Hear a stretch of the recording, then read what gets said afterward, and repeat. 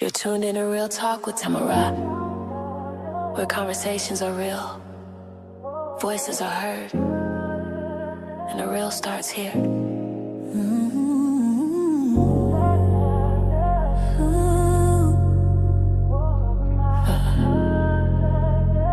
The real starts here. The real starts here. No filter, no fear. Truth in the mic, let the whole world hear. Stories unfold, voices sincere. Welcome to the place where the real starts here. From life and love to the latest news. Community voices, different views. Breaking it down so we all stay clear. Honest conversations live right here. Speak your truth, let it be known. This is the space where your voice has a home. No judgment here, just real and clear. Real talk with Tamara, the real starts here. Real talk with Tamara. Real people. Real stories. Real truth.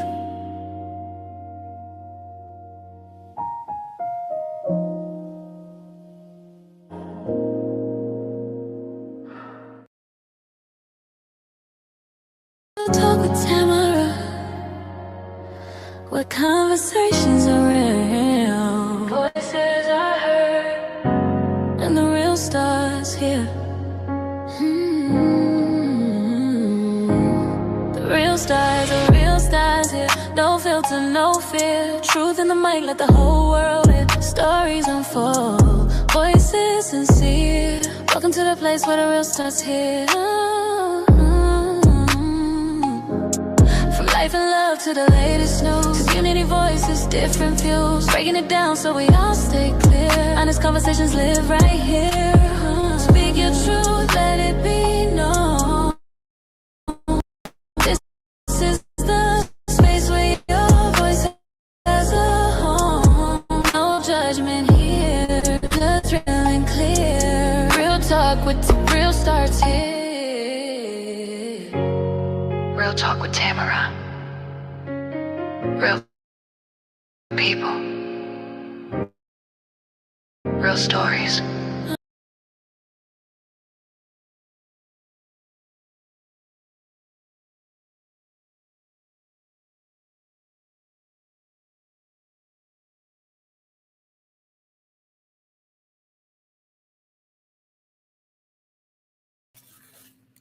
How are you guys doing? Before we get started, I'm gonna start it off with a prayer. As I was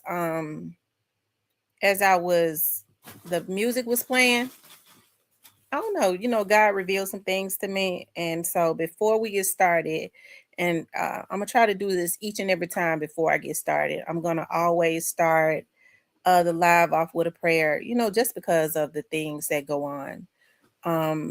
People have saboteur spirits, jealous people work together to try and sabotage your channel, all of those things. And so until something happens to these people on here, and I do believe that some of the main people are probably already up on the investigations for fraud.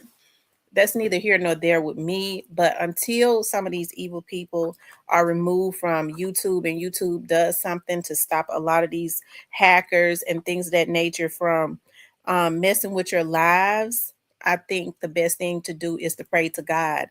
And if you do too, don't stop them. God definitely will, because I have seen it. Okay. Most gracious Father, I come to you right now in the mighty name of Jesus. First, God, I ask that you forgive us of all of our sins, all the seen and unseen, all the known and unknown.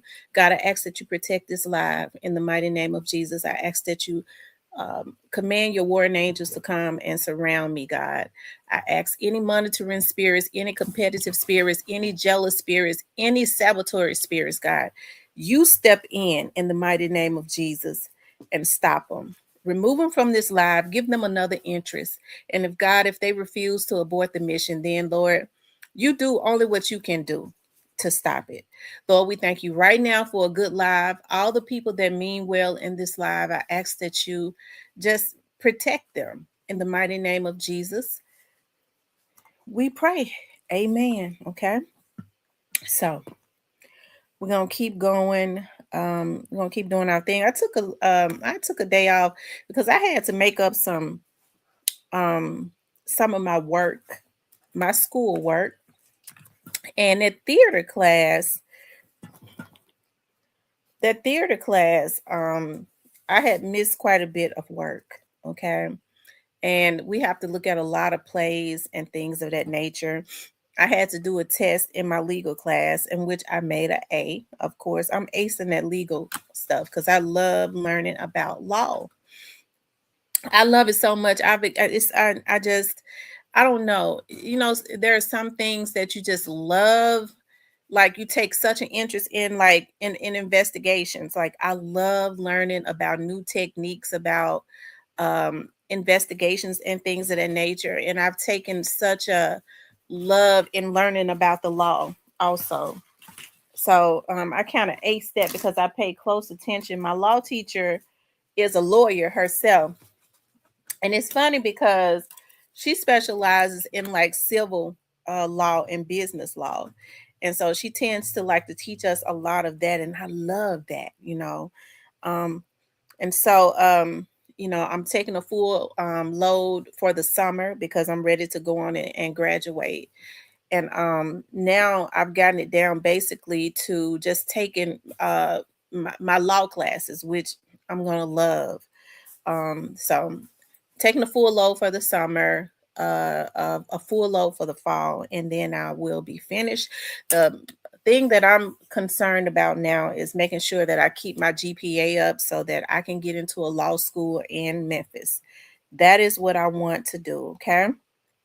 And it's going to happen. But anyways, I miss you all. And I rested. I was taking my braids and stuff out. My hairstylist called me and she was like, I was gonna go over to the shop today, to do your hair. I was like, I am so tired because I've had so much going on, but I am happy to be back, chilling, okay, looking like Aquanisha. I ain't even get a chance to go to church today with my grandbaby, but she had on her strawberry shortcake. Oh, y'all should have seen her, child, when her mama FaceTime me. She just looks so freaking cute. Anyways, you guys, I want to talk about our Memphis rappers going out bad. I was looking at Stan G a little bit earlier. Shout out to Stan G. Stan G actually had Bank Boy Wayne's cousin on there. Okay. And Bank Boy Wayne cousin kind of confirmed some things that people have been saying. Okay.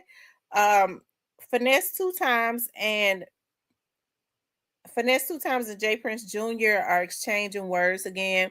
And it's funny because you get to wondering, how are things gonna turn out with this situation? How are things really gonna turn out with this situation? Um and Pooh Shiesty, okay? And Pooh Shiesty, of course, people are calling Gucci a snitch.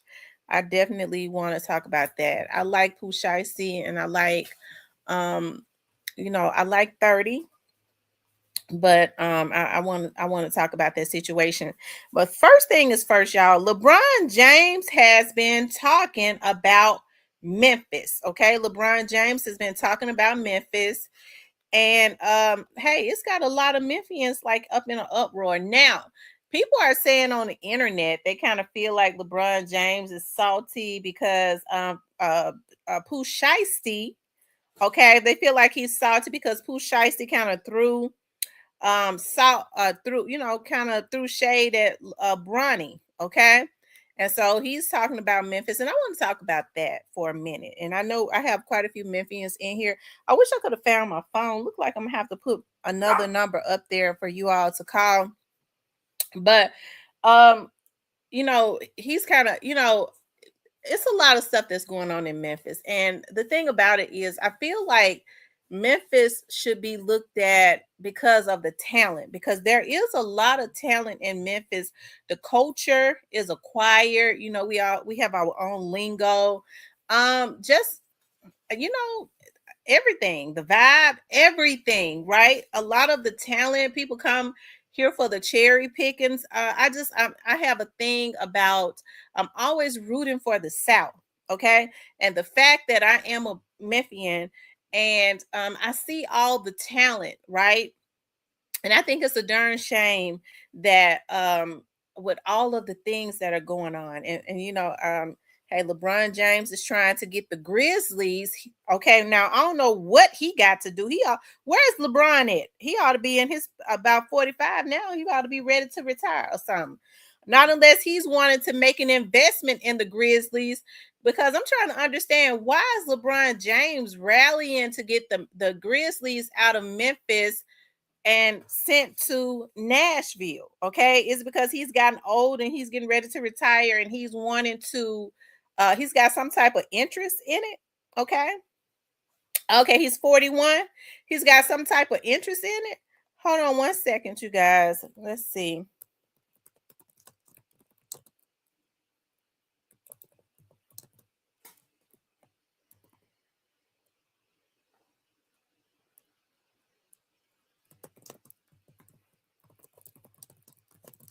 Hold on, you all. Let me pull it up.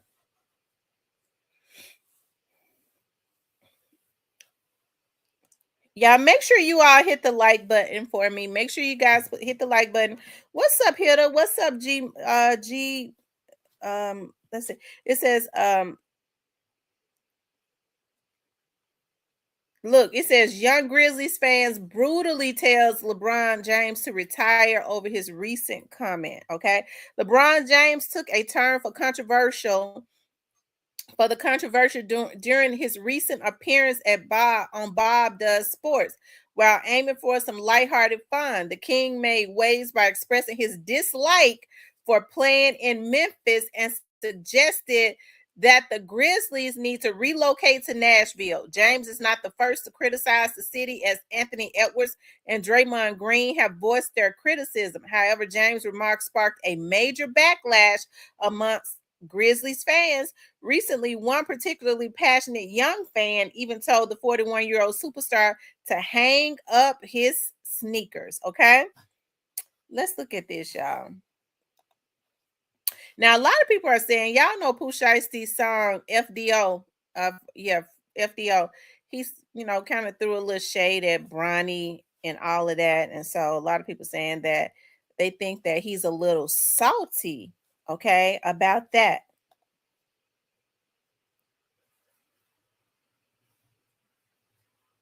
Hold on, you all. I don't have an X, so let's see.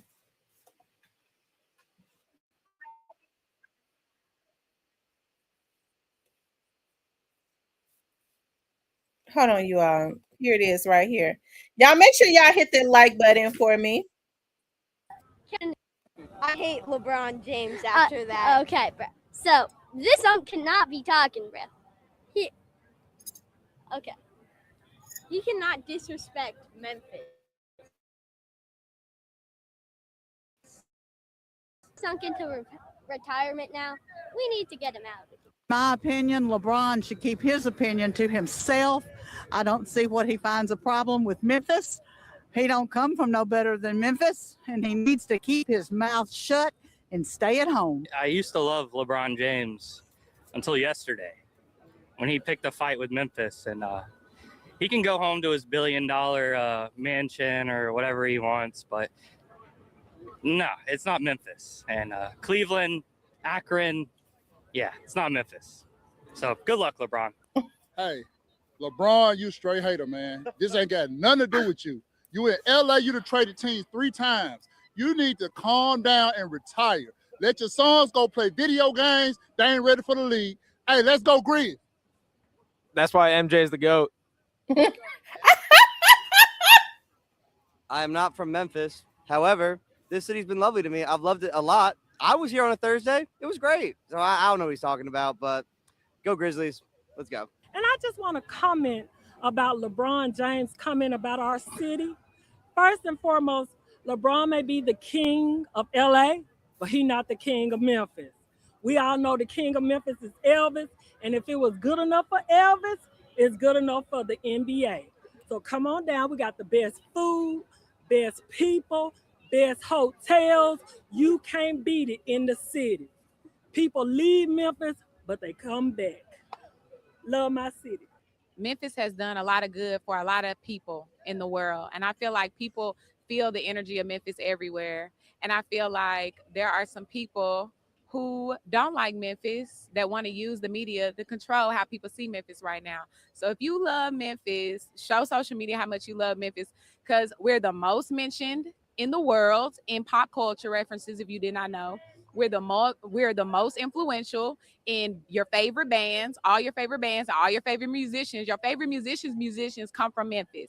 Everything come from Memphis. So when you hear LeBron hate on some things and say some things, Memphis, just be cool, chill out, let it work itself out. We all invite LeBron to come to Memphis because it's a great place. He needs to come when he's not playing basketball, and then he'll see the real deal. It's for LeBron James. LeBron James, how you going to talk about what city you want to go to or don't want to go to when you're from Cleveland? Memphis is way better than Cleveland at any point, at any time. Think about that while you're trying to pick what team, where you want to play at. It's not about where you want to play at. Everybody got their own support for their city. Thank you. Y'all heard that? Y'all see where I get all that cussing and stuff from, don't you? Y'all see how these Memphis older women to chop your neck off, okay? But LeBron James, I feel like LeBron James is getting closer to wanting to retire. And who knows, he's probably wanting to, I don't know, a lot of times people have an interest of somebody maybe paying them to say it. There's usually some type of interest, because why all of a sudden they have focused in on trying to get the Grizzlies out of Memphis, child. They was talking all about Memphis on, let me show y'all, on a sports show. I said, these people child, these folks done flipped out. Hold on one second. Let me show y'all something. I mean, just talking all about Memphis. Wait a minute.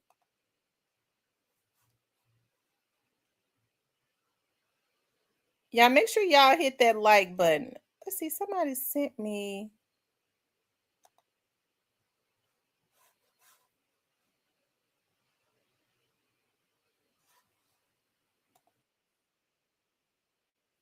Hold on, y'all. It disappeared out of my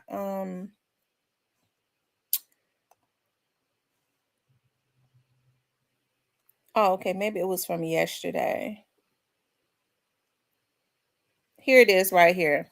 I want y'all to listen to this because I don't really appreciate this now. Hold on. Y'all make sure you all hit the like button for me. Make sure. What's up, Stan G? Stan G, I made sure because I want to listen to your the interview that you did today was fire. So I made sure I put your picture up, so that people can know that you are the reference for that, because I don't like to steal people's stuff. You don't mind me playing it, do you? Let me show y'all.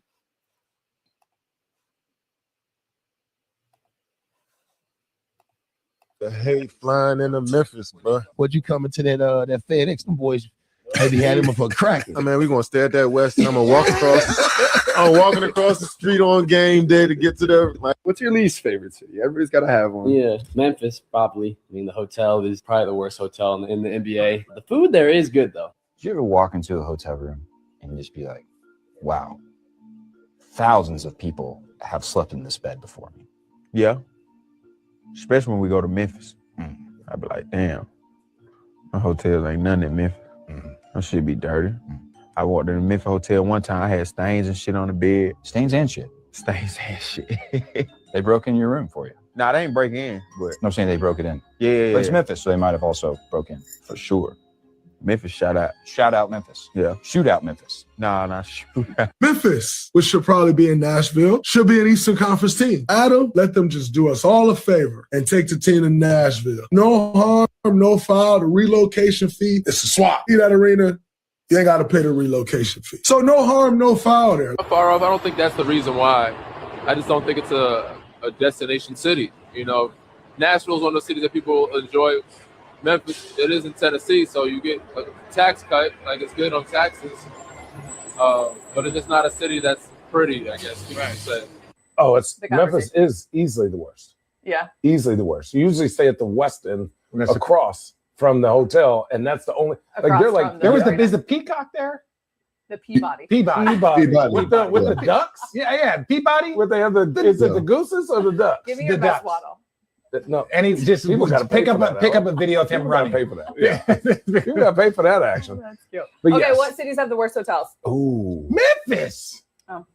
For sure. We had an issue there where we used to stay at one hotel in Memphis, and this dates back. We stopped staying there because their sprinklers just went off for no reason in the room and like drenched all the Andrew Bogut stuff. Like the sprinkler system, like it was a fire, just went off, drenched all Bogut stuff. And they didn't want to do anything about it. So we switched hotels then, right? So it's been an issue. It's gotten a little better, I must say, but it's still not the other cities. Is New Orleans and Memphis the worst destinations in the NBA? I ain't gonna lie. Memphis probably is the worst NBA city. During the playoffs, people got robbed. The fact that you get robbed walking across the street to back to the hotel is insane. The Memphis is the trenches, and everybody know that. But they got good food.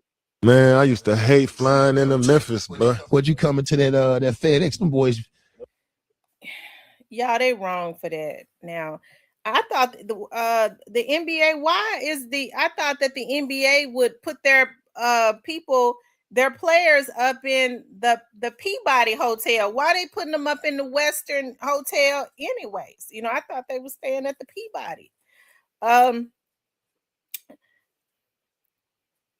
Right, people get robbed worldwide. So I mean, you go down there to New Orleans, down there on Bourbon Street, you're subject to get robbed. Or in LA, they talk about how you get robbed in LA all of the time. People hate going out there to LA when they have stuff because the gangs already set up to extort you and all of that. I feel like there's something going on to try and get the Grizzlies out of Memphis. All of the money that was spent on the FedEx Forum, they're trying. LeBron James is now leading the pack because he's the most popular one. I don't know if he has an interest. Okay. I don't know if he has an interest in trying to invest in the Grizzlies or something like that because he's old now. He get ready to retire. But I mean, they need to leave our city alone, okay? Because it's crime everywhere you go. It is. It's crime everywhere you go to town. Yeah, the food is good. Beale Street is beautiful. It is. I mean, we know it's a lot of damn fools in Memphis, and I've been praying about them, okay? But it's a bunch of damn fools everywhere you go, okay?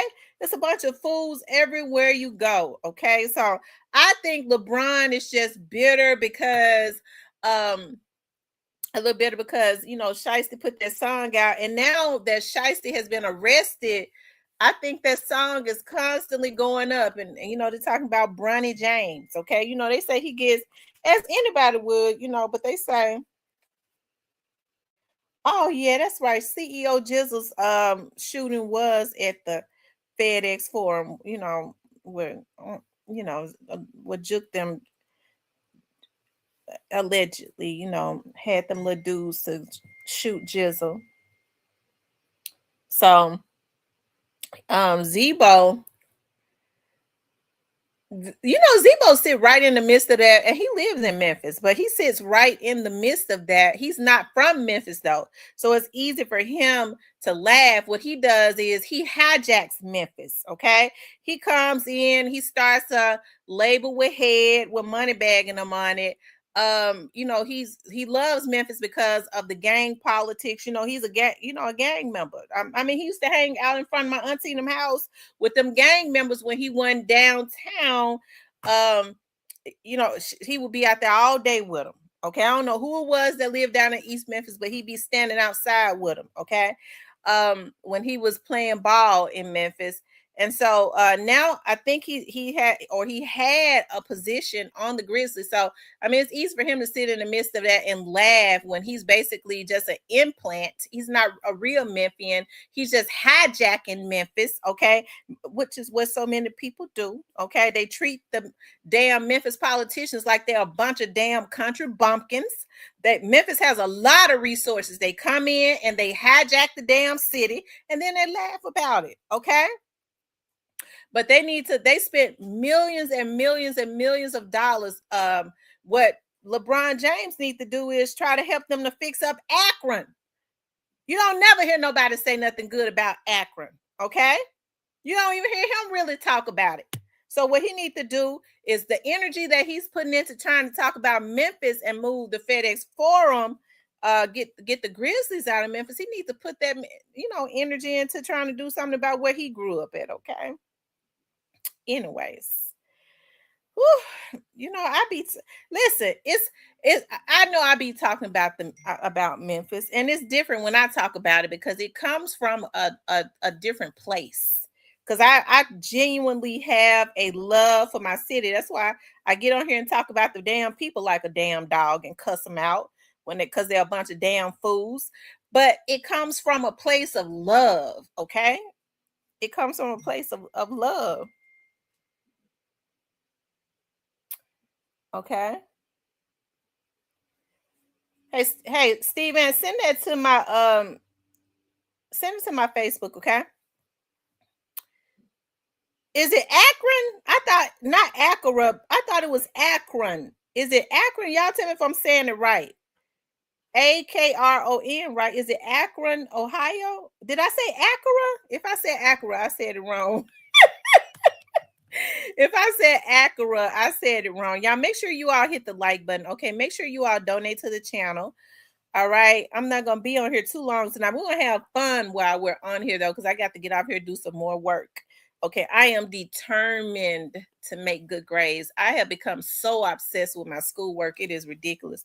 That's why I'm so tired. Anyways, you guys, I also want to talk about shout out to Stan G. Okay, let me just say this. Akron, okay. Let me just say, and shout out to my little son Jizzle. Y'all know I haven't talked about CEO Jizzle in a long time. And CEO Jizzle was actually shot at the fair. They tried to kill him at the FedEx Forum. He was actually shot and he survived. Okay. He's really the Teflon Don. Okay. And as Cypress says, he take a licking and keep on ticking. And he's actually doing some time. But I had said that I felt like CEO Jizzle was a start, right? And I hope that when CEO Jizzle gets out, that he goes forward. He focuses more on his he's already a star, right? I hope he focuses more on his work. Young Schoolie keep dropping bangers. Yep, do that. Okay. But Stan G did an interview today with Bank Boy Wayne's cousin. Okay. Now, Bank Boy Wayne, Bank Boy Wayne's story has been a very interesting story to me. I've never really talked about it, but it's a very interesting story because his case is a cold case. And Bank Boy Wayne is from out of Memphis, and Bank Boy Wayne was slated to go all the way up. Okay. I want to show y'all something now. Stan G had Bank Boy Wayne's cousin on there today, and it's been a lot of rumors about what happened to Bank Boy Wayne. Okay, I want to show y'all something. Hold on 1 second. Hold on. Y'all make sure y'all hit that like button. Please like, share, and subscribe, okay? Oh Lord, every time you Bank Boy Wayne, you put his name in something, Lil Migo come up. Hold on.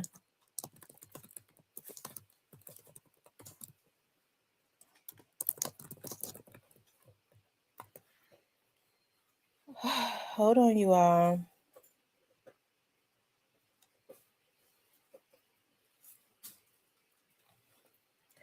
I was looking for Steven. Find me that interview of Bank Boy Wayne's family. I'm gonna go ahead and pull up Stan G's interview, but find me that interview of Bank Boy Wayne's family. His mother did an interview on the news. Okay, and she said that his death was suspicious and she felt like he was snaked. Okay. Let's go to Memphis Stan G. Okay. Y'all can say what y'all want to about Stan G, but he be having the people to pull up all day. Okay. They be pulling up on him. Hold on 1 second. Was it a live interview? No, it was a okay, here it is. Right.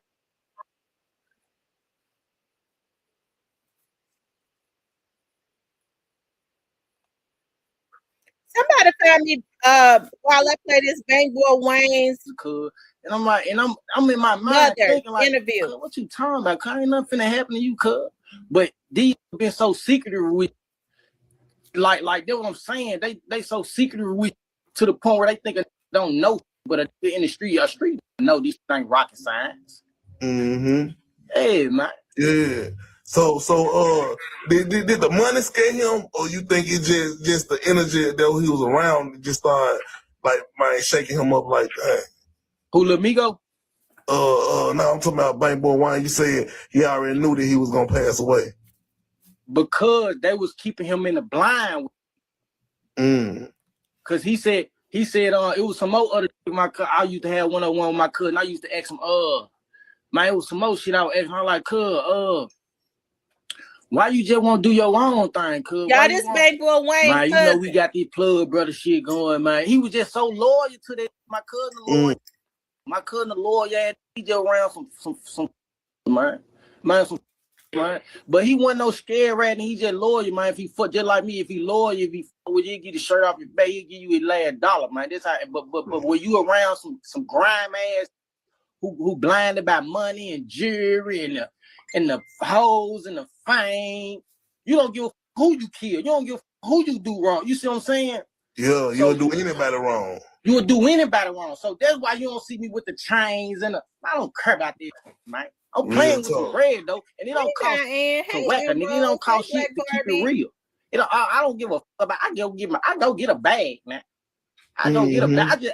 I'm out on bond right now. I'm out on bond. Let me go get this. I got trial in New Albany, Mississippi on at the end of this month, man. I go put the paper right now, man. I'm a real street stand. Man, man, look, this is my name, man. Look, you don't see that right there? This shit on the wall. This shit on the wall, man. I got a trial date, man. I gotta go to trial, man. I'm fighting real though. Real shit though. And you from North Memphis? You from North Memphis? I'm from North Memphis. Born here. Hey, man.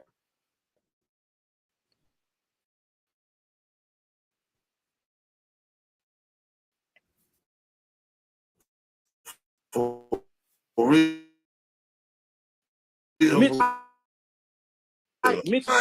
I'd rather go to work.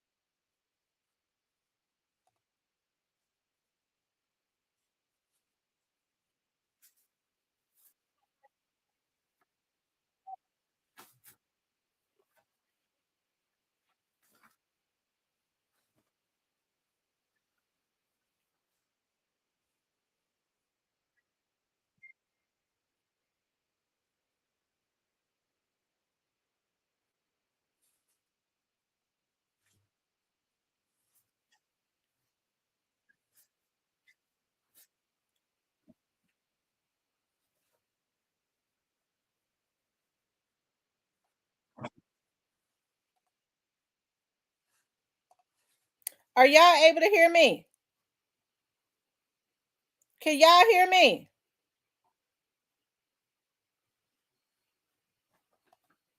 Can y'all hear me? Let me know if y'all can hear them.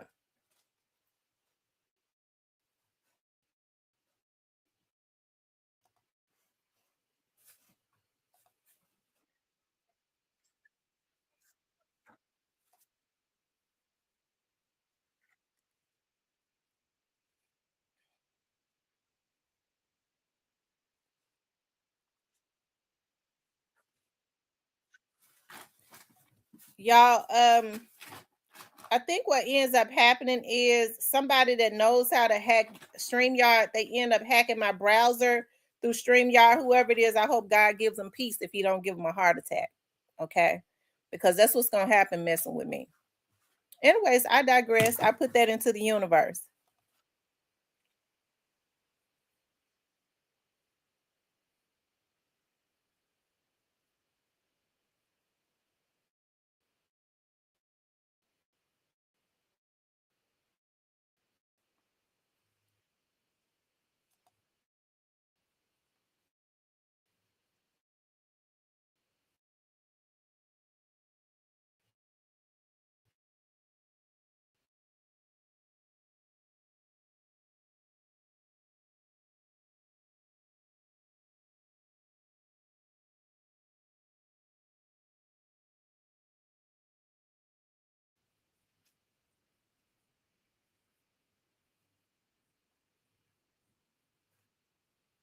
Y'all, hold on. I'm going to bring it back up.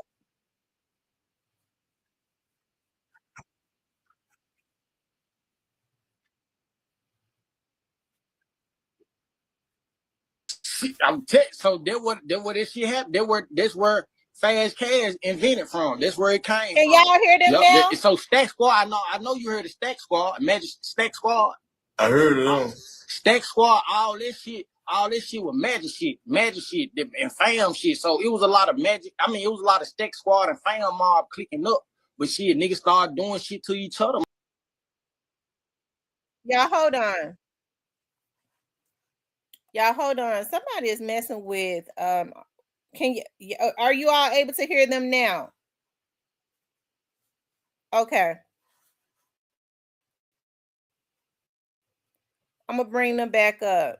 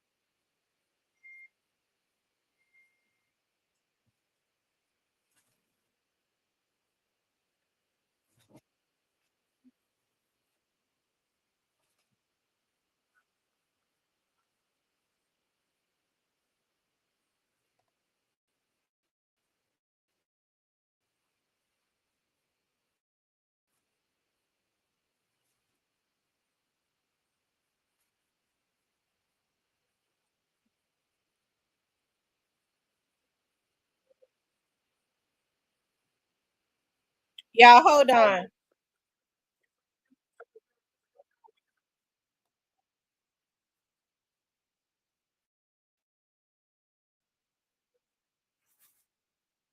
Trying to keep shit a secret.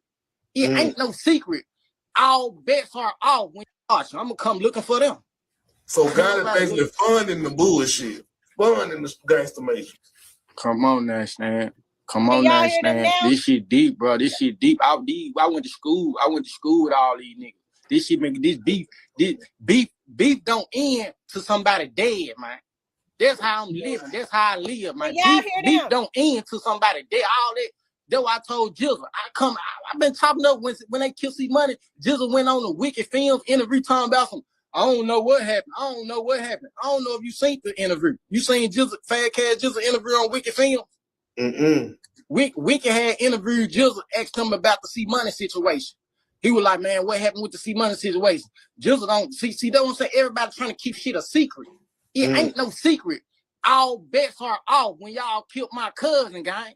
Ain't no secret, man. So boom, when that shit happened, bro, it just went haywire. It just went haywire. That's why Jizzle on their line talking about I don't know what happened to C Money. Nigga, you know what happened to him. You know it was his time. It was his time. All y'all niggas got to because y'all doing fuck shit to each other. All y'all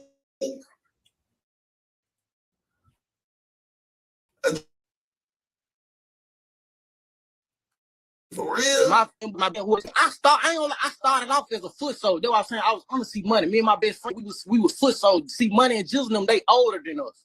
They older than us. We was under them. So by C Money getting killed, my best friend now Jizzle do boy. If you go to the videos, he wanna be Jizzle hype man now. Until something happened to him. Yeah, they pass niggas around like hoes, man. I can't be no nigga boy.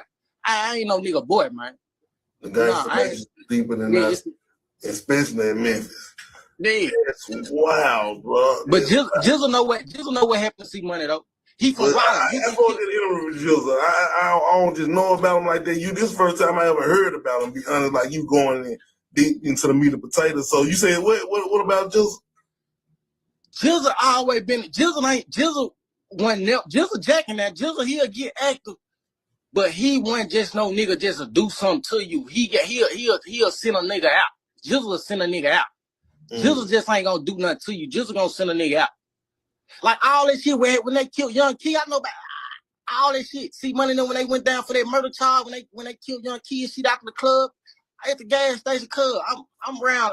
I've been around too long. How that come about then? Like that whole situation. See Money and them in the club stunned, fan and money.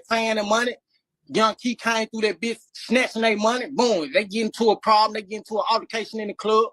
Boom, out the club, something happened about they catch I guess they caught Young Key or something at the gas station or something like that, and they pulled up, bro, and they started letting off shots and shit, bro, and killed the man. Yeah, see, Money them, they always been flashy and shit. They always been stunning shit. So they was in the club stunning shit, and Young Key came through that bitch, tried to snatch their money out their hand. Cause they really bitches. They ain't really like that, bro. For real, bro. I ain't like that for real, bro. I do. I stop fucking with them niggas, bro. They ain't cut like that, bro. They ain't cut like that, bro. I'm waiting on a nigga to try me though. I'm gonna show y'all think tip. They gonna see it. They gonna you know they gonna see it. You know what I'm talking about. You know how they game go. Man, that's how they ain't stop making guns when they made their guns. They ain't stop making no money when they got their money. They ain't stop making none of this shit, man. I'm on mine. This shit till I'm dead, bro. I can't, bro. My cousin died, bro, for nothing, bro. How can I let this shit go, man? How can I let it go, bro? Bro, he ain't like my cousin. My cousin, he won't do shit. The loudest nigga in the room be the weakest link every time. Every time, man. That's why you see Money. See Money was so loud. See Money was the loudest nigga. The loudest. That's all he did. Loud. Where he at now? Oh. Was it pressure when you was around when the beat with Young Mob and all that was going on? Yeah, bro. I've been around. Yeah, hell yeah. That shit was hectic, bro. That shit was, man, them folks trying to get me. Man, them folks trying to do me bad, but I wasn't going though. I wasn't going, bro. I was showing them nigga, bro, I'm a real. See, Raleigh ain't the hood. Mitchell Heights is the hood. They looking at a young light-skinned nigga coming to Raleigh thinking I'm like them out there, so they trying to play with me because they deep. They been out there. They from out there in Raleigh. So they already deep. They thinking I'm finna go out like a hoe.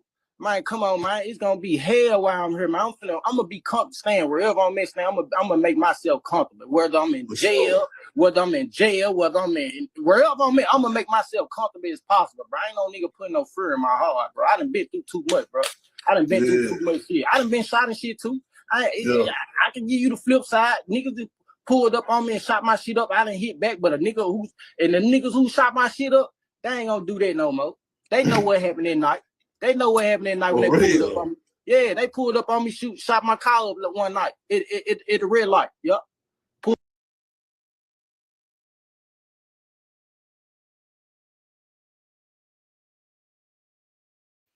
That's Bank Boy Wayne's cousin, you guys. And you know, I know a lot of people had a lot of respect for C Money. You know, I know C Money's grandfather. Rest in peace to him.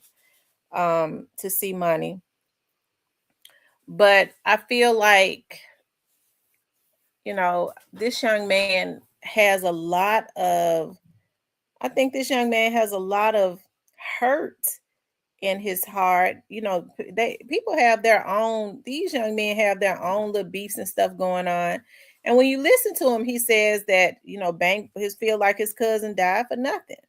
And hey, he's not the first to say it. I don't know what happened to Bank Boy Wayne. I don't know what happened to him, but I'm trying to pull up something else, you guys. I don't know what happened to Bank Boy Wayne, but you know, people that's close to Bank Boy Wayne have their own thoughts about what happened to him, and they feel like people that was close to him allegedly, I have to say allegedly because I don't know, Lamigo, may have who his rap partner, whatever, may have had something to do with what happened to him. I pray now, God. Reminder To the man, because Wayne been shot. the 22-year-old was a local rapper known as Bank Boy Wayne. Memphis police say he was sitting in a car with another man outside a barbershop on South Main when someone got out of a black Infiniti and opened fire. Morton was hit several times. I get to the hospital. I saw the chaplain. You know, I'm a nurse, so I know when that happens, I know what's going on, the next process. So at that moment, I knew then that my son was gone. Homicide investigators released surveillance video of the shooter. I'm seeing the news every day, kids getting killed, you know, same age as my son. No family deserves this. Oh my God. Curry says her son was shot just a few hours before he was scheduled to perform at a concert. She believes jealousy was likely the motive behind his murder. I think it was somebody, some close associates of my son's that set him up. This man walked up and executed somebody, in essence, point blank range, and opened fire, and didn't really care about anybody else around. If you recognize the person who killed 22-year-old Frederick Malone, you're urged to call Memphis police at 528-CASH. All calls are confidential. Okay, you guys. Now that was Bank Boy Wayne's mother. Hold on. That was Bank Boy Wayne's mother back in 20. Okay, here, I'm gonna send it to you. That was Bank Boy Wayne's mother back in 2020. Okay. That was his mother. Here, I'm gonna send it to you. I didn't see that. Bank Boy Wayne's mother back in 2020, and she said herself that she feels like that some close associates did this to her son. Okay. She feels like that it was some close associates that did this to him. So, you know, hey, justice for Bank Boy Wayne. I really hope I don't know what happened. Okay. You've heard people all over the internet. Okay. His cousin is not the first person to say it. You've heard it in vlogs. They have alleged that allegedly, you know, the people right around him did this. His mother said he was getting ready to perform at a concert. I don't know. He was getting ready to sign, supposedly going to sign with someone, and that didn't happen. And she feels because of jealousy. She said it out of her own mouth. He still has not received justice. And we know in situations like this, when these young men lose their lives, it is always someone that is close to them. Okay.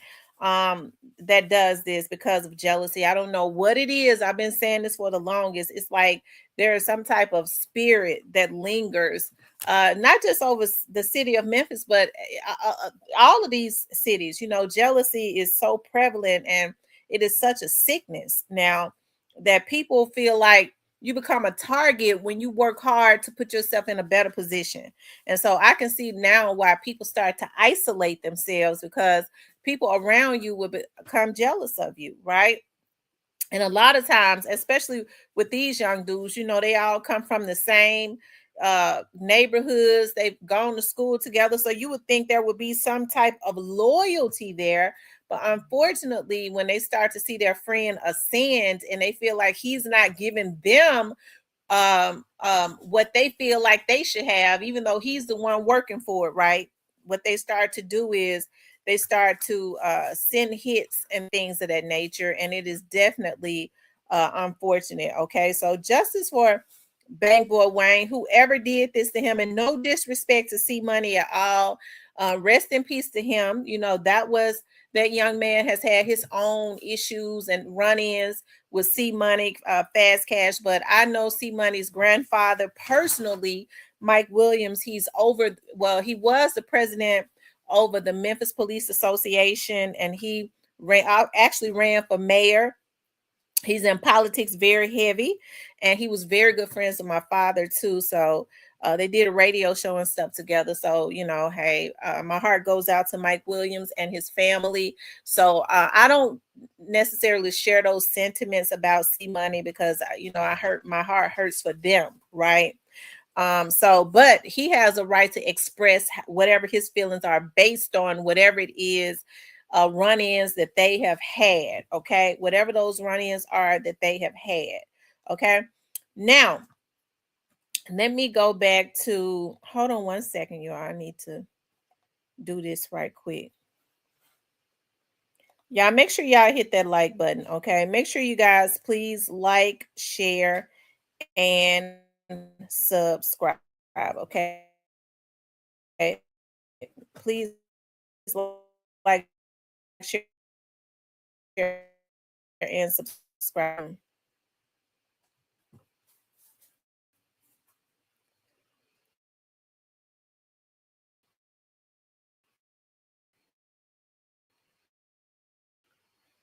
I wanted to share this happened with Atlanta inmates throw away their with Gucci Mane and with Pooh Shiesty, okay?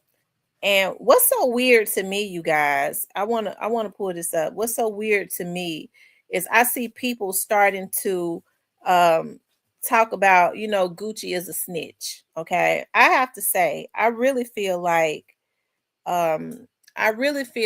we're in the positions that we are, and a lot of these young men do a lot of what they do based on the leadership, and the leadership are really supposed to be the elders, aka this is what they call the OGs. I feel like a lot of these young men are in the positions that they are in right now because of the bad decision making and the bad advice, you know, that these OGs give them. Okay, I wish that these young dudes knew that a lot of these so-called thugs and older OGs in the street only try to make them feel guilty. Try to make it seem like that snitching is the worst thing that you can do, because they want them to go and do their time and suck it up, right? They don't want to go back to the pen and do their own time. But if they can make these young dudes feel like, man, snitching is the worst thing that you could do. So if when these young boys go to jail, okay, it's choppy again. Y'all, this is ridiculous. Okay, so they messing with my stuff again. Hold on one second. Is it still choppy?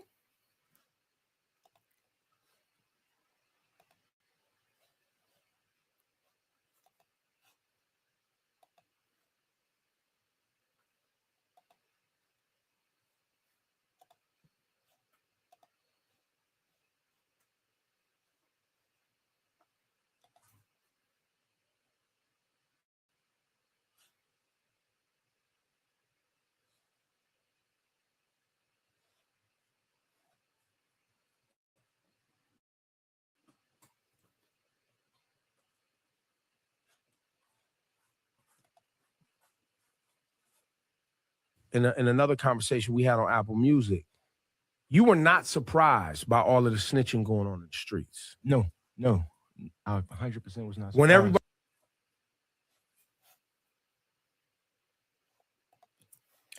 Oh no, it does not. It does not have an audio.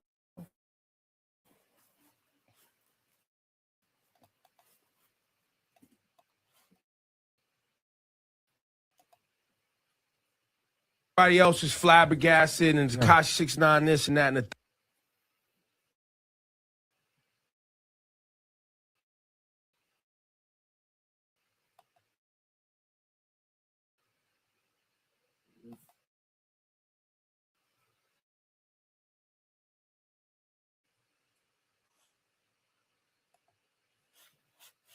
Y'all, they really messing with my stuff. Hold on 1 second.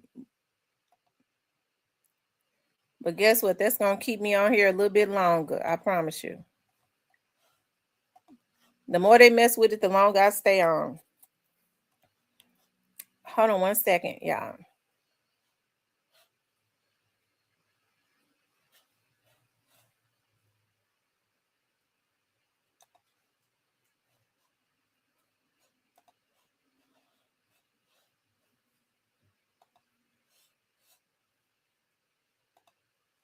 Hold on, everything getting stuck. Even when I try to click on a copy of my link, it's getting stuck. Okay, it says right here, Atlanta inmates throw away their Gucci Mane posters after allegations of snitching. And y'all, that's the thing that really bothers me. Why is everybody so confused on what snitching is and what is not? I don't know what you mean when you say why is everybody so confused on what it is and what is not. I don't really know what you mean by that, Uncle G, because here's the thing. I mean, listen, how about why don't we push, not committing crimes? We don't push that. We got folks thinking that it's okay. I mean, go ahead on, you can go rape some babies and some kids and some women. That's better than snitching. I mean, that's what you got a lot of these damn fool ass OGs teaching these young dudes, and as a result, they do anything. That's what they teach their kid. But you better not go up there and snitch. Why don't you tell your motherfucking son not to go and commit no goddamn crimes? How about that? Okay, but we don't have that. We got women even adopting their number. You better not go snitch your motherfucking son out there raping folks and breaking in their damn houses and robbing folks and killing them. But you making your child think that snitching is the worst thing that can happen. Why don't you tell your motherfucking kids what's right? Okay? Why don't you tell them what's right? Yeah, YouTube is YouTube, and it's somebody hacking at my channel. Okay? It's somebody hacking at my channel, but I hope they die. Okay? That's what I feel. Whoever it is, I hope something happened to him, because you got to be a sick fuck, bitch nigga, to be constantly hacking at my channel. It goes to show your damn mammy should have swallowed you. Okay? That's how I feel about that. I get so sick of these damn men. It ain't nobody but a man. Okay? You would think that men would have something better to do than to be messing with a woman's YouTube channel. It's a damn obsession. Use a bitch. Okay? Use a damn freak of nature, because real people with sane minds don't do shit like that. But guess what? I'm gonna keep going on this motherfucker. I was off yesterday, okay, taking care of some stuff, but I'm back today. And the more you mess with my channel, the longer I'm gonna stay on this bitch. Okay, it's freezing up. I'm trying to click my link to send the hitter. It freezes up. They constantly, what they do is they hacks my browser. That's what they do. Okay, that makes me mad as a motherfucker, because I mean, that's harassment, and it's a damn shame that you have to get a networking engineer. You have to hire them you have to pay it. Because I called a guy the other day and he was like, oh, okay, yeah, we do it for so many for about a week or so, and he was like, it's like $400 to $600. Why should I have to hire like a networking engineer to monitor when I go live to see who it is that's fucking with my channel? I almost feel like I got to do it so that I can get a lawsuit against StreamYard Google already got a lawsuit because it's too easy for them to hack your browser. What they do is they go and they hire these hackers. It's too easy for them to learn how to this software and hack your browser and then start messing with your shit. It shouldn't even be like that. Like, these folks is messed up. Okay, he says you have to be a part of the crime to be a snitch. Well, I mean, let's just take Cornelia Smith for instance. Okay, Cornelia Smith was a part of the Young Dolph case. Okay, Cornelia Smith told on himself. He decided that, you know, hey, he wanted to go ahead and tell. What's wrong with that? He told. It ain't like he just told on everybody else. He told on himself too. So it ain't nothing wrong with that. How come we are not putting into the atmosphere? Okay, don't commit no crimes. I'm really surprised at these parents not pushing that. How about you not go out and get involved in crime, son? Instead of saying the worst thing you could do is go out and be a snitch. That's the reasons why them damn cases be coming across my damn desk of these young boys breaking into 80-something-year-old women houses and raping them right here in Memphis. Okay, and then breaking their damn hip and stuff. Because a 80-something-year-old woman, how your damn no good ass son gonna break up in her house and rape her, and you as a damn father, you's a fucking failure if you tell your no good ass son that snitching is the worst thing he could do. Now going to rape that 80-something-year-old woman is the worst thing that he could do. Okay, I think it's a darn shame before God that is not being taught in our community. Use a damn animal when you break up into a 80-something-year-old woman house and rape her. Use a damn 20-something-year-old man and your girlfriend got kids. Folks hate women so much, and these women got to start opening their damn eyes. Because I see it all. Okay? You can't bring Tom, Dick, and Harry around your damn children. But what they hate women so much, they'll put everything at the feet of, well, it's her fault because she had brought that man up in her house. Ain't no grown man got no business. If that woman got kids, even if she's stupid, he ain't got no business taking his penis and putting it in her 3-year-old child mouth. But you'll have these damn no good ass OGs. That's the reason why they ass is getting shot down and slaughtered like pigs, because they ain't right. God said the man is supposed to be the head. You motherfuckers ain't right. You hate women so much, you don't even say nothing about a damn gang member, a young man raping a young woman's daughter. Well, that's that bitch fault. No, it's that fuck nigga's fault. And you ain't teaching your motherfucking kids no better. And until y'all line up with the word of God, you motherfuckers gonna keep having bad luck. That's the reason why a lot of these black men sitting at the fucking back right now, because of their damn mindset. Don't nobody want to talk about that. You motherfuckers need to teach your sons what's right. Tell them to get out of the life of crime. Instead, son, the worst thing you could be is a snitch. No, bitch. The worst thing you can be is breaking up into these folks' houses, violating them. I see this shit come across my desk all day, every day. That's why I don't have no mercy for them. So I can get on this motherfucker and say, well, let me tell y'all something. I don't believe in nobody selling no drugs. But a lot of these drug dealers, it's wrong. But ain't no drug dealer got no business getting no 30 years. Okay?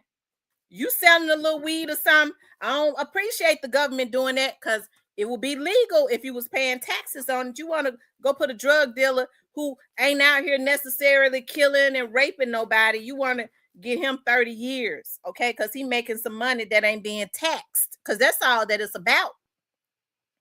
But you'll let somebody's no good ass son or old ass Negro who ain't no good, that's out here violating people, crimes against persons. Okay, you let him go in 2-3 months, 18 months, 24 months. It's something wrong with that. Okay, it's something wrong with that. I got issues with that. Okay.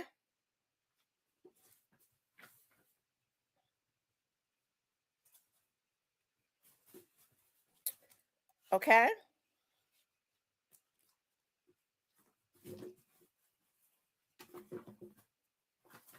So, I mean, hey, listen. And listen, I'm not fussing at Uncle G. Okay. I understand Uncle G. I'm not mad at Uncle G, Stephen. I'm not mad at him. But I get to thinking about when he made that statement. I'm not mad at him. I got to thinking about how a lot of these black men are not, and a lot of black men be in my chat, and they kind of get mad at me when I say that, bruh, how come you ain't teaching these little young dudes what's right? Y'all got their damn ear, because a lot of them ain't got no fathers. And a lot of the fathers that is in the household that's out in the street, they ain't teaching them no better. They going right along with them, and as long as they can get some money, bro, you just better not snitch. How about you tell your son, you take your son away from that street life stuff so he don't end up in jail for the rest of his life, or he don't end up dead? How about that? So it's a lot of barbaric stuff that's going on. I never thought I would live to see the day where young men was breaking into 80-something-year-old women, 90-something-year-old. That's the second time I've seen that. And violating them. And then you have a lot of these dudes, you know, if you ask me, they supposed to be blackballed, right? They supposed to be blackballed.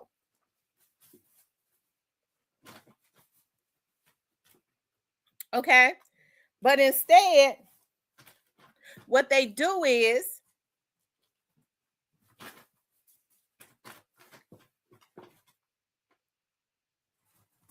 they'll tell them, bro, you just better not snitch, because they want to sit up. A lot of these old dudes ain't even got no business hanging with these young dudes. They only hang with them so they can send them out. So you get the young dude to go out and do your work, do your hits, sell your drugs. So we put into the atmosphere. Okay, they put into the atmosphere, hey, the worst thing you could be is a snitch, because they don't want the young dude to tell on them. They want him to go and do everybody time, bruh, because he don't want to take his rotten, natty, chased ass back to jail. So he go mess up somebody's damn son, okay, that's already misguided, and have him to go back. Yes, I talk bad, okay? I'm from Memphis. That's what they say. I'm from Memphis. Y'all know my mouth get reckless. I'm from South Memphis, as they say. And so I get real mad. I just happen to, I don't know. Listen, even when I was growing up in the hood, folks said, well, that happened in the hood. I grew up in the damn hood, in the heart of South Memphis. I ain't see that shit happening prevalently. And when it did happen, it got dealt with. Okay, I remember when I was living in when I was growing up as a little girl, I was living in Clementine. I must have been about 10 years old. That was this girl over there. I'm not gonna say her name because they say she's still alive, and she was always slow. And so one of the dudes that used to always walk around Clementine, okay, he was bad. He was always bad. One of the older dudes, he was always bad. Okay.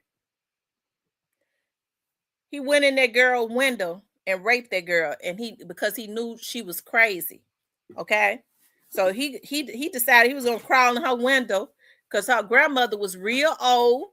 Okay, and raped that girl. He did that, and he felt like wasn't nobody gonna believe her because she was slow. Okay, because living over there, we were all like a real big family over there. That's when growing up in the projects, you didn't have nothing, but we was all like a big family. We all had each other. Them dudes weren't gonna let nobody come over in the projects and do nothing to us. Especially to them kids, us kids that was playing out there. Okay, and when they was selling a little crack or whatever it was, they would tell us, y'all go down to the other end of the building. They didn't even do that stuff in front of us. That boy broke up into that house. They called him Pig, up into that apartment and raped that girl, and them older dudes over there whooped his ass. That girl said that girl came running out of her room, and I believe it, because some of the other people in the projects heard her screaming, saying that Pig had came in through her window. And them older dudes whooped his ass. Okay, and you didn't see him out there hanging at the end of the projects with him either for a very long time, because they didn't play that. Now I don't know what in the world is going on with a lot of these older OG, bruh. You do my dirt, but don't tell me, because his ass chased from being in jail. He don't want to go back. His chased ass. Okay? So he want to mess up somebody else's child. And I got issues with that.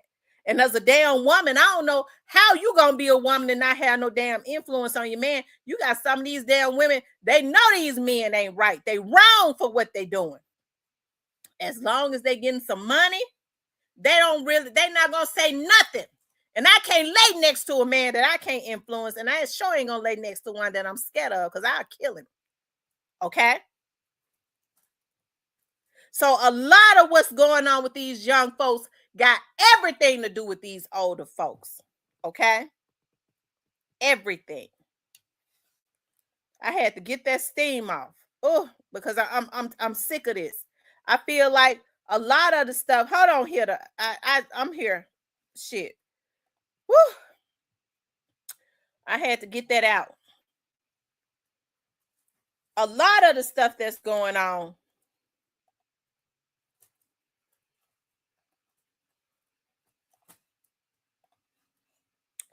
it's got everything to do with bad parenting and bad character. Kids are a product of their environment, and broken children grow up to be broken adults. As a woman, I'm not going to have no man around my child, whether it's his father or not. That's a bad influence on my child. I'm not. And so it's got to be some better decisions made in our community. There's nowhere in the world that Pooh Shiesty's father, and they say he out. So I'm sure he's looking at all the vlogs. So he probably up in here. I don't care. He should have had enough respect for his father, or his father should have had enough influence on him to be able to stop that stuff before it ever went down. Right. That's right. A lot of these older ones, a lot of these older men.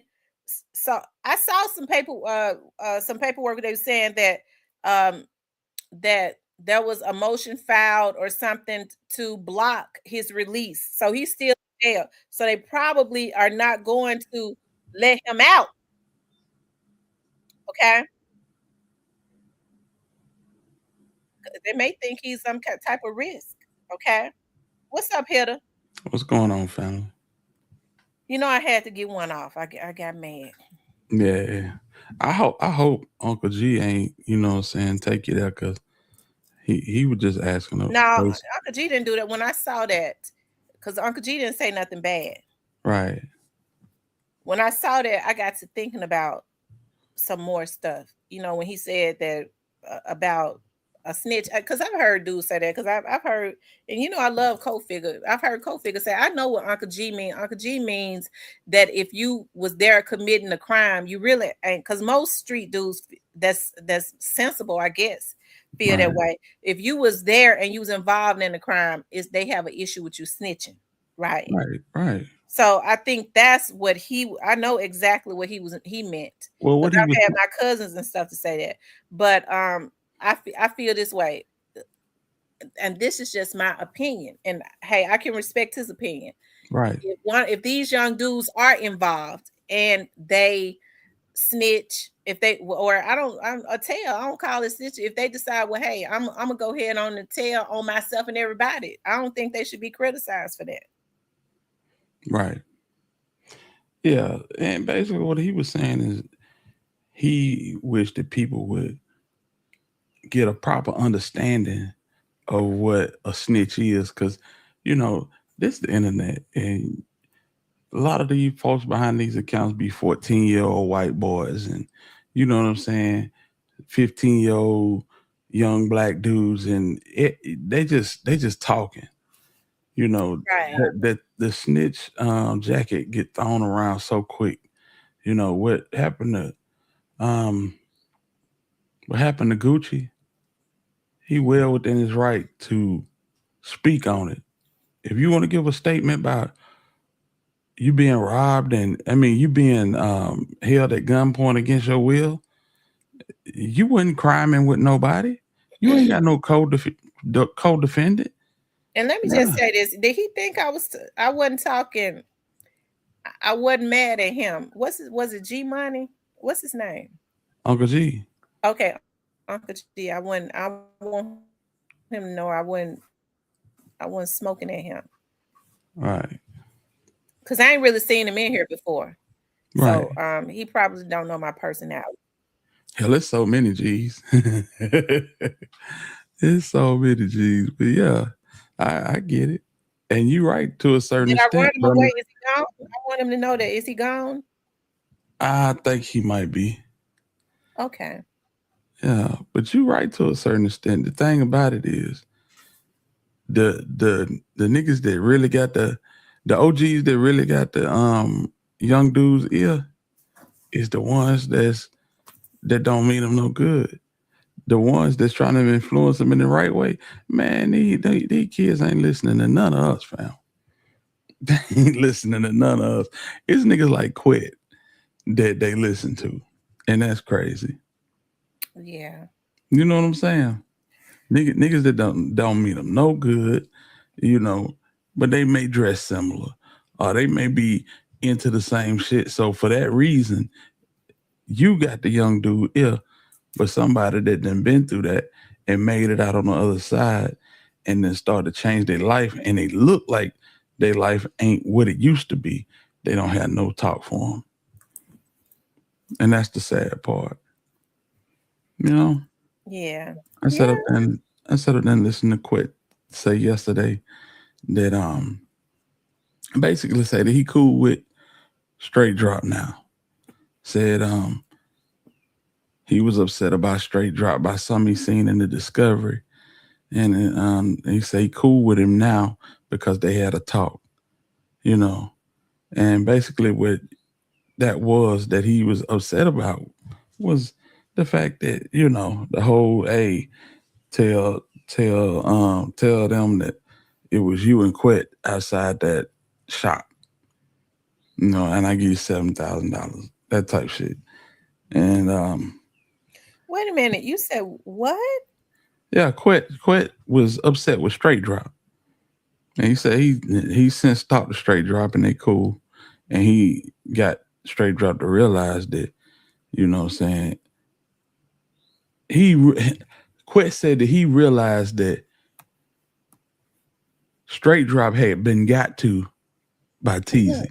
There it is. There it is. He wouldn't call Teezy by name, but he basically was saying, you know what I'm saying, Sucker had done said something to him.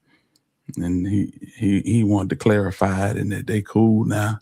But the thing about it is, if Teezy and Quit was cool, why all of a sudden Teezy would want to just turn Straight Drop against Quit? That's what he's saying. He said that when he talked to Straight Drop, that's what they cleared up, that, you know, he had been talking to somebody that had his vision clouded. And that person was Teezy. He said at first he said the person was Cornelius. Yeah. Yeah. Now he done changed it. He said basically, his lawyer, which, you know, Manny Aurora sent him a discovery packet that showed Straight Drop talking to Cornelius about something. And then, you know, yeah, it's but them the type of niggas that the young niggas be listening to, you know. He got a shiesty man song. You know what I'm saying? That type of shit.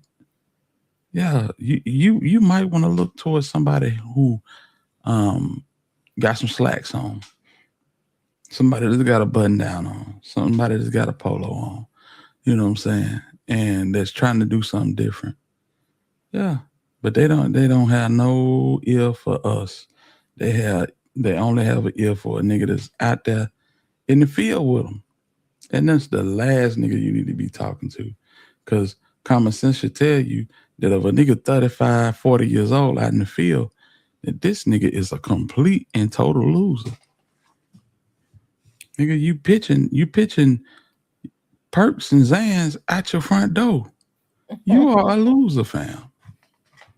Yeah, man. I ain't mean to go. Quentin really had no business dealing, you know, even hanging around as far as like dealing, running with those little boys, because he basically was, even with Teasy, he was old enough to really be his daddy. He could have had Teasy real young. He had 20 years on all them niggas. Yeah, so he really didn't have no business dealing with them, especially with his street mentality. Them dudes was already misguided, right?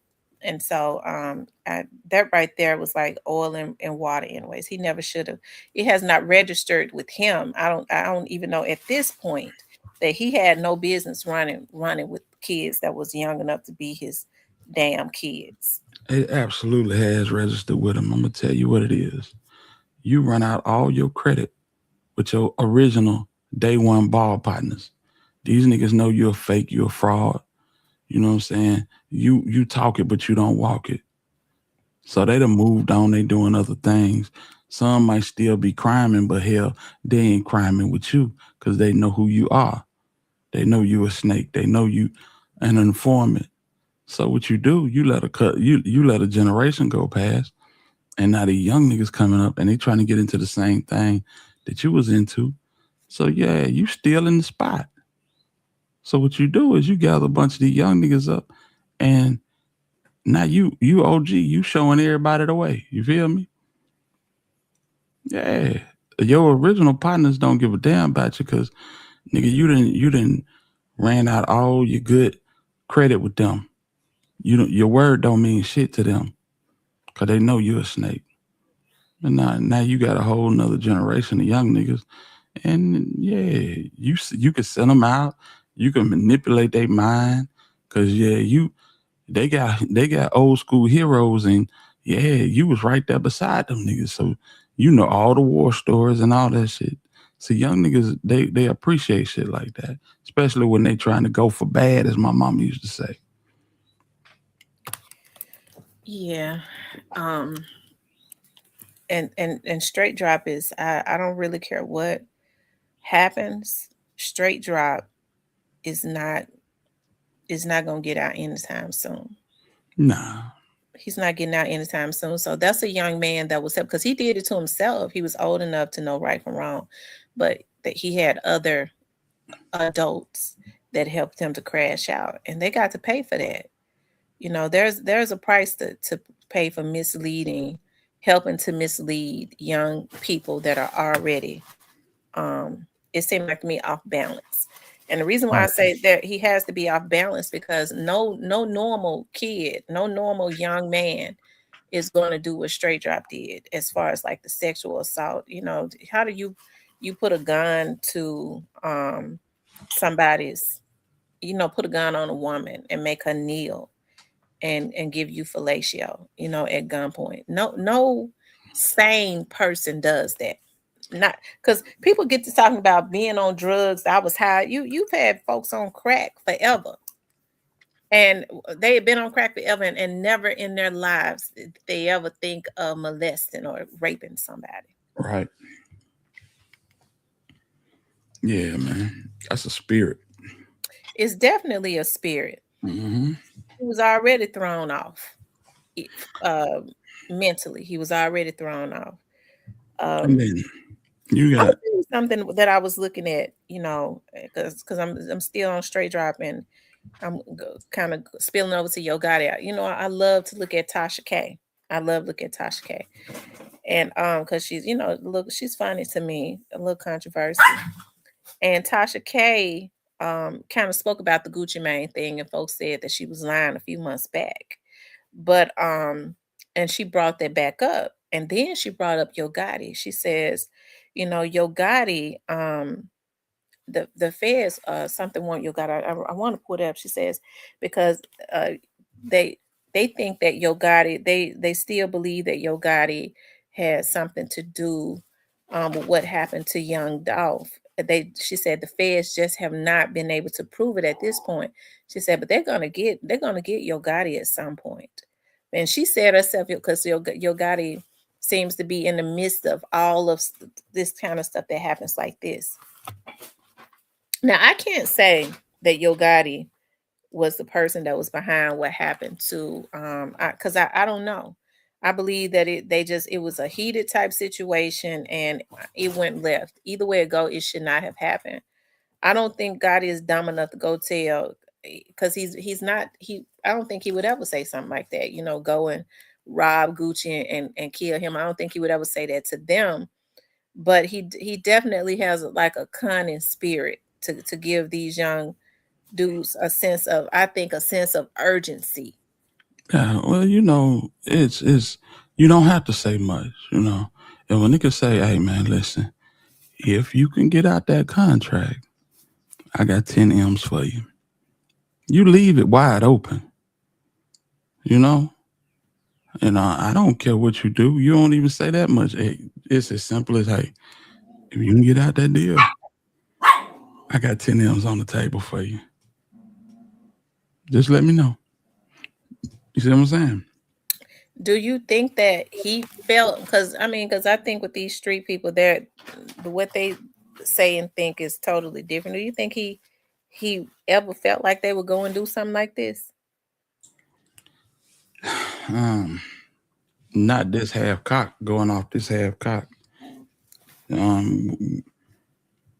know they had to do something spectacular in order to even, get the man to even think about releasing Shiesty.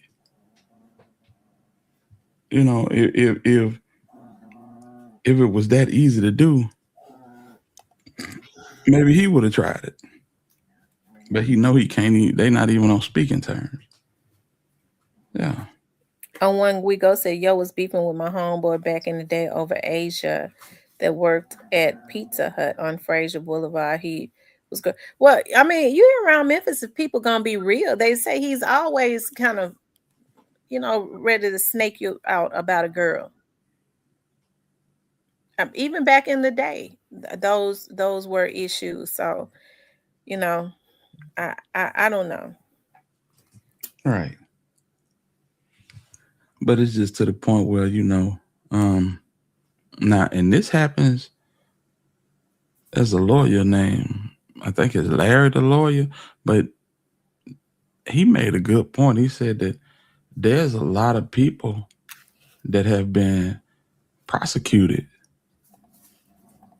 for basically coercing people to do certain things.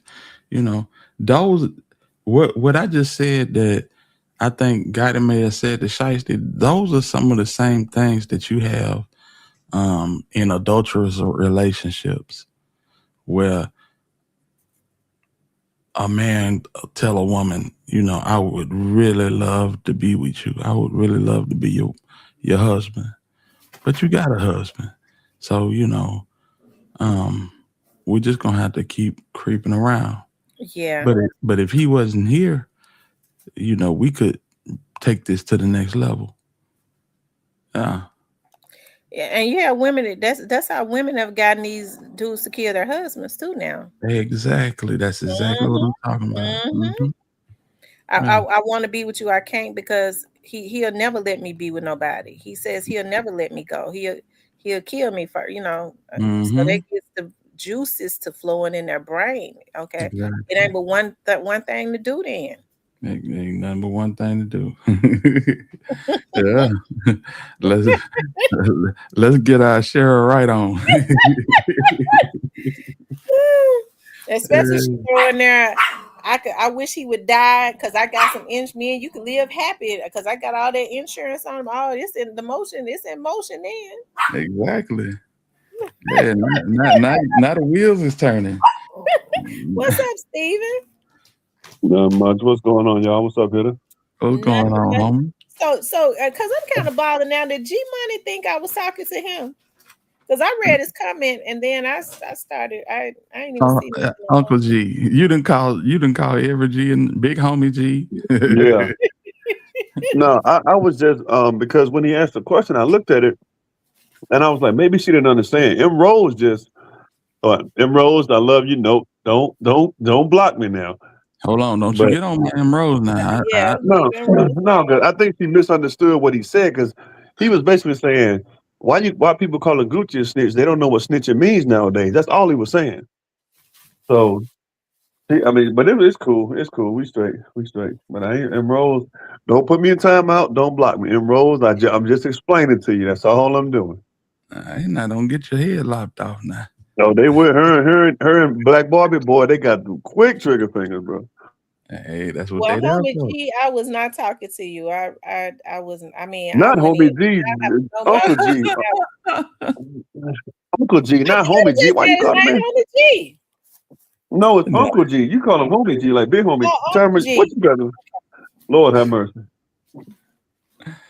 But you know, I gotta, and I've been racking my brain about this. So why would Gotti send Art Horn for 30 and not Pooh Shiesty? Has anybody asked themselves that? Hey, check this out. Let me say this. Are we sure? Be quiet. Are we sure that 30's lawyer is Art Horn, or did they just get a soundbite of Art Horn speaking on the situation? Because when you listen to that soundbite, he didn't say he was taking on 30, and they said that he hadn't signed anything saying that he was going to represent 30. So, yeah, it's kind of sketchy there. Kind of sketchy. Okay. There. On that note, why would Art Horn say anything? That's what I'm saying. It's like somebody just, got him for his opinion on a lot. I don't know what that was, bro, but that just came out of nowhere. You on video talking about the case. Why are you even talking about the case? It's kind of weird. I think somebody's scared. I think he sent Art Horn for cleanup duty. Like, hey, bro, listen, don't say nothing. Like, don't put our name in this, even though our name all over this. Like, I'm still surprised Art Horn can practice law in Memphis, but I think that he was sent out as like, he still is, no matter what he says, the CMG lawyer. That's his first priority, no matter what he says. Yeah. Yeah, that's his claim to fame. So, but yeah, it's weird how, Art Horn popped out and was talking about, 30. He was talking about Shiesty too. But it's like, yeah, I don't know why or where that came from. And everybody started to run with the conclusion that, he was representing 30. Hey, so the news labeled him as 30 lawyer. Wow. He surely didn't say he was. Yeah. But the way he was talking made it seem like he was taking on their case. Yeah. It's eerily similar to what he's did he do that on camera, or did he just make a statement about straight driving? It was on camera, yeah. Yeah. Boy, I tell you. Not only that, Art Horn is like, hold on, how do I say this? So he came out. One, he wouldn't beat the feds. It's just the stuff he said. It was almost like, well, my client didn't have a gun, or Big 30 didn't have, like it's almost like it wasn't us. It happened, but you're looking at the wrong person. Like, bro, you now that's snitching. That's dry snitching. Mm-hmm. I agree. There's a lot of stuff in this thing that's just not making much sense. It's not making much sense at all. Let me see here. I'm trying to see if I can find it. Dang. Yeah, but that was Stan G, that was a good interview with Bank Boy Wayne's cousin, even though he was kind of all over the place, but that's a good interview nonetheless. Yeah, that was a good interview. It was. He kind of confirmed. I mean, he didn't say nothing that people had not already been saying. Right. Bank Boy Wayne's mother kind of pointed in the direction of his associates. Right. Because she knew. Yeah. So let me I want to show two things, but I'm gonna show this one first. And I'm not sure if it's College Kid, so we're gonna rock with College Kid. You mind if I share my screen with you, Miss T? Go ahead. All right. Y'all, make sure y'all hit the like button for me. Make sure y'all please like, share, and subscribe. Y'all, this your man, Streets Read checking in. In today's news, we announced that renowned legendary artist Yo Gotti's attorney, Arthur Horn, is representing Big 30 in the Pooh Shiesty and Gucci Man robbery case. The famed attorney would quote unquote go on to so say, he just talking. "I hope I'm trying to get the clip where Art Horn is talking. Damn. Oh, he's Didn't talking need about him. he's never been to jail. Yeah, saying that he didn't have a criminal record and all of this type stuff. And that was a lie. Yeah. Let's try this. Yeah, 30 went to jail down here.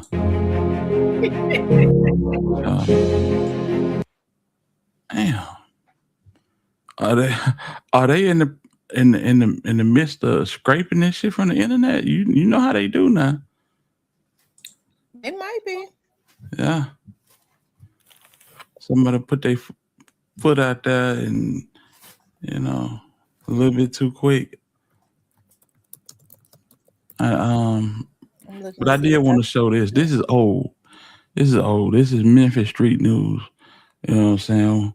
One of the main bloggers from back in the day, leading up to the Dolph assassination and a little bit afterwards. They ceased to exist now for some reason, but maybe they locked up or something. I don't know. But this is his thing on Bank Boy Wayne. I said Art Horn is a liar. He is. Hold on, y'all. Let me stop saying this. And I found the one where he was talking about he has not been. Let me pull that up before you. All right, go ahead.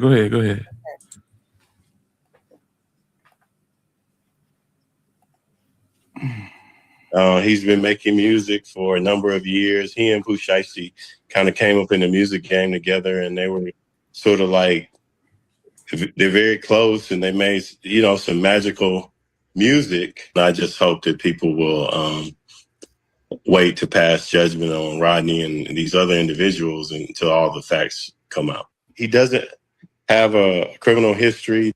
I hate those cut scenes. Let that video play all the way out. See, when people do those cut scenes like that, it leads me to believe that you're trying to steer a narrative or manipulate something. I hate that. Yeah, I wish it was definitely a cut scene. Mm-hmm. Absolutely. So this is what I was talking about with Bank Boy Wayne. This is an old video, but and Memphis Street News. If y'all know about Memphis Street News, he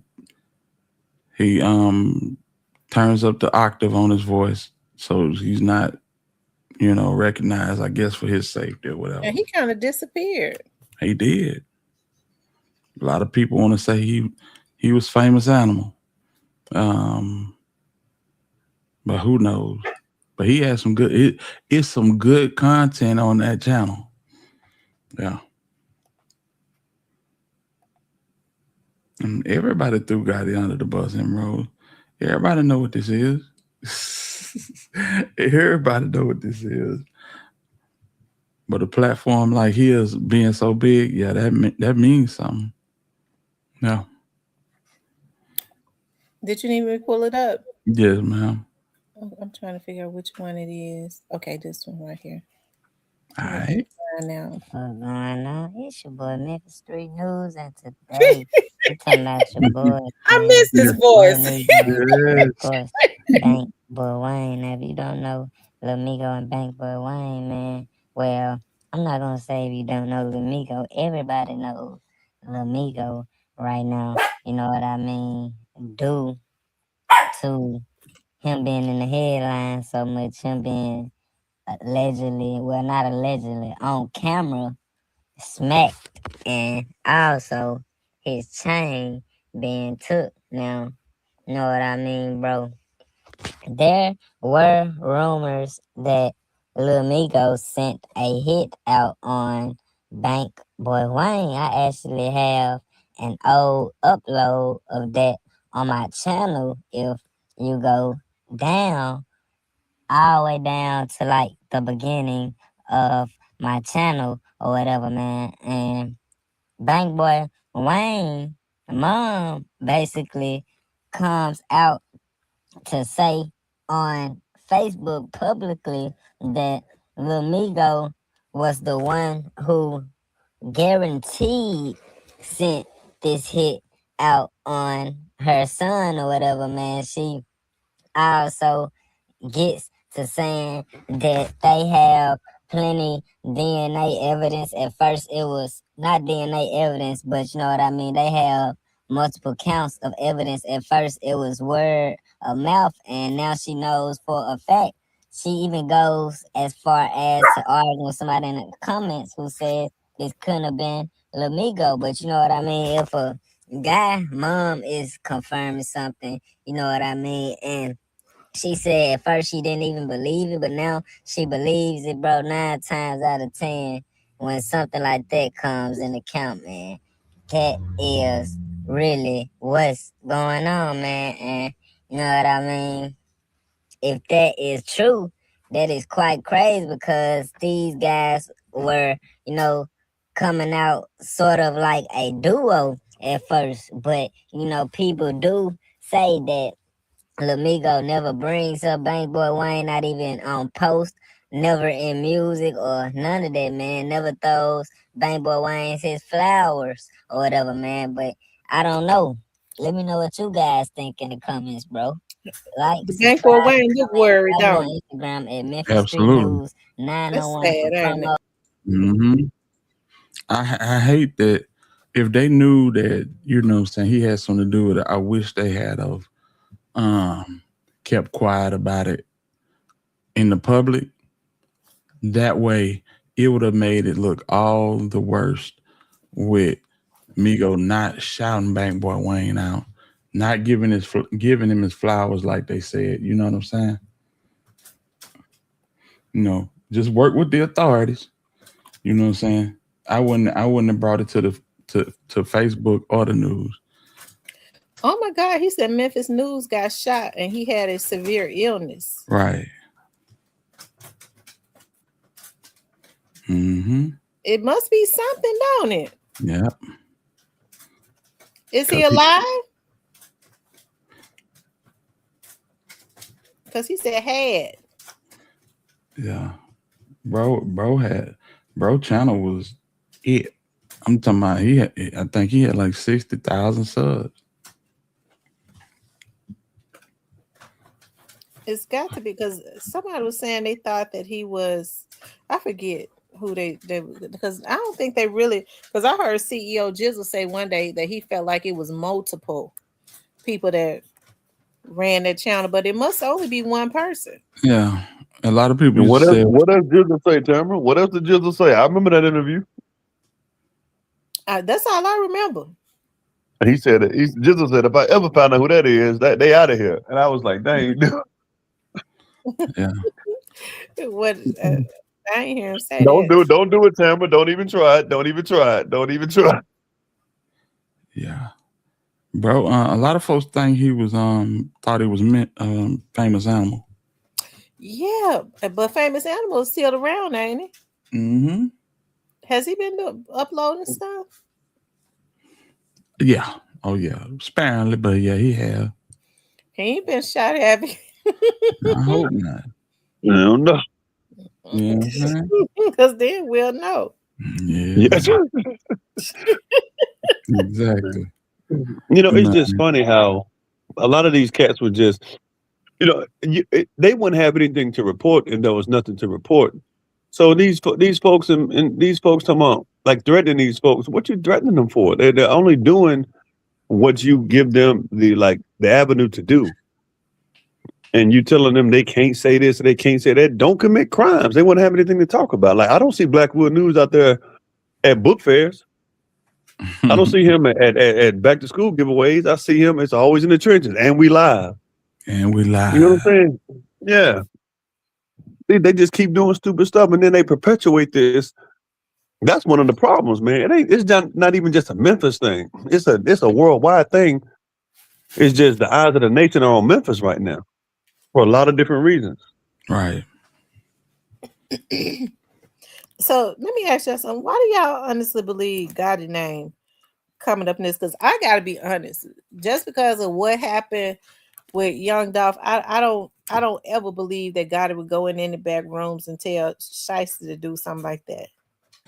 Nah, I don't think he would tell him to, yeah, man, listen, get your people together and, you know what I'm saying? No, he wouldn't do that. But a lot of people are saying this because of the wave and how things materialize during the first of the year. You know, Gotti was promoting this dude on his platform. He gave Gotti a mention in FDO. You know, you could tell there was a relationship there. He went on $1 million worth of game and spoke on Gotti. Hey, Great Face. The Great Face says he definitely wasn't stopping me either. No, that's a fact, Great Face. Salute to you. Now he ain't gonna stop him, but he ain't gonna draw you out a roadmap to how to get, you know what I'm saying? He just gonna give you a wide open statement. You take it for what it is and you know, make it happen. So Tamara, read what I just sent you, and that should sum it up, because it ain't just Memphis people. It's just like people just start putting pieces of the puzzle together. Now, I'm not on Twitter, but just look at that.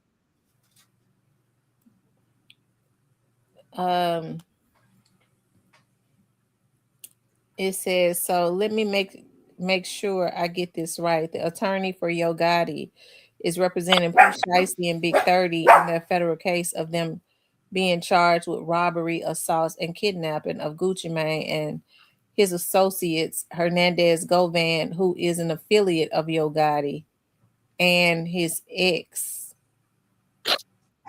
So what Govan got to do with that? No, just keep reading. Just keep reading. Okay.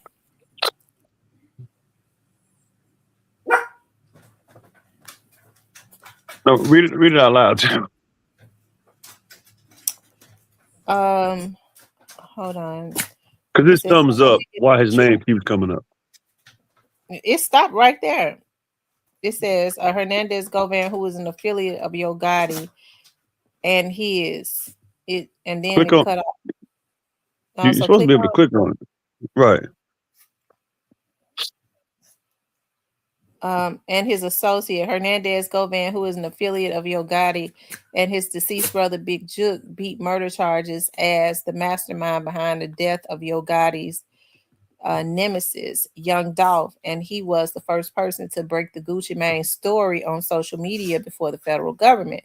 No one else knew about the story except Hernandez Govan and suspected government informants said in theirs. Gucci Mane and Young Dolph were longtime friends, and Yo Gotti has been beefing with both of them for years. Young Dolph was murdered execution style in Memphis on November the 17th, and all the accused killers are affiliates with Yo Gotti and his deceased brother Big Jook. She made a point. This young lady, who is she? I don't know who she is, but she makes, like, it's not that we like picking on Gotti. It's just everywhere there's smoke, there seems to be CMG fire. And the owner of CMG is not Jook. She had a lot of followers. Yeah. Ain't nobody just making this stuff up. Like we have other things to do. Contrary to what some people believe, we have other things to do than to pick on Yo Gotti. But he just always seems to be in the midst of something. It's like my mama when I was younger, like I used to always get in trouble. And she was like, the common denominator is you. You can say what you want to say, but you're the common denominator. He's the common denominator. Yeah. Yeah, that's true, because Tasha K normally don't talk about him. She might have said a little bit about Angela. I've heard her talk about Memphis one other time, and she was and I think she kind of brought up Yo Gotti and the feds was going to sooner or later get him and all of that. But not very often, but she did talk about this the other day. Gucci Mane, because she talked bad about Keisha Kaur all the time, and she kind of brought up very briefly Yo Gotti being a part of the Young Dolph murder, and the feds have not been able to prove it. Right. I mean, it's not half a chance, you know. The man, like I said, the man been hands-on with these folks throughout the time he was incarcerated. He won't And be he had Big 30 working on him. right. He won't be hands-on this time. Yeah.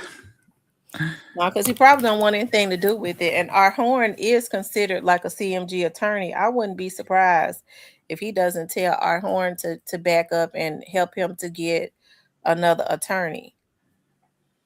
Because that other guy that Govan had in the beginning, Massey, is him and our Horn are very tight, like they're two of the same. Okay. And I think he's low-key a CMG attorney too. And I think that's why Govan didn't want him. Yeah. Because remember, Govan talked like Bill Massey he felt like Bill Massey was wanting to set him up or try to get him to take the charges or something, didn't he? Exactly. Like you trying to backdoor him, like yeah, like he trying to backdoor him. Serve him up. Yeah. For juke them, you know. And then all of a sudden, Manny the Messiah is doing charity cases. Yeah, pro bono work just because he felt compelled to do it. Right. Yeah, that ain't it. That ain't it. I never believed that he just so happened to do one charity case a year and Orange Mound quit. Yeah, let's get him. Let's get him. Nah. He said he think Gotti told Govan business. I don't know if I believe Gotti would be in contact with Govan. He might. I don't think he can't be that done. Govan is a walking microphone. Right. And I said this last night. I think not only did Michael Show get paid for by CMG and Luther Evans get paid for by CMG, I think Manny Aurora got paid for by CMG. I'm sorry. Just can't be proved. You just can't be proved. Hold up. If it's an invoice, they can't prove it. The feds gonna get the end. They can prove it. Well, a lot of attorneys take cash. You're correct. But you gotta. I mean, don't when you pay in cash, they have to. You said something months ago. All he got to do is not put it on the book. That's it. Okay, but if you don't put it on the book, then that's considered tax evasion. He put it down as a pro bono. Okay, oh well. I mean, yeah. Well, yeah. He ain't got to pay no taxes on the money. Right, and they did say they did throw it out there that we ain't had number 25,000. Yeah, we know good and well that man ain't come back and forth to Memphis, Tennessee, for no 25,000. Well, the way he threw CMG under the bus, I don't think he would have gotten paid. He threw CMG's slap up under the bus in that trial. They knew they couldn't be charged on the state level. Because they had been messed up so many things in that case, man. Not indicting Juke, not locking him up. They knew. Correct, but on a federal level, that's where it's gonna hurt them, because I knew they weren't gonna get. Well, I knew. I just don't think Manny will get paid like Luke Evans. Well, not that because Luke Evans threw CMG up under the bus too. Absolutely. So that makes sense. CMG. Still getting paid for by CMG. Exactly. As a matter of fact. Exactly. That label's so dumb. They just might as well just get their money to me. Like Rollo said, you gotta make it look juicy for him. Yeah. Yeah, hold on a second. Yeah. But Tam, so question. If that's the case, so if Luke, let's just say hypothetically, Luke, we know Luke got paid by CMG. I don't know about Manny Aurora. Don't you think by now they would be like, man, we just at this point we might as well just cut our losses and go with somebody else because these same lawyers you paying are screwing you over in the Fed case. Unless they just dumb. No, I don't think they're gonna say that because first and foremost, they're afraid of what they just got to play along. But they just don't want these dudes to flat out tell on them. That's what I think. They don't want Quit lawyer can get up there and throw out insinuations and all that, but it would be even worse if he made Quit mad enough to get up there on the stand and tell it. So they just have to play along until Quit get mad enough to start throwing out some subliminals and they decide that we need to go ahead and clip him.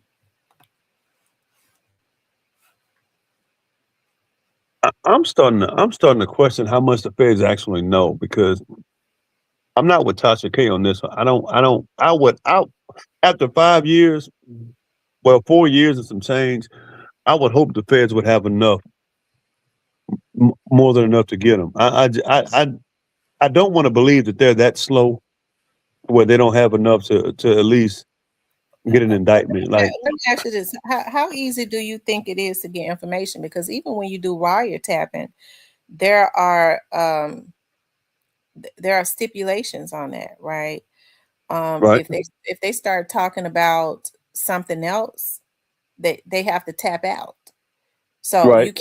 you can't listen to them if they're wiretapping me and they're trying to, if I'm talking to you about something, okay, and they know maybe you a drug dealer or something like that, they can listen in. But if my mama clicks in, or if me and you start talking about something else, if we got kids together, we start talking about the kids, they have to tap out. Right. Those are always in a court order. So it's not like what people think. You cannot even with certain equipments that they have, there are still stipulations because they cannot just violate privacy. Like when a judge sign off on the order, there are stipulations on that wiretapping and stuff like that. So it usually takes a while, a lot of recordings, a lot of information, and see if they start talking about something else and then they have to tap out, they can quickly. And people don't even talk on their phones anymore, really, especially when they're doing dirt. So it makes it harder and harder and harder. They make folks, that's why they try to make a lot of these young people feel they embarrassed or whatever about telling. And so what the feds kind of do is they kind of have to see who it is that your affiliates and stuff is and things of that nature. And then they usually end up getting these folks when somebody does something, get into some trouble. Okay, now it's probably easier to play ball because everybody want to talk after they get in a whole lot of trouble. And that don't just happen every day. So it's not that they don't know. It's just that you cannot just go and arrest somebody based on what you think or what you know. There has to be proof behind it. Right. And a So substantial amount of proof. And that takes time. That takes time. And I don't like to, I'm definitely not an FBI agent or anything like that, but I've done surveillances.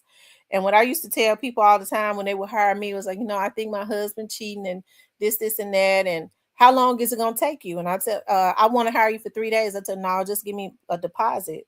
And I may see something and I may not in this deposit, because sometimes I would be sitting out there. We could be sitting out there for like 7 days on the last day, right before they deposit run out.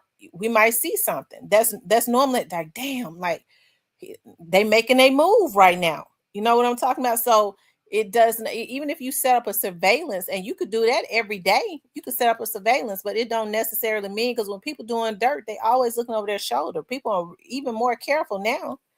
It don't mean it's going to happen every day. You just have to You're like a sitting duck. You have to just sit and wait. And then it adds up. Like I used to tell people, like, if you want to win your divorce case, you don't want us to just get him doing it one day. You want us to get it if he's crazy enough to be doing it every day.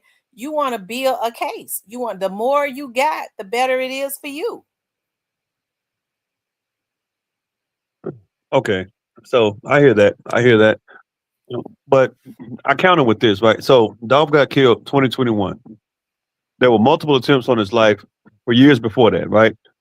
So I don't know when the feds started watching. And he I wouldn't don't. testify. Right? He wouldn't. He wouldn't. But out of all the people who knew about the situation, you telling me? Nah, I'm just asking questions. A lot of people behind the scenes haven't been questioned, haven't told the Fed stuff that's added up, and they still not doing anything about it. They told them, but then when they want to, you have to go before a court.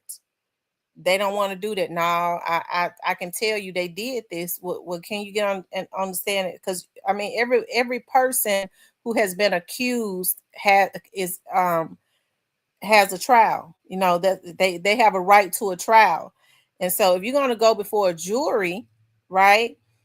These people, they'll get behind the scenes and tell you to point you in the right direction because the crime has already happened. It's different if the police see it.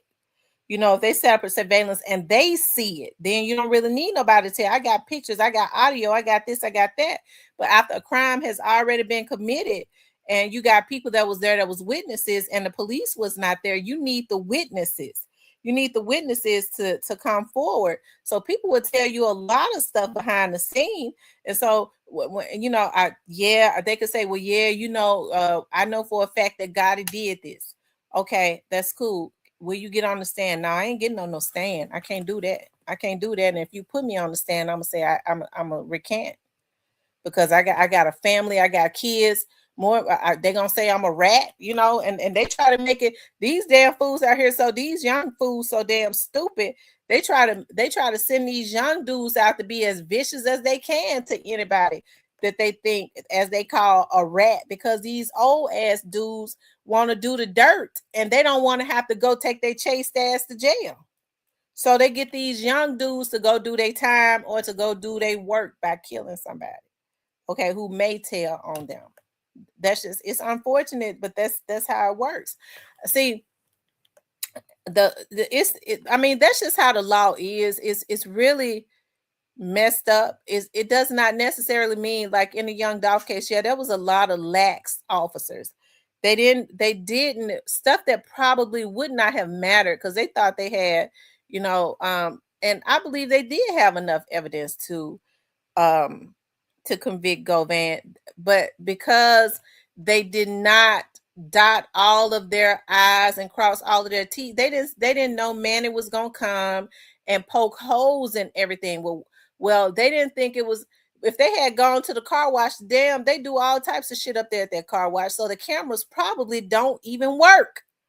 But if they had went and checked it out, they could have said, we did that. And the cameras were not working. But see, Manny was able to use that to his advantage to make it seem like they was trying to cover up something, because that's what a skilled, crafty defense attorney does. He just did his job, right?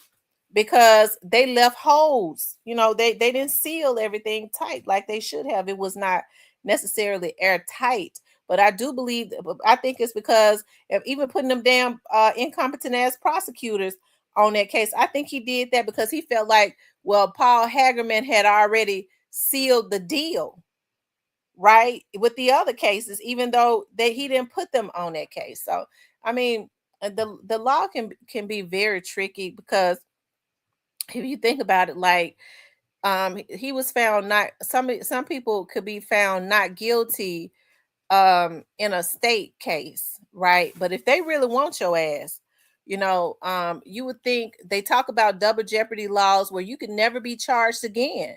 Well, if you can't be charged again, I don't think people should be able to, you know, bring a civil suit against you, but those are different statutes. Okay, if they bring a civil suit against you, well, you won't be, because of that statute, you won't go to jail, but they can hit your pockets real hard. In federal cases, you could be found not guilty in a state case of a murder, but if the feds really want you, they'll lay low and then they're able to bring murder charges against you federally with the same case. Now you would think that that's double jeopardy, but according to them, those are different statutes. So you was found not guilty in, let's say, Nicole Brown Simpson case, but if the feds had really wanted OJ, you know, if the feds had picked it up, they could have brought charges against him federally up under for murder up under a different statute. You would think that's double jeopardy, but they say that it's not. Yeah, I mean, you know, I get what you're saying. I just, this is just me. Now you're the expert in this. I'm not gonna try to denigrate anything you said because you know we way. just have a discussion. I don't even take it like that. You have a right to your opinion. I just just based on. Hold on, let me come at this another way. So you got one of the shooters now. You got one of the shooters who signed a proffer. Go back signed a state proffer. It's people who locked up behind this that now you can, like, for instance, Keon, like, right? They can't put the squeeze on Keon. Before you finish about that proffer, I'm gonna let you. I don't mean to be rude. You know, I forget real quick. Now, when people talk about that state proffer, now I know a lot of people probably feel like, well, Govan, and I don't know what was in his proffer. Okay, let me just say that. But if I had to guess, I would think he probably didn't say anything incriminating against himself. When these people go in, they do these proffers. He might have said something about Juke. You know what I mean? He could have threw Juke up under the bus. He might have thrown Straight Drop up on the bus. We'll never know because it was a proffer. I don't know. Because, you know, a lot of people, and the reason I say that is because a lot of people feel like, well, why he have a trial? He went in and he told on himself. I don't think he told on himself. When they go in and they talk, have these proffer agreements, they normally be telling on other folks. I'm not saying that's what he did. I'm just saying that's normally how it is. Right, and so that leads to my point. So if he told on other folks, and it's credible, because they don't give you proffers unless they can prove the stuff, right? They don't just give you a proffer. From my understanding of a proffer. Well, they'll give you a proffer if they feel like you got some information that could help lead them to something valuable that's in a case. It could have been another case, although I doubt it. Okay, so we agree on that. But if they got information from the go between one of the shooters. Now, say Straight Drop starts talking. There's 3 people directly involved, and then let's not forget they were supposed to indict Juke, which I don't know if that's MPD or what. Somebody messed up there. So you got this information, and in your words, Juke told on some people too, but he laid on Gotti. That ain't enough. They was working on a RICO, okay? Right. I don't know if that's still going on as it relates to that Juke situation. And what Right. they want to do is get Juke and Gotti, okay? And from my understanding, a few more other people. Now, with Juke, they left Juke. They should have went ahead and indicted Juke, but I think they wanted to be a Fed type multi-arrest situation in that. I don't like talking a lot about stuff like that, but I think that's what they wanted that to be, and it just so happens it's not their fault. It just so happens Juke was killed. Right. I think Juke knew it. Yeah, absolutely. So that's what I'm leaning more towards. Like if you had Cornelius talking, Govan talking, Juke talking, Teasy talking, that's still not enough, because they likely gave some valuable information. Even if Juke laid on Gotti, all the other names, like that's not enough. He laid on. When I say he laid on his brother, they said he did not want it. He did not want to let it touch his brother. But just because he didn't want to tell on his brother, it don't mean that they didn't know that his brother was not involved. Right, absolutely. But what I'm saying is, what I'm asking is, it's probably why he stayed out longer when he was supposed to be arrested. They knew that his brother was in. They knew his brother paid for that hit. absolutely. So what I'm asking you is, Cornelius, Govan, and Teasy, and whomever else talked. That's not enough as far as federal. That ain't enough. I think what Teasy was doing, it could have Teasy did start working with them, but I think what Teasy was, see, it's one thing. It would have been you could say that I was a hit man, right? Just because you say it, they can't come and arrest me. So what Teasy was doing was working a little bit, I believe, and Right. I believe that's what was going on with Teasy. He was gonna get some proof. It's one thing for him to say it and know it, but then you have to get them something to prove it. Because if he get on the stand, that just becomes a war of no, with no proof, hearsay. Okay. Right. So let's just say Juk told on multiple people. Govan corroborated what Juk said. Cornelius told on both of them. Teasy ended up telling on Govan and Juk. That's all. So none of that is enough. No matter if Juk, like, none of that is enough, is what you're saying? It's been about 5 years. Evidently, it was enough as it relates to Juk, and not just with their word. I think there was other proof on Juk.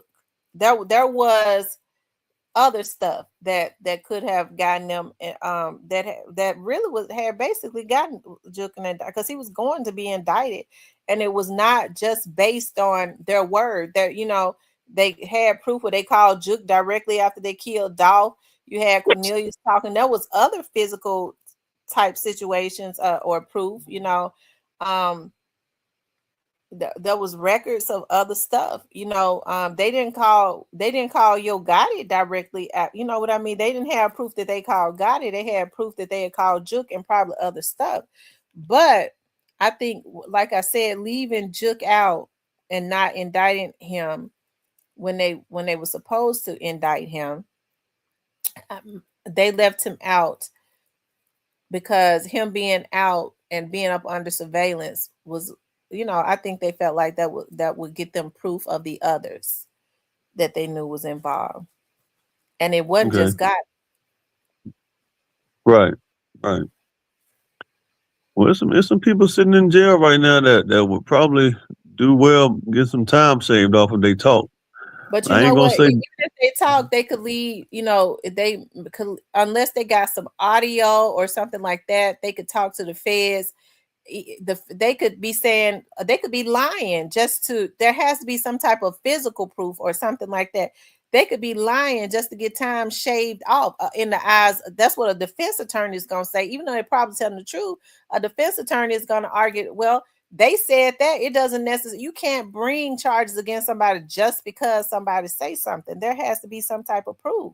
If that's the case, all of us will be in jail. What I tell y'all on and them did to me.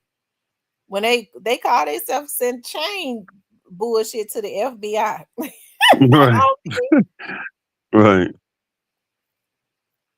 Okay. All right. Well, I understand a little more now. I it's not that I didn't understand earlier.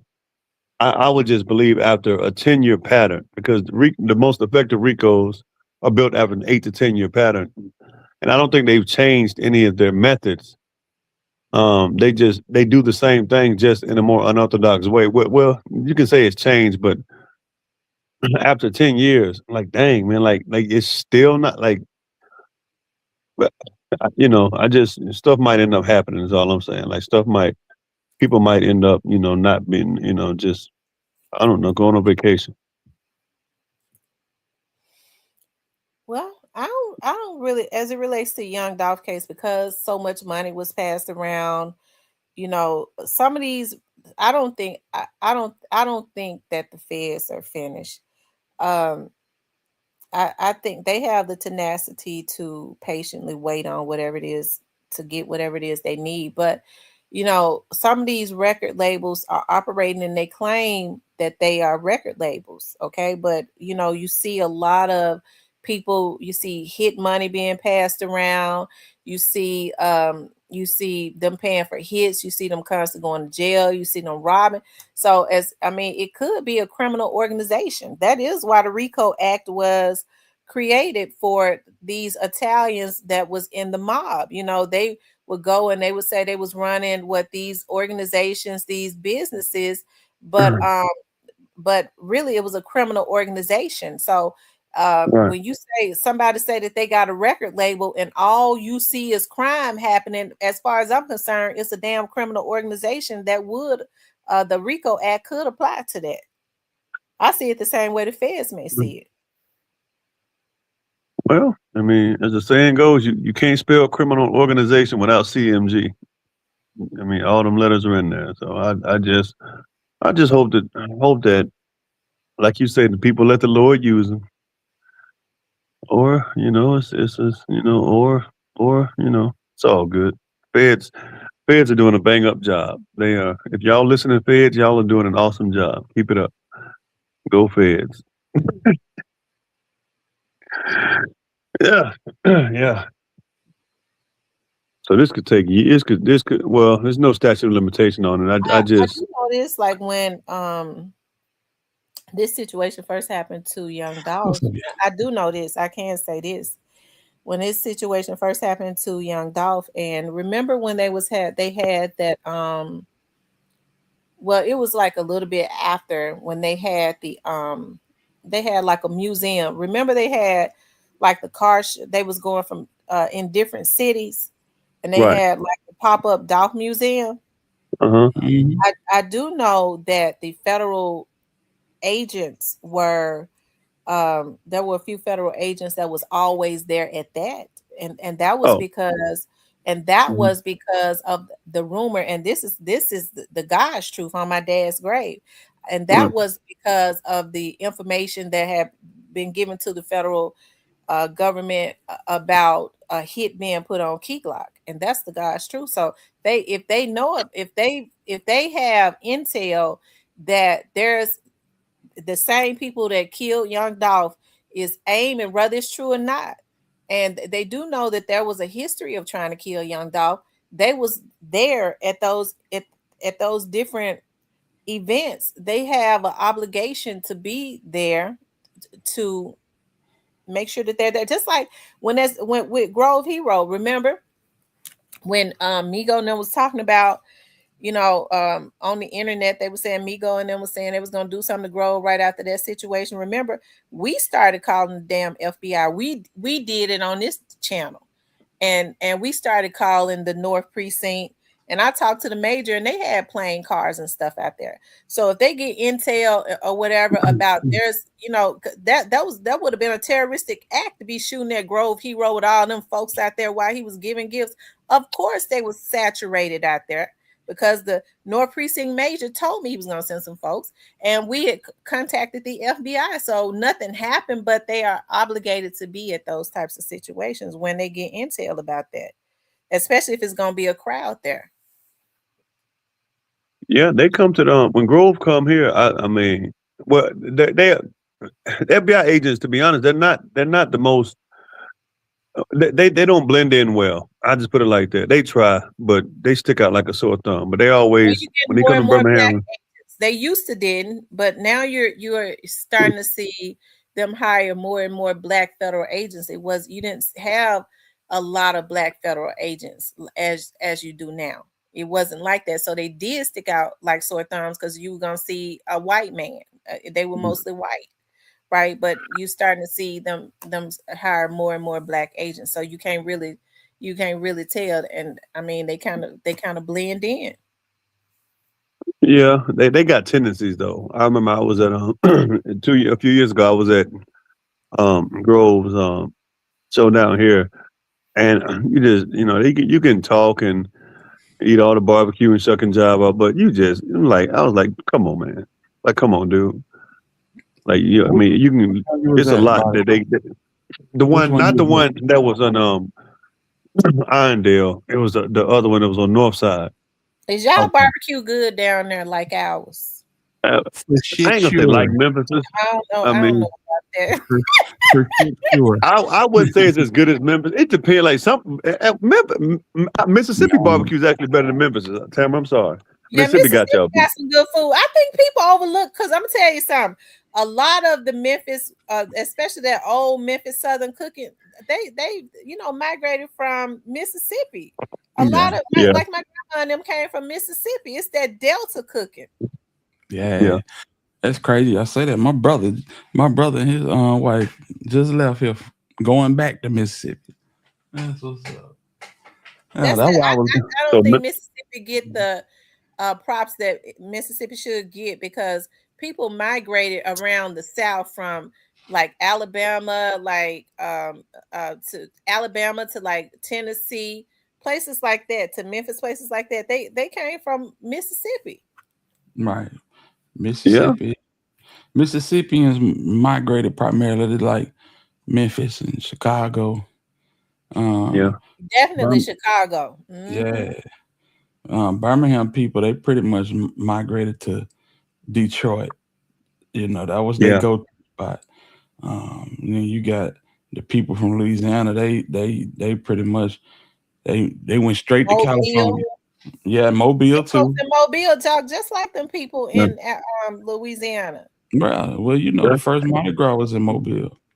So and Tamara, and Orange, Alabama. Orange. Listen, because I'm serious. This girl I be looking at on Instagram. She's from Mobile, Alabama, and she talk about Mardi Gras. She be eating crawfish and stuff all the time. I'm like, how close is Mobile to New Orleans? Oh, it ain't that far at all. The French settlers, they settled down there. I sound like history class, but the French settlers, they settled down there, man, and they took the whole coast basically. You know, especially Mobile and New Orleans. Yeah. Black Barbie, I agree with you. Black Barbie. I'm trying, and I'm not saying the feds aren't working at all. I wholeheartedly agree with you. I just with the technology age that we're in, I've and this is not a knock to the feds. Like I don't want to. It's only one real way to say this. I'm just gonna say it. I've seen quicker federal work when they didn't have all this technology. When they had to get out and do leg work, I've seen, like 80s and 90s. I've seen it quicker than what it is now in some cases. A lot of like federal agents. Yeah. But the old feds were dogs. Like these new ones, like them boys back in the 80s, they were some dogs. Like they got out there. These new guys, I'm not saying they're bad. They just, it's like a lot of them lack zeal. They just expect stuff to fall in their lap. That have been suited to protect the criminal too now. Well, they rely on technology too much. Yeah, and that too. They're not.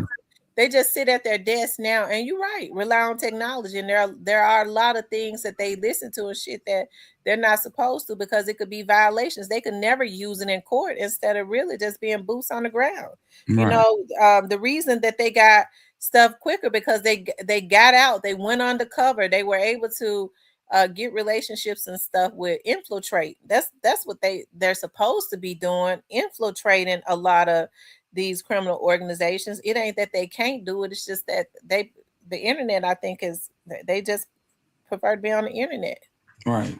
And it don't hurt with, people self-snitching on themselves. But I'm going to tell you, they don't call him Gotti for a reason. Hey, he kind of adopted that whole persona. You know what I'm saying? So he's not gonna make it easy. Gotti was one of the ones that took the mob down, didn't he? Right. Because they told him, duck, John, duck. And he didn't want to do it. Mm-hmm. He liked being called a Teflon Don and all of that. And it made the FBI agents go after him even more. Right. Yeah, that's where the word Rico come from. If you want to know something, like my grandma used to say, yeah, that's where the word Rico come from in the 70s when they couldn't touch him, being, thus being called the Teflon Don. They did the racketeering and corruptions. Mm-hmm. So yeah, we're just gonna swoop y'all up paint y'all out with a broad brush, bring everybody in, and hopefully somebody will talk. But And Steven, it didn't take them months with John Gotti. They set up surveillance for years. right, absolutely. But just know, these folk don't like to lose. So if they don't have what they need, then they're not gonna step. They're gonna shoot their best shot the first time. They're gonna try at least.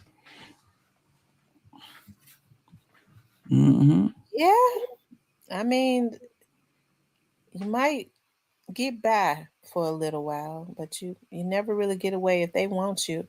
And I'm gonna tell you something that my friend told me, and he is a police officer. He said, "Well," when I was asking him about some stuff, he said, "Let me tell you something. The laws," and he's a police officer. The laws were made to fuck you over if they want to, really. Right.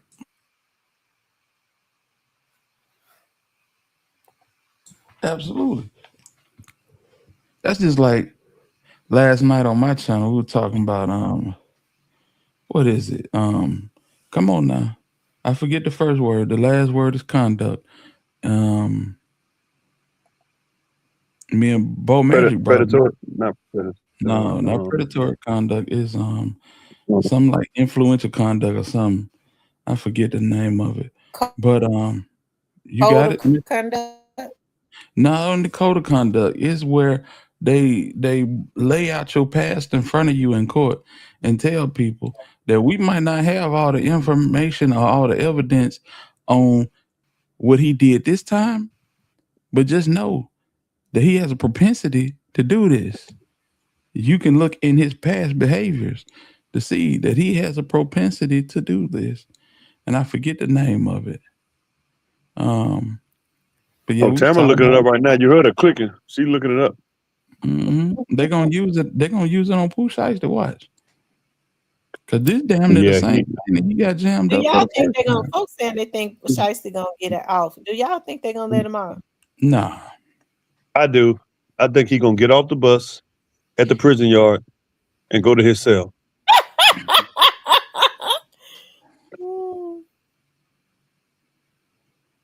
You behavior conduct.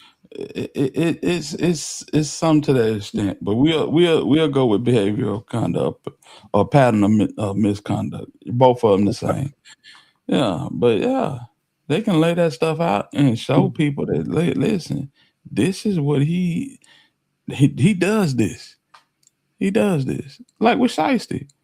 Man, you on probation for shooting somebody in the ass and robbing them at gunpoint, and you get and you get indicted again on robbing somebody at gunpoint and kidnapping.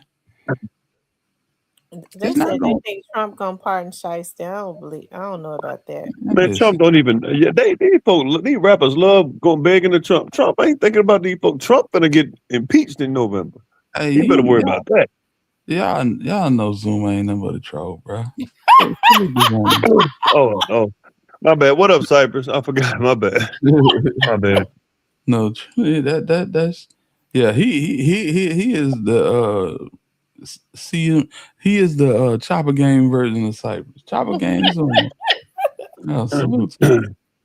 Yeah, man.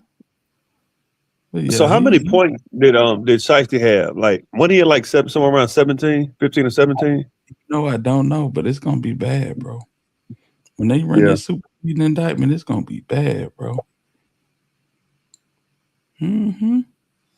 Yeah, I agree. What people forgetting is rather they want to put everything on Gucci, but whether he said anything or not, you got other people that was actually there that is talking. Yeah. It's different. That's way different. Man, you got cell phone video. You got video from inside of the building. Yeah, that's way different. Man, you got video from Memphis. Seeing them leave from. You got the Greyhound. Like the digital footprint is unbelievable. They were better off calling the feds, telling them, "Hey, we about to do this step by step. Catch us if you can."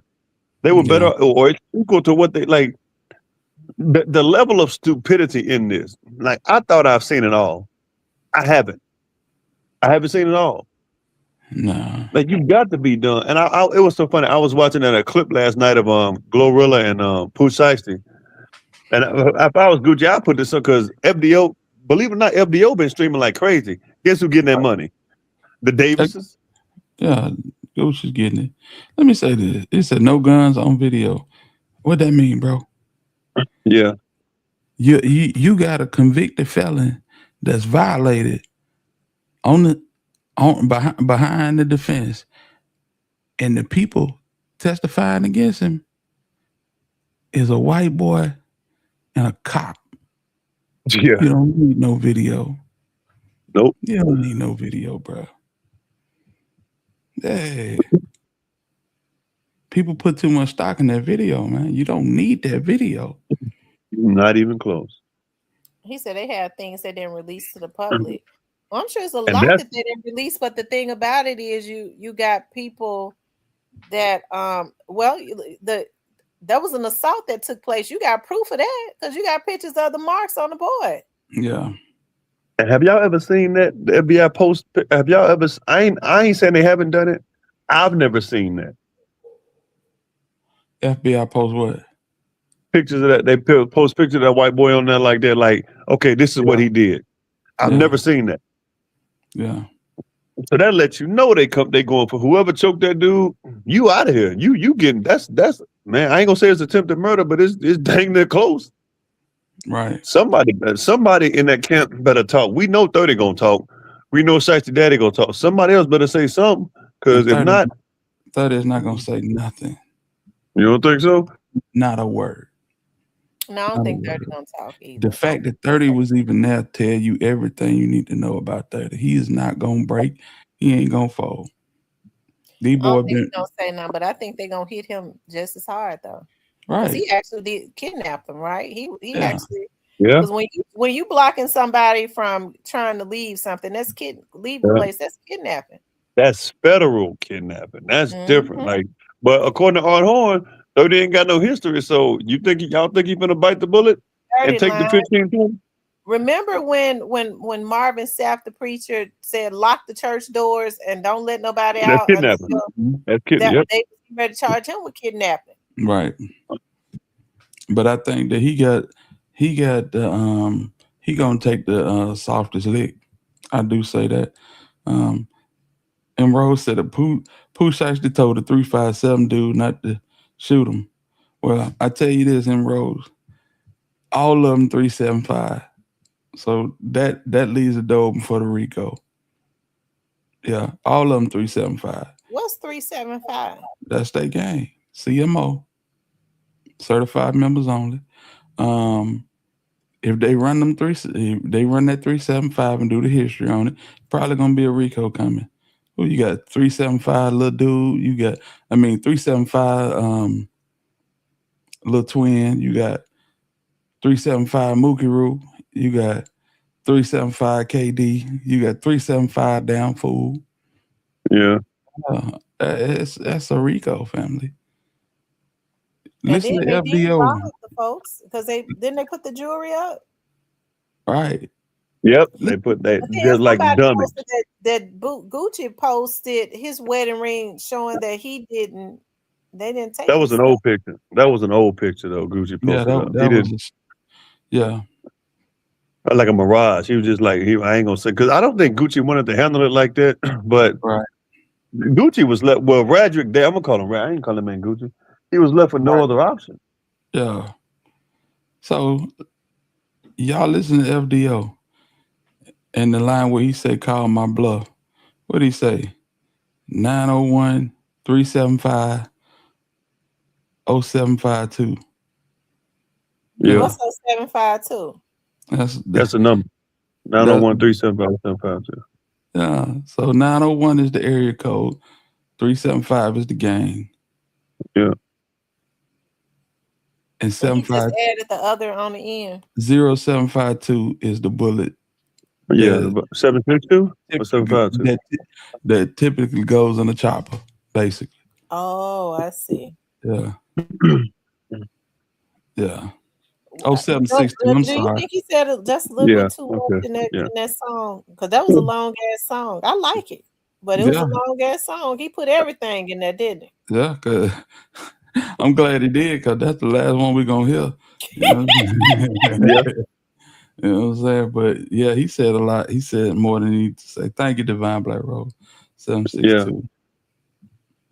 But they love doing that. They love on the social media. If I had a label, I'd be like, man, y'all better be throwing out. Don't even say nothing subliminal. Talk about, like, take it back to the 80s and 90s.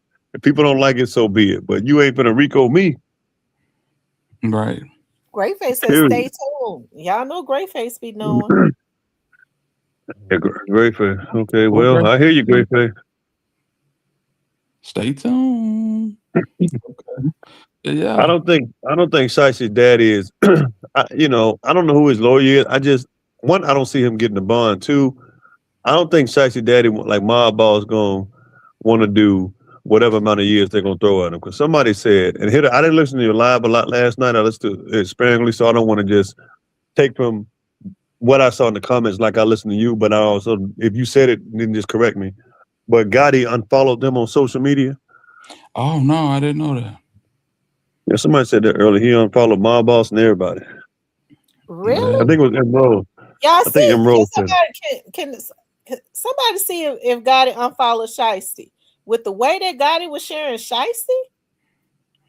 Oh yeah, Emerald said that. Emerald. So she said, so I'm not on IG no more. All I'm on is Facebook. So if he unfollowed them, it's like Art Horn, like, hey brother, Okay, so she said they unfollowed. That's coward. I don't mean no harm, but to me, that's a sign of guilt. They did the same shit with Dolph. They started deleting all their stuff, money bag. They started deleting all the stuff off their channels and stuff, off their pages. Yeah, because the feds can't get that, huh, Tam? No, hell no, the feds can't find that. Absolutely not. That's when they found out that they could get it. I think a lot of people learned a lot of stuff when this Dolph stuff happened. They thought that they could just delete stuff, and then it will go away. Yeah, and I think they done signed into law that they can see your private messages in these chats without having to subpoena nobody now. Yep, real time. Mm-hmm. Real time. As soon as you put like the person you send it to, the feds will see it before they do. Right. That shit crazy, boy. And Google do hold on to all of these companies though have even the cell phone company, they have to keep stuff in the cloud. I think if it's either 7 or 8 years, all of these data companies have to, even after you delete it, they have to keep this information for up to 7 or 8 years. I think it's 7 or 8. It's one of those. It's 7.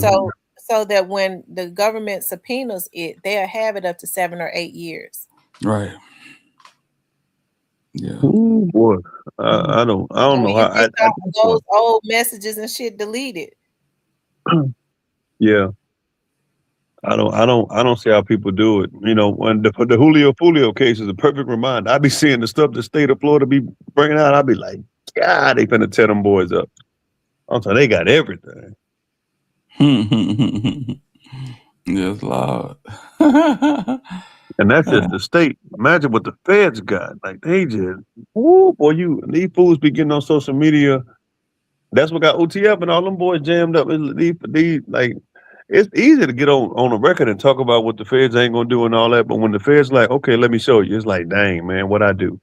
You want to play with them folks? Like I talk about them, but I ain't gonna play with them. People keep saying they think Dirk is going to get out. I don't know. He might, but I really don't think. I think Dirk, he might not get as much time, but I don't think Dirk gonna get off easily. Yeah, I agree. Dirk, it's too many witnesses. Dirk, they going for the needle. They going for the needle in California. That damn bro, I swear you always go for I'm telling you. Now the California does have a death penalty. No, I believe they had a death penalty. Yeah, they do. They do. That's what they're going for. The death, because if he don't get caught in California, they're gonna ship him right back to Chicago. They gonna get him there? Nah, it's just too much against Dirk. I don't see it. They indicted OTF, like OTF 6, whatever they call. Yeah. Rico said he don't think he's gonna do. I don't know. I think he's gonna do a lot of time. I do. Don't they? Didn't he pay for the? Didn't they say his credit card paid for the dudes to go out there and kill the guy?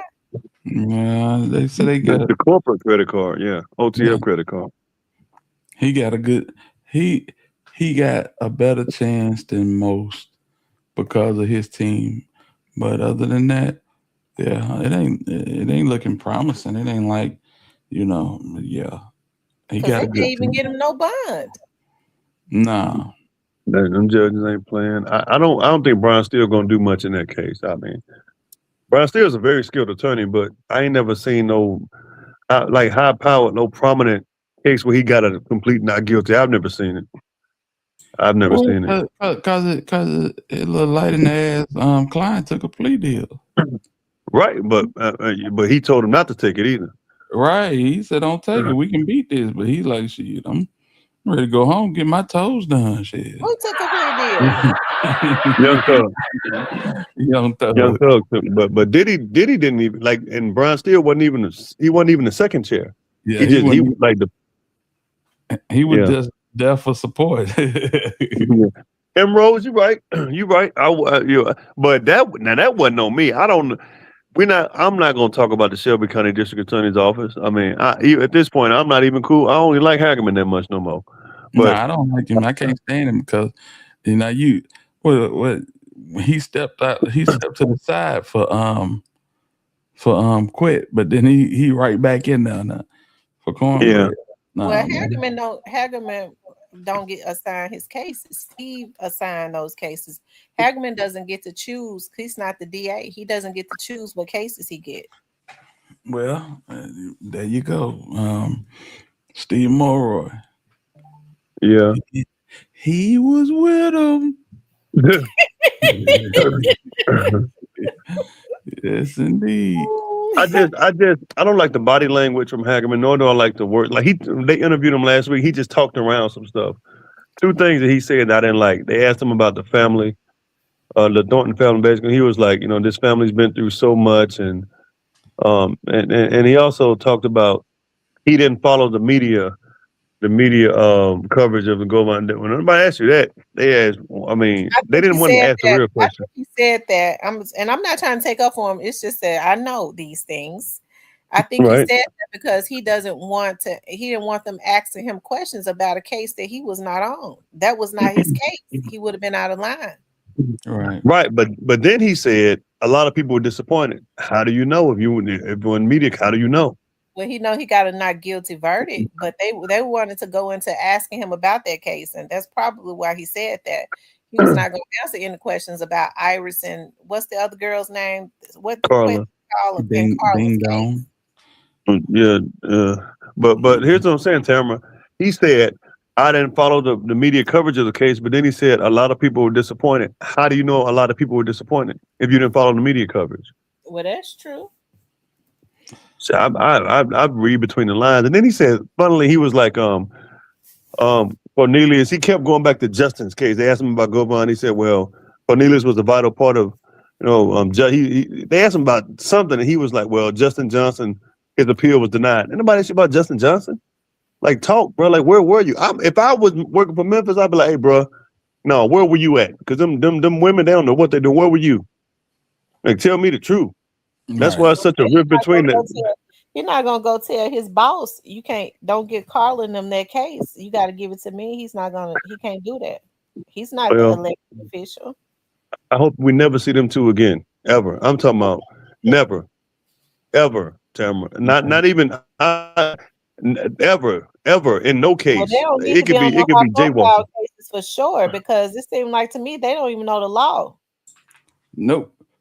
They didn't know how to argue. They didn't know how to argue with him because they probably only used to going into the courtroom and seeing, dealing with people that take pleas. And what women don't know how to argue? Have they gone to trial? Apparently not a lot. And women are genetically designed to argue. and they couldn't even do that right. Carla just stuttering over her words. Because they was limited in knowing the law. You can't argue with somebody when you don't understand something. It wasn't even hard though. It wasn't like what Manny did. I watched that trial a few times. What he did, he didn't do anything great. This is where they and one of the jurors even said this. One, why didn't you get the receipt? Why didn't you get the receipt from AutoZone? That would have been so simple. And two, where was the footage? They wanted to find, like the juror said, we weren't comfortable with our verdict. There were he said they were very emotional in that room, meaning they know they were about to let a guilty man walk free. All you had to do was get just a receipt. Where was the receipt? You can subpoena AutoZone. I used to work at O'Reilly. I know you can get a receipt. And two, Angela's phone. Why didn't if Cornelius said I used my girlfriend's phone to do this and do that? Why not get her? What number is Govon's? This one right here? Bam. Go find that number. Was this ever associated with Hernandez Govon? Yes or no? Yes. Simple. MPD can't do that. I know that They help. You're right, Divine Black Rose. They help bring if a lot of those veteran prosecutors were still in there. And it's a lot. It's still quite a few vet prosecutors. A lot of them are retiring now, but it's still a lot of vets that's in there. They are the ones that should have been on that case. There's no way in the world Steve should have been putting those folks in on that case that have not, especially a high profile case like that. And he brought in a high profile attorney. He was supposed to bring in a vet that was a bulldog. Yeah. Not two docile women that don't know anything about the law, that's just sitting there looking at the attorneys when they say, okay, well, just throw the case out. They filing all these motions to get things thrown out. They don't even know how to argue, because when they file motions to get things thrown out, they give the prosecutors the opportunity to write up a response of why it shouldn't be thrown out. They didn't even know how to do that. Yeah. Fix was in. Moro too busy being sassy. He done got them folks in now, got them outmatched. Manny Roy just jabbing at him. You know, I knew when Dabney got on the stand, Dabney looked like he knew this shit wasn't going the way they wanted it to go. When Manny Roy went to, asking him them questions, they knew they hadn't did their job. They knew they hadn't followed through on what they should have followed through. You got to cross all your T's and dot all your I's. Especially, y'all been knowing for like 2 years that this big shot attorney was coming in. That's why, man, that shit. Some folks go as far as to call it a fake trial. It wasn't a fake trial. It was just set up. A lot of incompetence. Yes. A lot of, what's the word that I'm looking for? There was some incompetence, and then there was. It was negligence and negligence. That's the exact word. Mm-hmm. Yeah. Yeah. I didn't. I just. I thought they did enough, but even.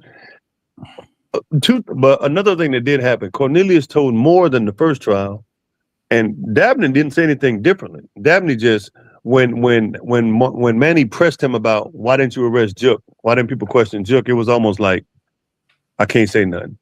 I can't say nothing. You know what I'm saying? Y'all see what Zuma said. Cypress actually made some improvements. He didn't pull any triggers this time. Well, that's nice, Cypress. No, he didn't pull the trigger this time. Boy, y'all look at that. Y'all look at that first robbery that Shiesty got convicted of. We were going over it on my channel the other night, and boy, I swear, that damn Big Scar, man, rest in peace to Big Scar. Big Scar was high as hell. Them folk out there shooting in broad daylight. And Scar like, oh, okay, let me get out the way. Yeah. No sense of urgency. He was just gliding. I said, damn, Big Scar was a getting high son of a gun, boy. I hate that for Big Scar. They say he was a real good person. Right. So him and Shiesty, what are they two sisters' kids? I'm not sure. I think well, I don't know. I think Sicey's dad. I mean, Scar's dad is Shiesty's mama's brother. That's what I think it is. Oh, okay. I could be wrong, but I think that's the case. Like now, when it like with Dolph and Fizzle, Dolph mama and Fizzle daddy are brother and sister. Fizzle and Dolph look just alike. Yeah, man. But that I said, boy, I tell you, it just Okay. don't make sense. I stand corrected, them Rose. Two sisters are cut. Hold up. Two sisters share the same grandmother. Oh, that's a Memphis stuff. I'm just playing. Two Yeah. sisters share the same grandmother. There's got to be some side chicken that's going on. Parents' first cousins. Shiesty mom and Big Scar mom. Okay, they sisters. Okay. Why don't you just say that, M. Rose? You going around the world? Just say Shiesty mom and her mama. Hey, man, grandma, what listen. you gonna do with it? M. Rose Let me is ask high. y'all something. This is something Leave I M. want to Rose. talk about. Finesse two What's up? times. Do y'all think this gonna end bad? Because they've been into it again recently. No, I'm gonna see how that one hit. I don't know. I don't. You know, Finesse 2 Times did a couple shows over the weekend, and he took all his back end money and went in the bathroom and Yeah. threw it all on the floor. I saw that today too. I was like, where he get that money from? Well, he stays down there in Alabama. No, he don't. No, he was in Fayetteville, in Charlotte. And he's like, yeah, you can keep that money. You ain't getting no money like this. You ain't getting no money. You know what I'm saying? It's like if Cone, he went live and he started thumbing out. One thing I can say, Finesse pulled out big stacks of money, but it was all 20s. Cone came back with the water money with nothing but hundreds. It wasn't nothing but hundreds. Okay, I see it. So Tamara, I call Jay Prince Jr. a cone. So is he saying Jay Prince Jr. on drugs? Hold on. Everybody knows Jay Prince Jr. been doing something, man. He on, man. Hey, Junior. Y'all been seeing me and Cone go at this shit for probably about 2 years now. Y'all ain't never tried to get me and that mind to sit down. Every record label that has a artist is that I don't want to sit down with the bitch ass nigga now. Don't get it twisted.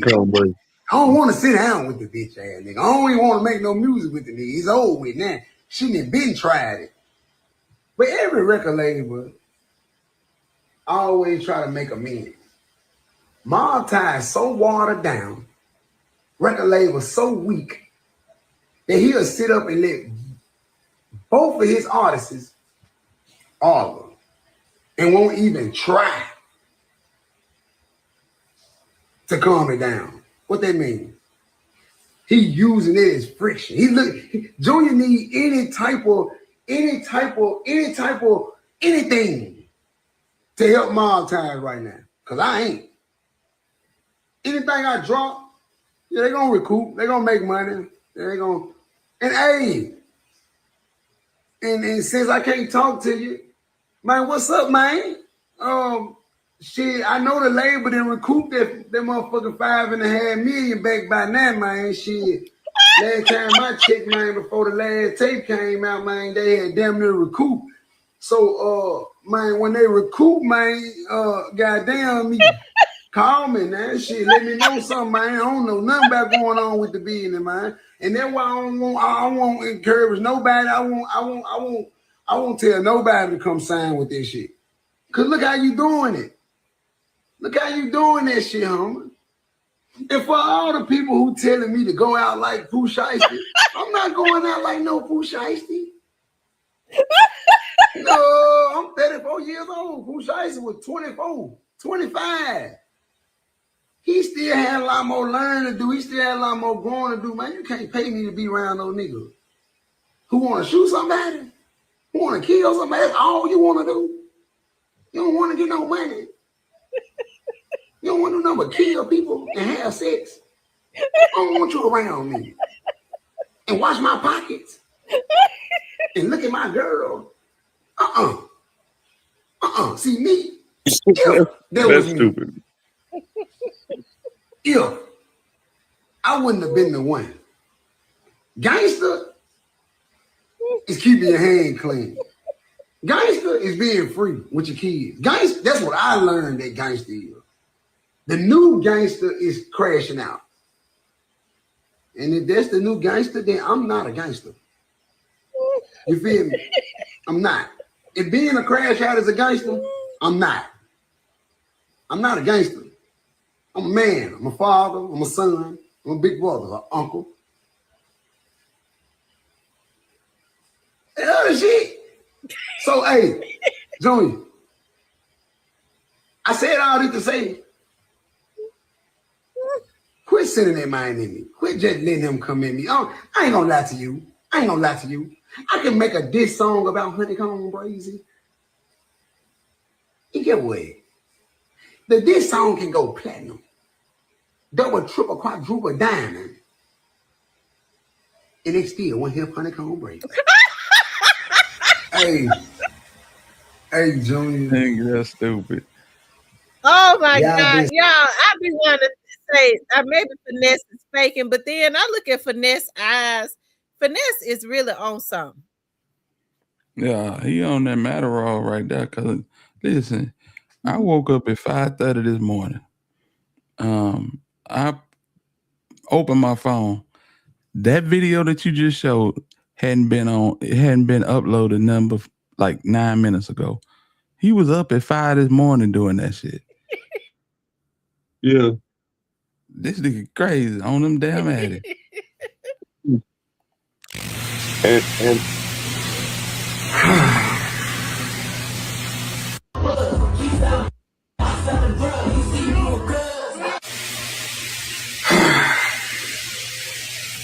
He's supposed to chat about Junior.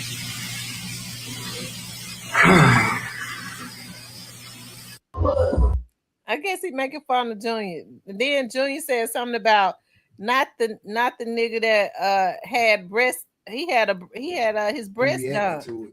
To what they said. First, I kind of thought he wasn't talking to me, but he talking about the reason why.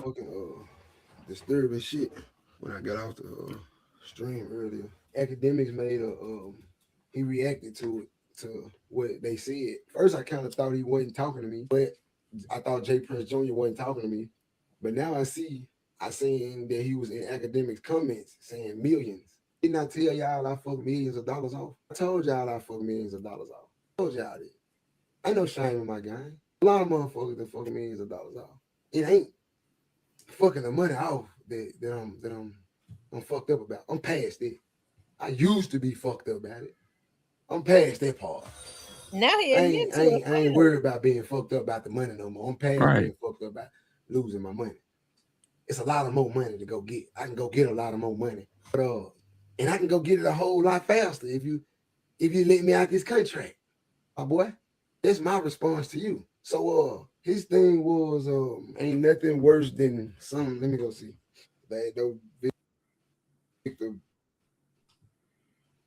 Bigger on the earth than a man who blew $1 million and is having trouble getting it back.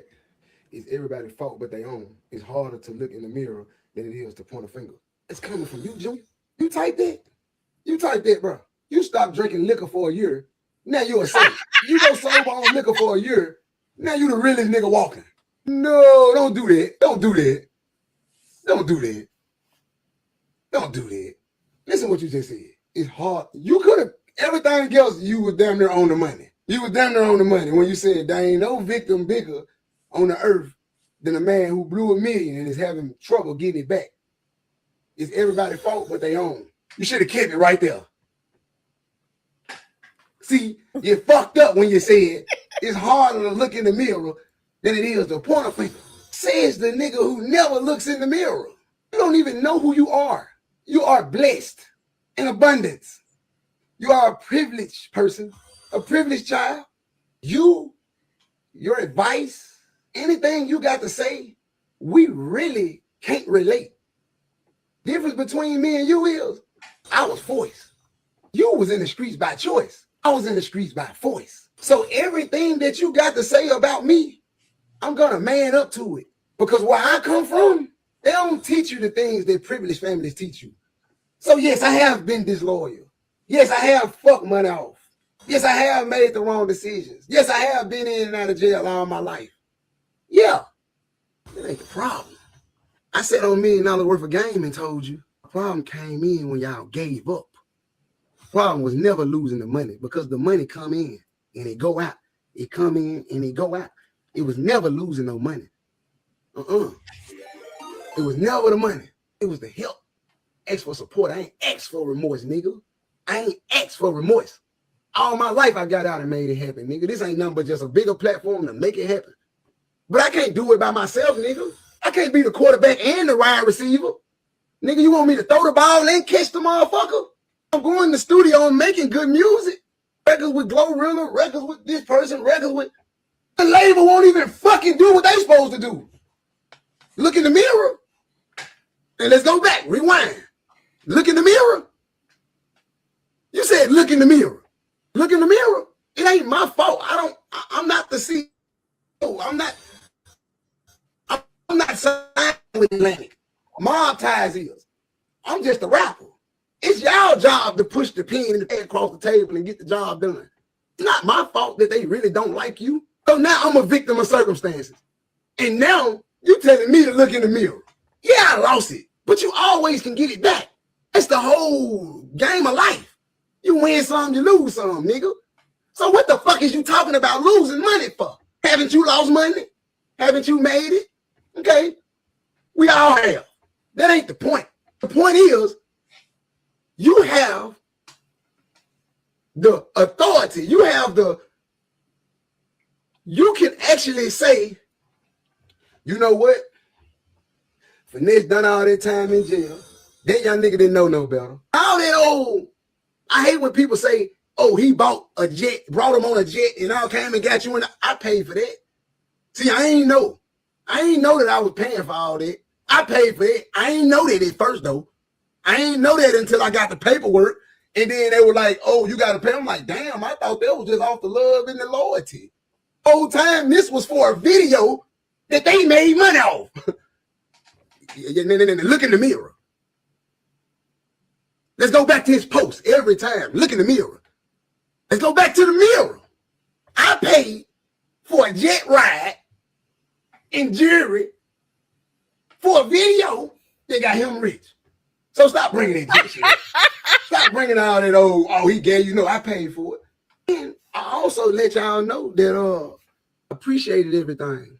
I don't never want nobody in the world to feel like that Finesse 2 Times is unappreciable. I don't never want nobody in the world to think that Finesse 2 Times don't give a fuck, don't appreciate shit. Everybody that know me, they know I'm the last nigga to be unappreciative. But this what everybody don't know, and this what everybody don't like about me. I'm gonna keep it funky with you right now. I'm gonna keep this shit super funky right now.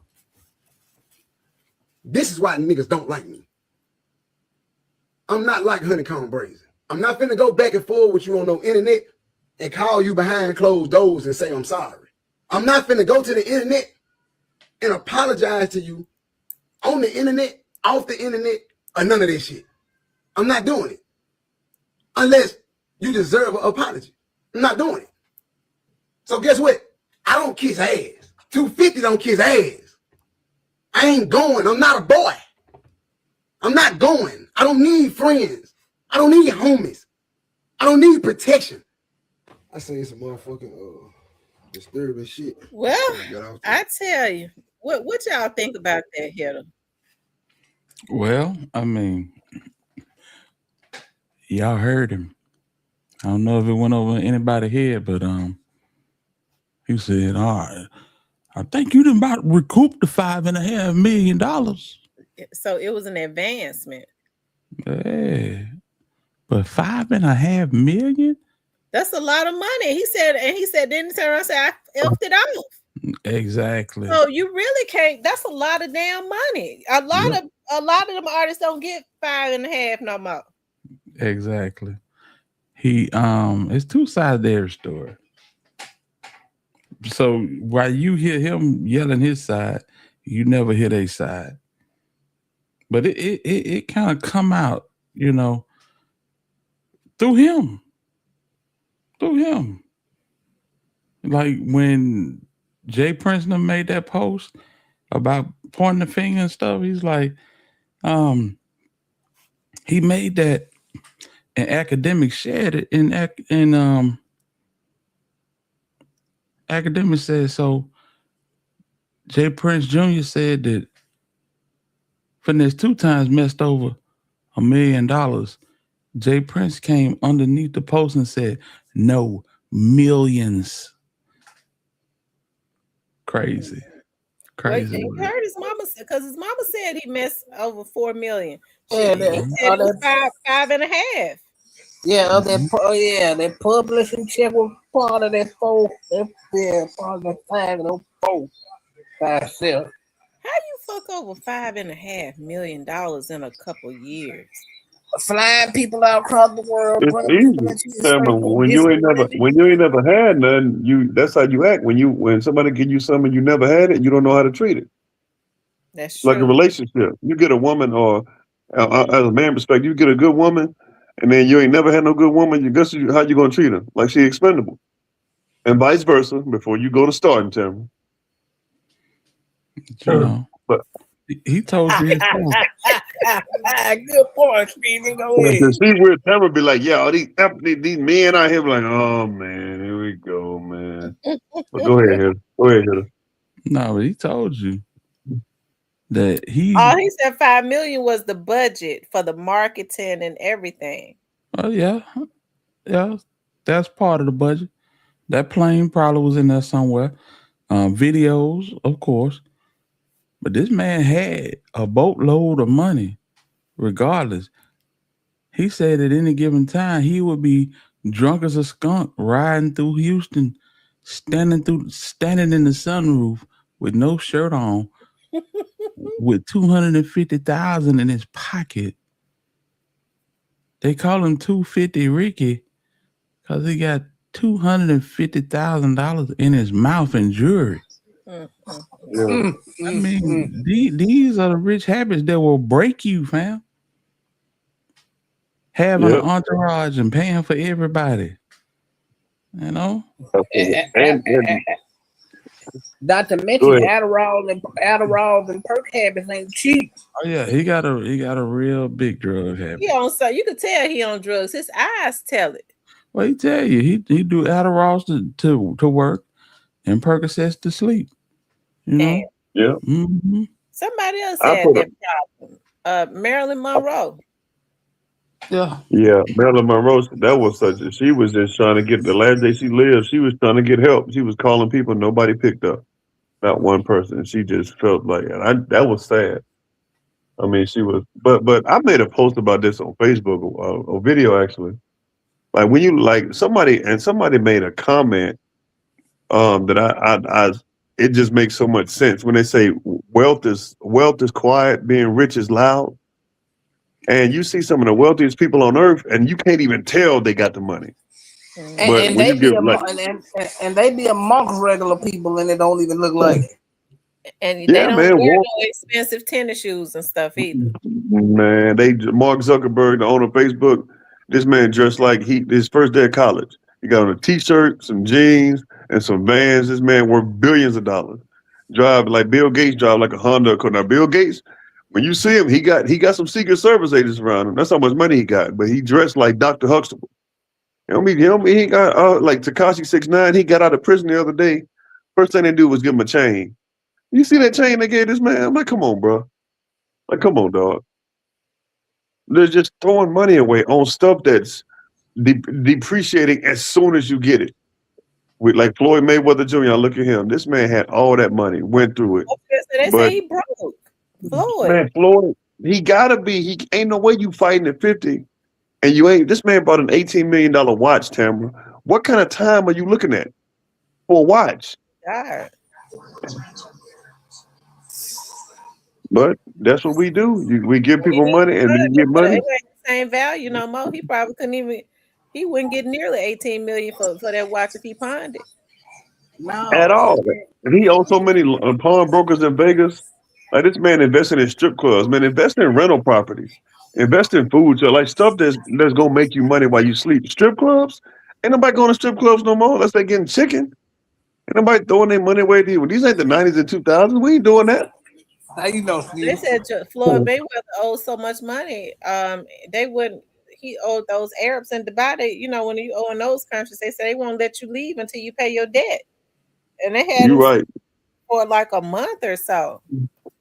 Yep. And shut up, Cypress. But no, man, I just don't be understanding these folks. Like, I don't even know why Honeycomb Brazy went back over there. I'm still trying to figure out why, because Honeycomb was killing mob ties when he got released. All of a sudden they cool again. I don't get it. Well, for that because he probably under contract and can't pay him. They ain't gonna let you out of that contract unless it's in blood.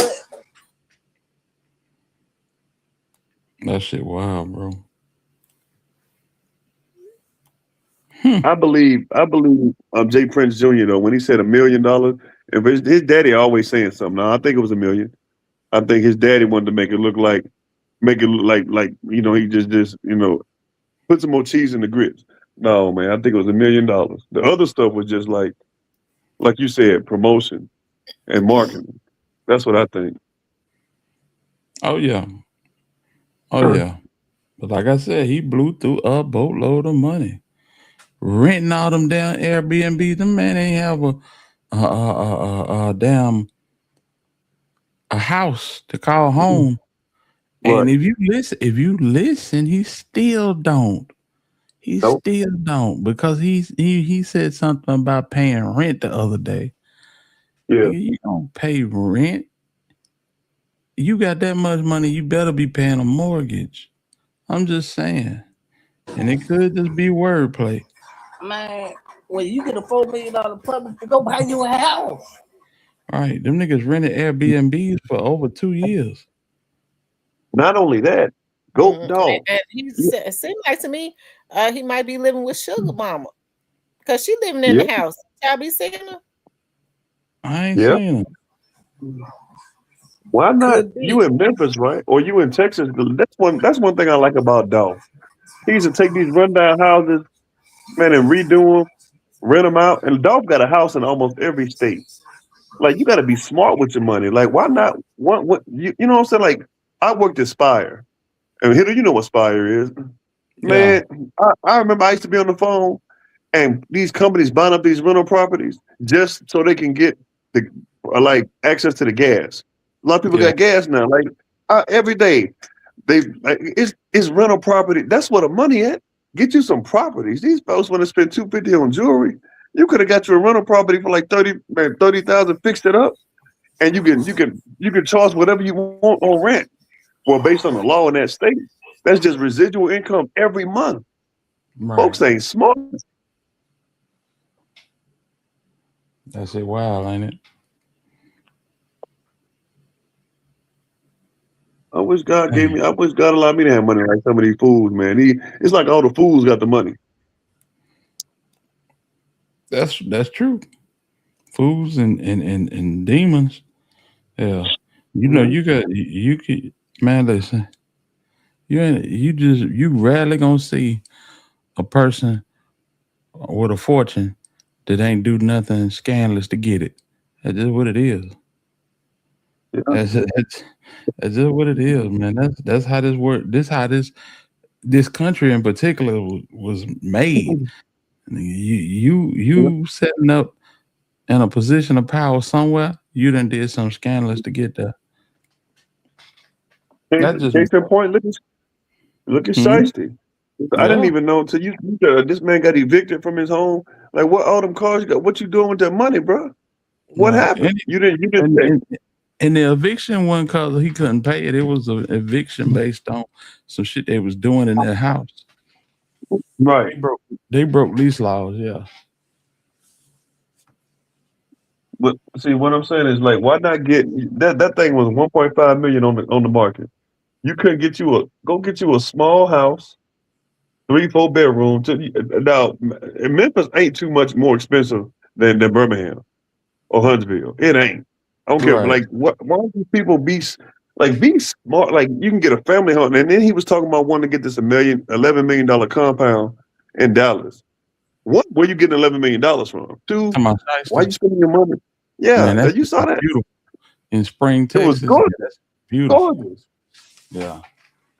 And you're gonna put your whole family out there. Did his mother really go live and say she raised a real slime, or is that a lie? I don't know what she was saying, and that shit was old. That was from when he first came home. Oh, okay. Mm-hmm. I was gonna say, oh yeah. Speaking of Memphis, y'all know the guy from Huntsville. They found him in East Memphis. That's the body you was talking about. T. Yeah, I've been doing Okay, I'm gonna was that drop the real a estate video guy of from? that tomorrow. Right. I was working on that earlier. And they, he was like what, a real estate guy or something from Huntsville?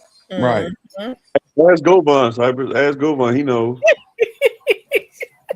I don't know. Well, go on. Yeah, I know. No, I was saying I was you know, I was hoping that it was the other person, but Right. Yeah, we see go man he ain't in Memphis no more. He in Texas, boy. These Memphis refugees going to Texas, boy. This shit is an influx, ain't it? Everybody going to Texas. Last No week comment, he said man. No they asked comment. him on one of them shows. He was like, "Are you still in Memphis?" He was like, "Is LeBron James?" He said, "Some of them like, ain't no telling what Govon that. He don't want nobody to find him."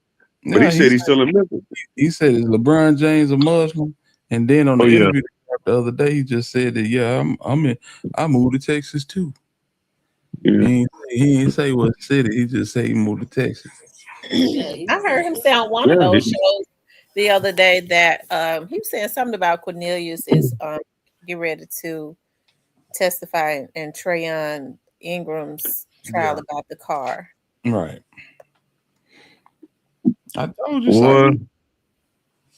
Cornelius ain't playing. Cornelius, y'all don't pay me my 40,000 so I can get a high. I got something for you. All right, if I can't get high, none of y'all can go. None of y'all gonna be free. Cornelius ain't playing, boy. He said something about he didn't think that Cornelius was getting a deal or something, but I don't know how he would know. He know everything. Yeah, he know everything. Don't know nobody but know everything. He know what I ate for breakfast this morning. He know exactly what I ate for breakfast. No, and quit. And how long it took me to eat it too. He don't know you though. He don't know you, but he don't know. He don't know me. He don't know. He called me Steve. He don't call me Steve. He called me Steve. He call you Slim Daddy. Oh yeah. Well, the cool question here. Can you tell me why Pooh Shiesty didn't use chat? Come in, listen. I don't even know. Well, he got to be computer literate because he was on Twitch gaming. But man, these folks don't think about stuff like that. Anything, you know, I would have went to Chat GPT to see how I could have got out that contract before I took all them boys up the freeway. What the hell wrong with these folks, man? I still believe the young niggas that's on the Greyhound bus, they telling. They telling, Jack. Somebody gonna tell. You know, 30 not gonna somebody tell. is telling. Luntrell Senior. That man ain't finna take Luntrell Senior. That man. Hey, I ain't no. Hey, y'all want me and my son? Cause both of us named Luntrell. Right. Y'all think he gonna tell on his son? Well, they might say he might cut his dad loose. You know, say his dad ain't got nothing to do with it. No folks ain't do the $250,000 boy. He is telling. And then they found a motion to bring him to Dallas. Dude is most definitely from the TFO. I was watching Petty Talk, and Petty Talk, like Chopper Gang Entertainment said, "Shut your fat asses up." So somebody would believe he talking. Yeah. What up, Nita? That's crazy. Yeah. Yeah, Pop's what, 55, 50? Yeah, he telling. Hey, 49 finna be 50. Hey, Nita. What's up, Nita? Well, Loyal. you know, like I said, people thinking that it's gonna be a walk in the park for them, but I don't know about that. the case is so high profile that puts a lot of pressure on them to they're not gonna want to look bad. And I don't think they would have. He did. You notice he did say this investigation was shorter than usual. Yep. They got the camera footage. This man had a federal ankle monitor on. You ain't getting out of that. I don't care what you say. Well, I was just going on a field trip. No, you wasn't. One of the other guys did too. And listen, they saying that. Well, we know for a fact that they called him before he ran this play and said, "Hey man, you supposed to be at home," and he said, "No, I'm supposed to be on rec time." And they like, "No, you need to get back home now." He said, "Okay." Shit. They said, "Wow, all of this was going on when they were in the recording studio." They called back. The probation Hold up, you serious? You serious? I'm dead serious. They called back. Like, get your ass home. If that ain't an omen, I don't know what it is. Y'all come to the studio and the studio is closed. That's an omen. Yeah. These niggas say, hell no. Mm-mm.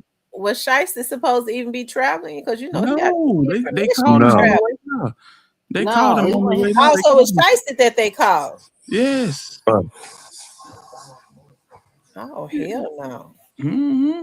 They must thought they was quit. See, he was doing so much with his ankle monitor on because he remember they thought they could do it. Man, we know good and well Quit ain't no dang ankle monitor on, man. No, Quit ain't That had no man, ankle monitor on. He was just moving no, he around had no doing the ankle fuck he monitor on, wanted man. They everywhere Quit went, they just tell them like, follow him. He going right here, y'all. The man in Mississippi on camera, but he had an ankle monitor on, man. And then Quit said he went everywhere, man. Memphis, man. I don't want to talk about Memphis Police, man. Please, Tamara, don't make me talk about the Memphis Police Department. Well, Quit might have known how to manipulate the monitor. Man, that man would have had a monitor on by the time he got the airway. The whole car would have been flipping around. And then too, the people the Memphis Police don't monitor. They have third party companies. So I mean, and they don't pay them folks no money. So Lord. Yeah. So hold on. Let me ask this question, Tamara. I ain't trying to be funny. So okay, before I ask the question, let me ask this pre-question. Who's supposed to pay the third party company? Quit. I believe Quit had to pay him. So Quit made sure he didn't pay him, and Tamara, this man broke his. They might have a contract. I think. Okay, so they get contracts with the. I don't know. I think sometimes that they have to pay him. They have to pay for their own money. Man. Right. So he broke the conditions of his bond multiple times, and not once did Jennifer Mitchell Young say, "You know what? You ain't taking this seriously. Let's lock you back up." That's what you're telling me. Now I'm getting mad at the justice. They be in violation if they don't pay. But here's the thing about that: you have to understand, like the people that they have monitoring, they ain't getting paid nothing. They'll take bribes. Right. So the judge, but Jennifer Mitchell Young could have locked him up though, right? If the monitoring company said that he had violated, did he ever come before court saying that he violated? We saw him in Mississippi, Tamara, on camera. Of course he violated. He went down there. He was stalking her. Tamara, he was stalking a lady. Yeah, he all down at the Home Depot. Gas station. Yeah, remember True Results? True Results recorded this man going to the Home Depot. True Results. Tamara, True Results stood 150 feet away. Yeah, True sold it. Yeah, that was him. True was like, I got breaking. I know True Results was recording him when he was at court, but was they recording him at Home Depot? Man, True said breaking news. It was somebody standing there watching this man at Home Depot, like 100-some feet away, and I'm like, you hold up. This man is telling you I don't care about your rules, and nobody, not even because they lied to Dawes family. Not even the judge, because the judge, she scored, like, I believe Onan and them sent the email or whoever. But the judge said, don't make me revoke your bond. He went against his probation 3 times, and not one time did they say lock him back up. Right. Not one time, 3 times. He didn't never have an ankle monitor on. Oh, yeah. Onan did have them. Onan did call in the concerned citizen. That was O. Yeah, we know. We He know. had all the people to call in. They bump. They yes indeed. yeah, They and it's even like, told they go ahead, told Cypher. they told that man went to funeral and everything. Man, every time it was a murder, He every said time it was Tamara, every time somebody got hit, Govan was near there somewhere. He was in the vicinity. That if that don't scream guilty, nothing do. And they didn't think once. You know what? We already lied to the public about Dolph's family agreeing. Let's lock him back up. But initially, it was because of health concerns. This man ain't sick. Right. He never was. He was scared. He said his arm was tingling. Yeah, it's all like I mean, just lying. Just so many lies have happened. This is this is why I don't respect law enforcement in Memphis. I just can't get down with the way they did this stuff, man. You can't be that stupid. Well, As a collective, they're dumb. Put my buzz in to get on YouTube. They just really screwed the pooch on this, man. Like Memphis. Anyway, law enforcement in Memphis, the reputation they got, they deserve it. Like they are terrible, man. And they don't pay because they didn't even pay the first 48. they didn't pay the first 48. No, they didn't pay. They they supposed to have a contract where they're paying for the film, and they weren't paying for. No, they weren't. No, the issue was the first 48 came in, and I was up there when the first 48 first came in. They agreed to allow them to come in. The first 48 made millions, and so then the people, city council started complaining. They making millions off of Memphis, and they're not putting any money in the city. Well, rappers the make first millions. didn't pay. Well, rappers make millions of the city and don't put that in the city. Dog did. Stop. Dog did. They should have been given 10%. If the first 48 made millions and millions of dollars. Well, good job, first 48. What they should have done was they should have gave at least 20% to the city. Paper Rock gives back to Memphis all the time, Cypress. So don't do that. And E-Baby, you right. E-Baby, I agree. The first judge, go ahead. I ain't talking about paper route. I ain't talking about no paper route. You said rappers. Rappers don't give back. I said they rappers? Ain't Paper Route rappers? I don't know. Is they? Yeah, man, it's are they, and yes, they are. Came down there to Birmingham. I had a crush on Chris. I bet. Let me guess. He fat. He a fat dude.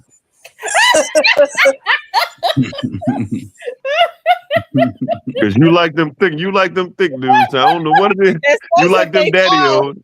Especially yes, I do. That's worse. Because that mean he ain't if he over 6'1", you ain't taking no stock in Tamara. You just can't wait to make somebody play, can you? Boy, you some boy. I like big guys. I know you do. I always did. I like teddy bears. I mean, especially when they tall, of course. Man, in the wintertime, y'all need no heat or nothing. Just body heat, just keeping each other warm. What? Heck no. Why you always talk about daddy? You already know how I feel about why you hating on the big dude? Hey, hold on. We know you got a fitness certificate. you gotta hate on the big dude. Shit. No, man.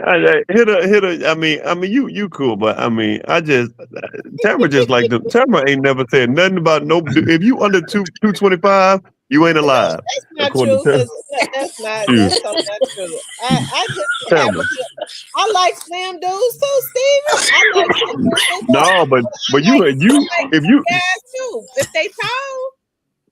No, Tamara, you like when it come to them big dudes, like I bet your favorite rap group was Heavy D and the Fat Boys back when you were growing up. You love them. I used to be in love with Shaquille O'Neal because he was big and tall. He was he fat now. Okay, who your favorite? You like Biggie Smalls? That's even better, but Shaquille don't look healthy. He don't look healthy. Like he got diabetes or something. Shaquille got too much money not to be taking care of himself. But Daddy O don't look healthy. No, Daddy O look healthy. He look healthy, all right. He look healthy. He just got through eating more than likely. He just finished eating. I'm gonna help him. I'm gonna help him to work out. I'm gonna cook I that. know. I'm gonna Please. do that asparagus and stuff for him. Yeah, nah, you gonna do some cardio. I know what cardio you talking about. I ain't no, Tamara. Don't even try. I'm gonna help him. I'm gonna help him to. No, man, Tamara, you like them thick. We're gonna be goals. We're gonna work out together. Oh, for your yeah, at home in that condo. It ain't gonna be. It ain't no outside working out. It's gonna be that naked yoga. That's what you gonna be doing. No, we're gonna get outside. You gonna get a paper route chain when you finish with him. I'll tell you that, buddy. Yeah, okay. You gonna earn your paper route chain. We're gonna be outside. Oh, y'all gonna do it out in front of people? Okay, that's what's up. We're gonna exercise. We're gonna do the yoga on the river and all that good stuff. Yeah, that's what they call it, yoga on the river. Okay. I ain't. I'm out the loop. Class called yoga on the river. It already started too. No, I'm talking about what you and Daddy Yoga be doing. It's gonna be called something on the river, but it ain't yoga. Oh, you talking about she said a cardio. Oh, that too. That'll make Look at you, see that? Nasty stuff, just nasty. Man, I hope your mama listening too. Mama, you hear your daughter, don't you? Steven, you was the one that brought it up because I wasn't even thinking about nothing like that. I'm just look at you, but what? Finish it. Go ahead. Nasty stuff. You Twinkle Town for real. Twinkle Toes, Twinkle Town. That what I'm calling it. Twinkle Toes. What I mean, I brought it up. He gonna be my husband, so.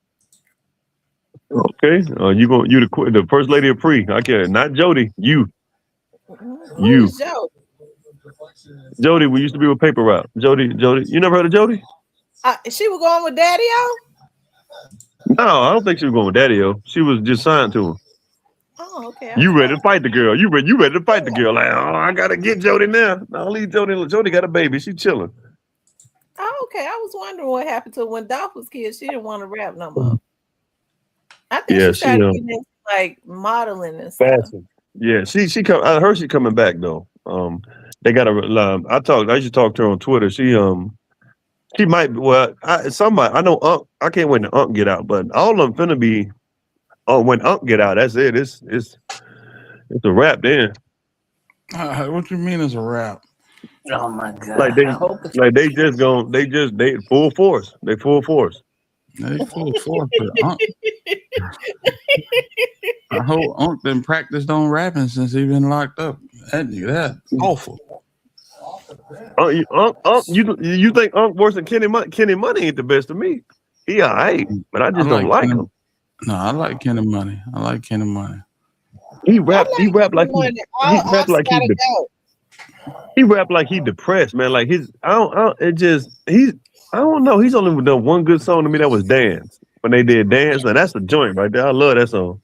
No, he just got a laid back sound, just like he got a laid back sound like that. I listened to Kenny Money Paper Route, but that's all. Nobody asked you, Cypress, but no. Cypress be hating, you already know that.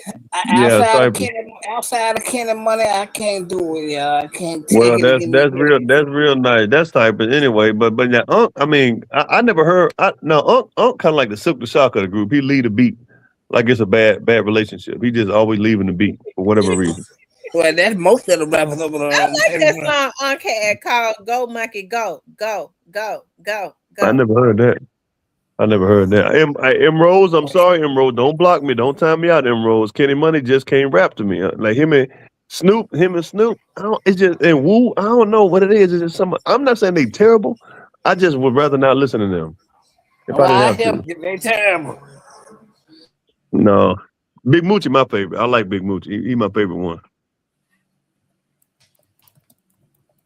Yeah, I think a Big Moochie is underrated. I think Kenny Money the best one on the label to me. That's not the one I've been to. No, I mean the best one on the label. Like really, if we gonna like, if he would slow down, is Jay Fizzle. Jay Fizzle just be like, dang, dude. Shoot, Jay Fizzle be getting busy on the man. No. If he slowed down, if you listen to what Fizzle says, Fizzle the best one. Well, that's my opinion. I like this song he got. Oh, Big Moochie I be in just his stuff. And Big man, Star. tell Philip to December. She said I fucked her, but I don't.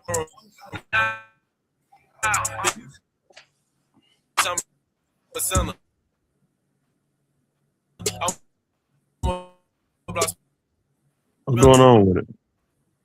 We saw you out of chewing the black. Using my It's key, my Trump. mirror, my dinner, my air. Yeah. Out the ground. Make sure I eat the banana. Tamara is skipping real bad.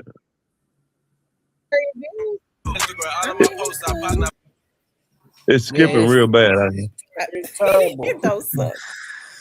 I like Letter to Flipper. That's when I saw the darkness. I mean, I didn't like the message, but I like Letter to Flip after Dolph died. He pretty much told him, yeah, we coming after y'all. I don't play it, but listen to it when you got a chance. He got a song So- that I really like called Exotic. What is it called? Exotic I don't know. something. They coming after who? Hell, Juke dead. Go man. No, my that ain't favorite one got that nothing to do with my this. favorite one that he got is Free Straight Drop. Oh, Fizzle? You talking about Fizzle? Yeah, Yeah, Free Yeah, Straight man. Drop.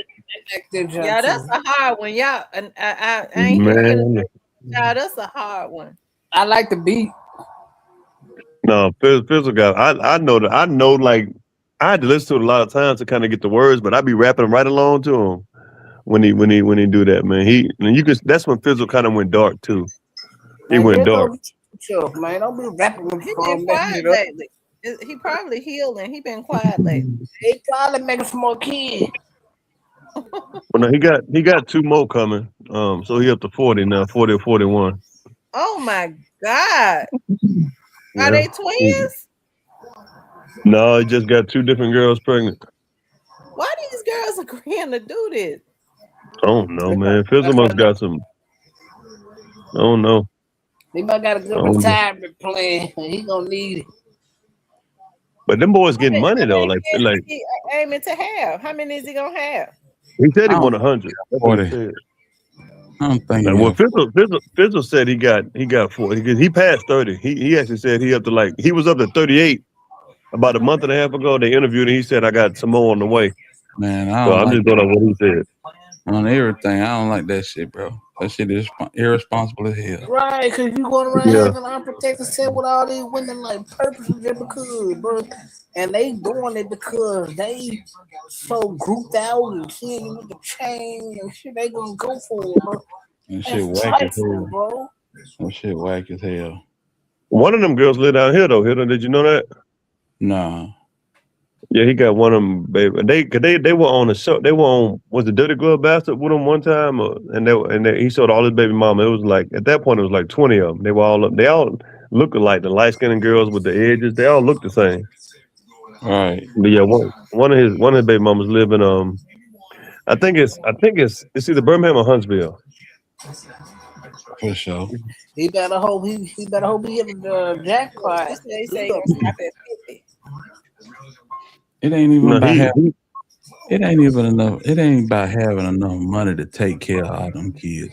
It's the fact that you can't build a bond with all them damn kids. You can't teach them nothing. You can't. You know what I'm saying? Yeah. That shit low down as hell. Irresponsible as fuck, man. Yeah, I agree. Yeah. You can't spend time. Well, look at Nick Cannon's baby mama. They complaining about he ain't around. You knew this when he was having them kids. Like you knew he wasn't gonna be around. Right. Yeah, because he can't. He got too many kids. Nigga had to He wake gotta up, just bro. divide that time, but he can't never. Damn, you got to wake up. And I Nigga, think Lil Boosie wanted, but Lil Boosie, I don't think he want 50. He said he want him some more. He up to 9. He said he want him a few more. Yeah, And he but got most of his young girls to have his by. But yeah, most of his kids majority of his kids are grown. Yeah. Dub JJ Fizzle, your cousin. You said Dub JJ. Okay, that's what's up. Oh, God bless You you, said man. so. You Dolph cousin then too, Dub JJ. That's the case. Okay. WJJ, I fuck with you, bro. That's irresponsible as hell. That shit didn't turn my whole mood, man. I ain't even gonna hold you.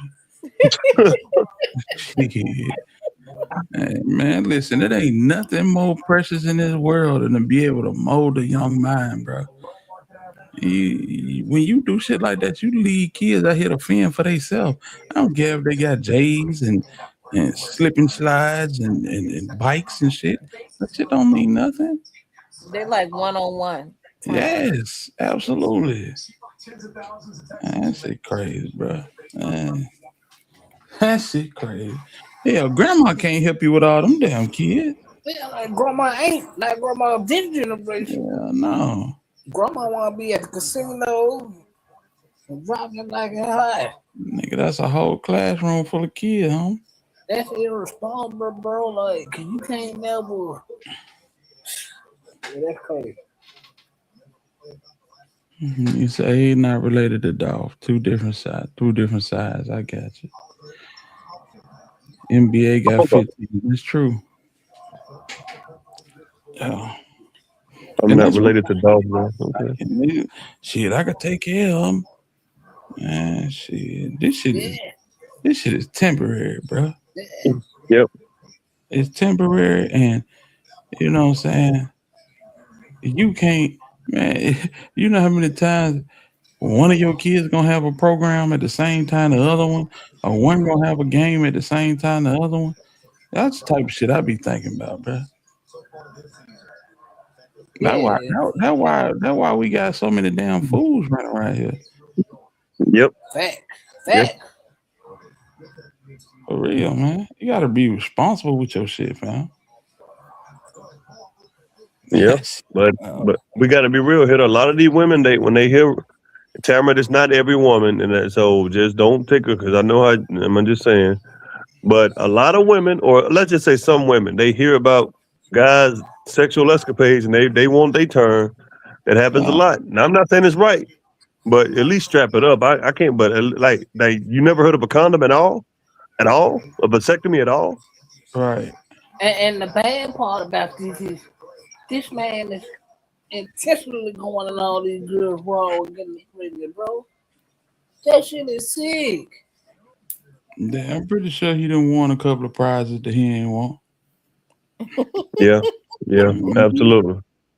For real. And you look, yeah, absolutely. Hell no. I know M Rose. That's why it's M Rose. I'm come on now, M Rose. Cut me some slack. I know you glad you on the panel tonight, boy. No, yeah, cause I'm M Rose. That ain't even me. I got my one. I'm my daughter gonna be she's gonna be 20. Yeah, I'm straight. I'm good on kids. Heck no, I don't. But I agree with Hitter. I fully agree. I just think that when you like, to me, 5 or 6 is a lot. I couldn't imagine having it. And then a lot of them are born within months or years of each other, like a year or two. Like he got some kids like born. They had birthdays in the same week or something like that. Like, come on, dude. Like dog. If you go past 4, yeah, you know what I'm saying? I don't care how many millions you got. They gonna catch up in the long run, fam. So their rap career don't last forever. You can't spread yourself around that much, bro. Yeah. You have that many kids, you have to have some. You got to have somebody by your side that's gonna really put that work in. You got to be willing to put that work in too. Yeah. You know what I'm saying? If you want these kids to be successful, that's all. See, I'm looking at it from that standpoint. You know, we talking about Pooh Shiesty and his daddy. You know, his daddy was in and out the feds half the damn time. That's why he ain't got no relationship where he can, you know what I'm saying, get his man words of wisdom, because he ain't got no damn wisdom. He in the damn feds making cheese while this man coming up through middle school. Shiesty was on a leg monitor at 11 years old. Wow. So, you know, this shit crazy, man. No, and then they heard his mama talk on that FBO the way she Yes, I see why he indeed. like it. I see why he like he is. Yeah. It ain't no education, for one. You know what I'm saying? everybody views is misconstrued. Everybody tied in on, you know what I'm saying, clothes and, you know what I'm saying, liquor and all the bullshit. All the bullshit.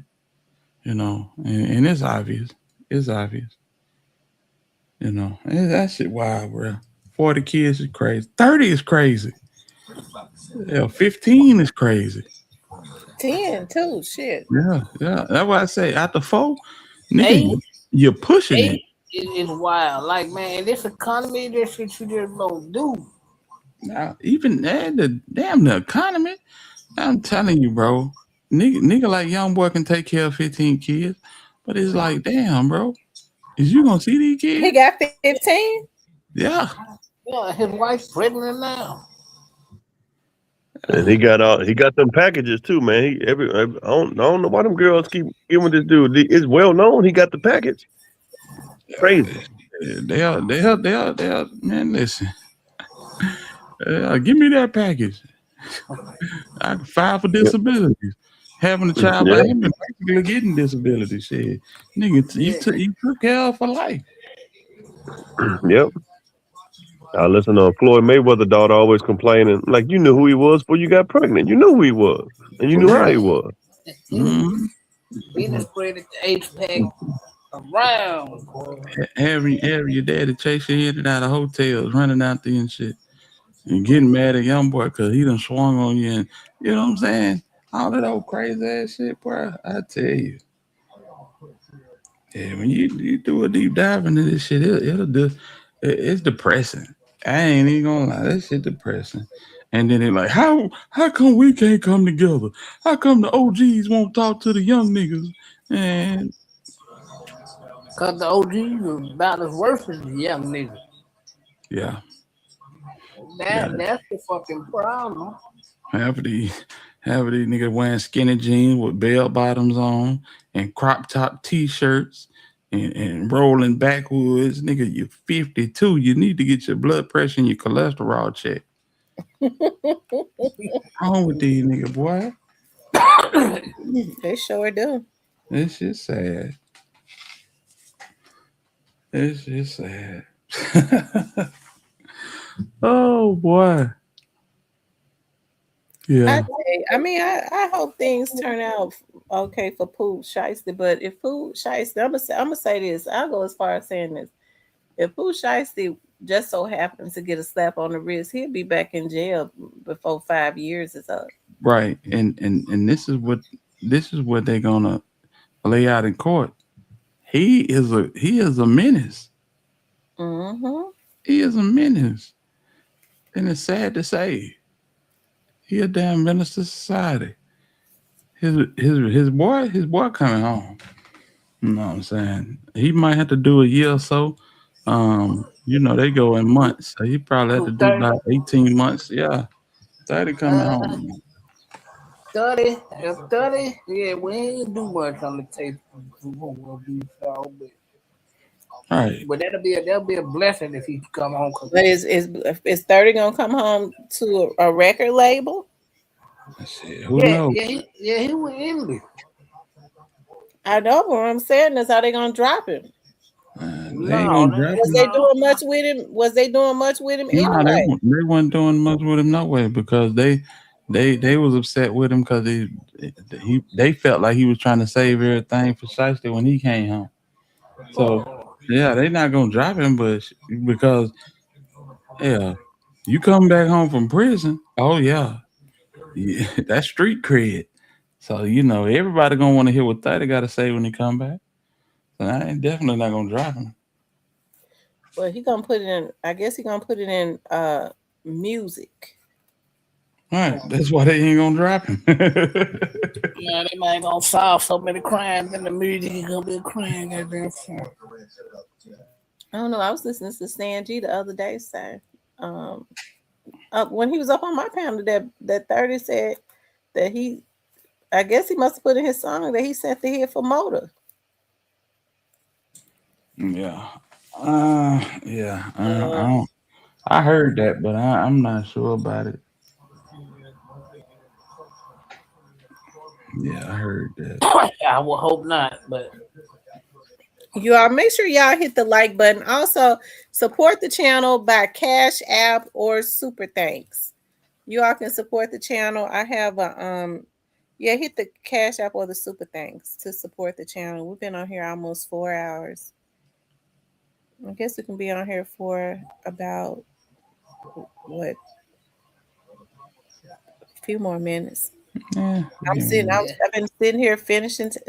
Second, I think I got about 10 braids left. It's taking so long to take them out. I've been taking my time taking them out because I want my edges and stuff. I want my edges. I feel you. Lord have mercy. Edges, so it take me a long time. I be going slow with taking them out, but normally I had a twist, but I stopped getting a twist. I got the braids this time. It take a long ass time to take them braids out. Absolutely. Normally you cut the twist, they'll just unravel, but not the braids. You have to pick them out.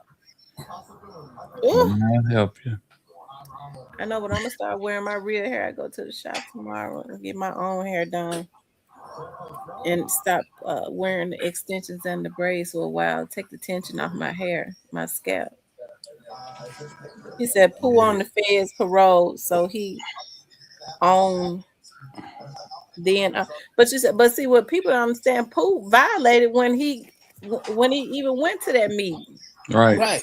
So why would he even do that? Because he don't care. When he had that.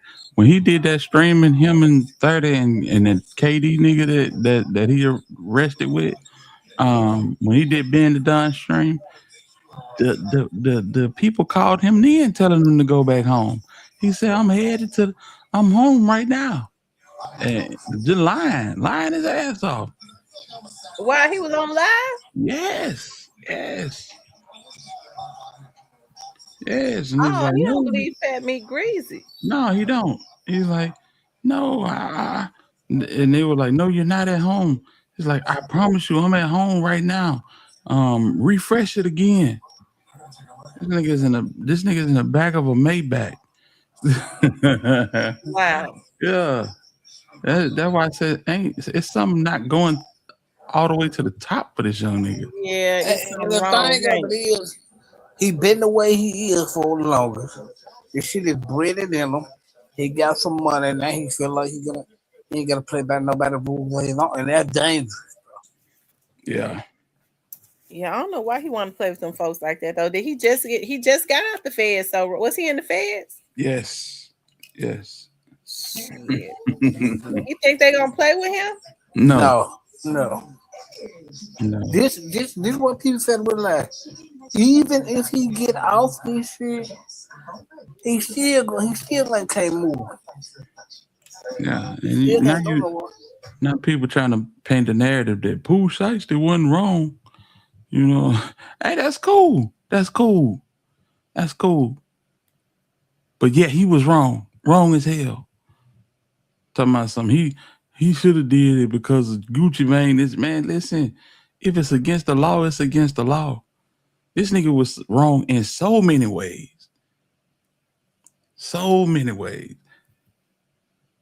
Bringing firearms across state lines, hiding, getting your homeboys to come to Texas and getting their ass jammed up. You weren't even supposed to be out the house, bruh. Yeah. He sure did that.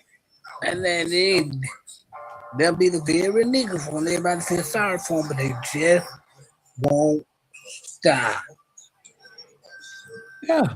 It's the same shit. I keep telling you. I mean, we've been talking about this shit all week and all weekend.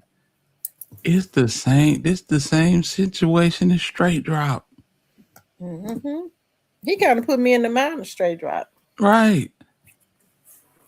I don't know why, but he do. He kind of put me in the mind of Straight Drop. I think Straight Drop wasn't going to stop to the point where somebody kill him or he go to jail for the rest of his life. That was the only out for Straight Drop.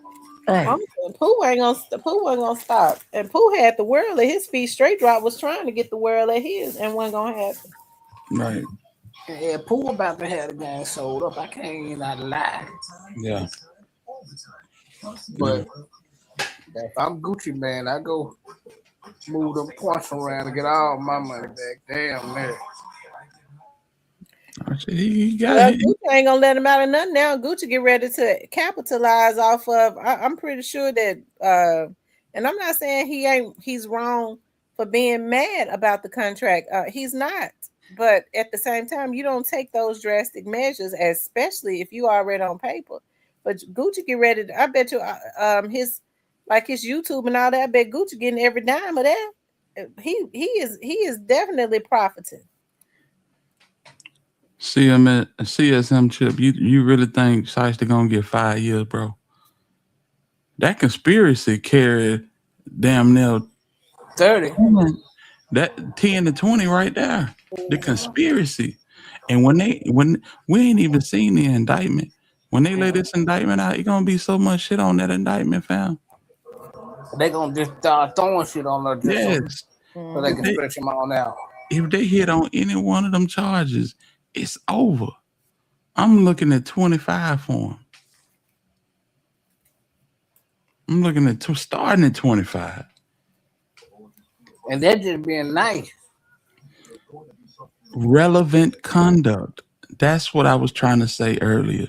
Relevant conduct is what's going to get his ass slammed. Yeah. When the feds bring in relevant conduct and they say, listen, this is who he is. This is what he does. He has no regard for the law. Yeah. This is damn near the same thing that they said about a straight drop. But instead of saying no regard for the law, they say he don't have regard for human life.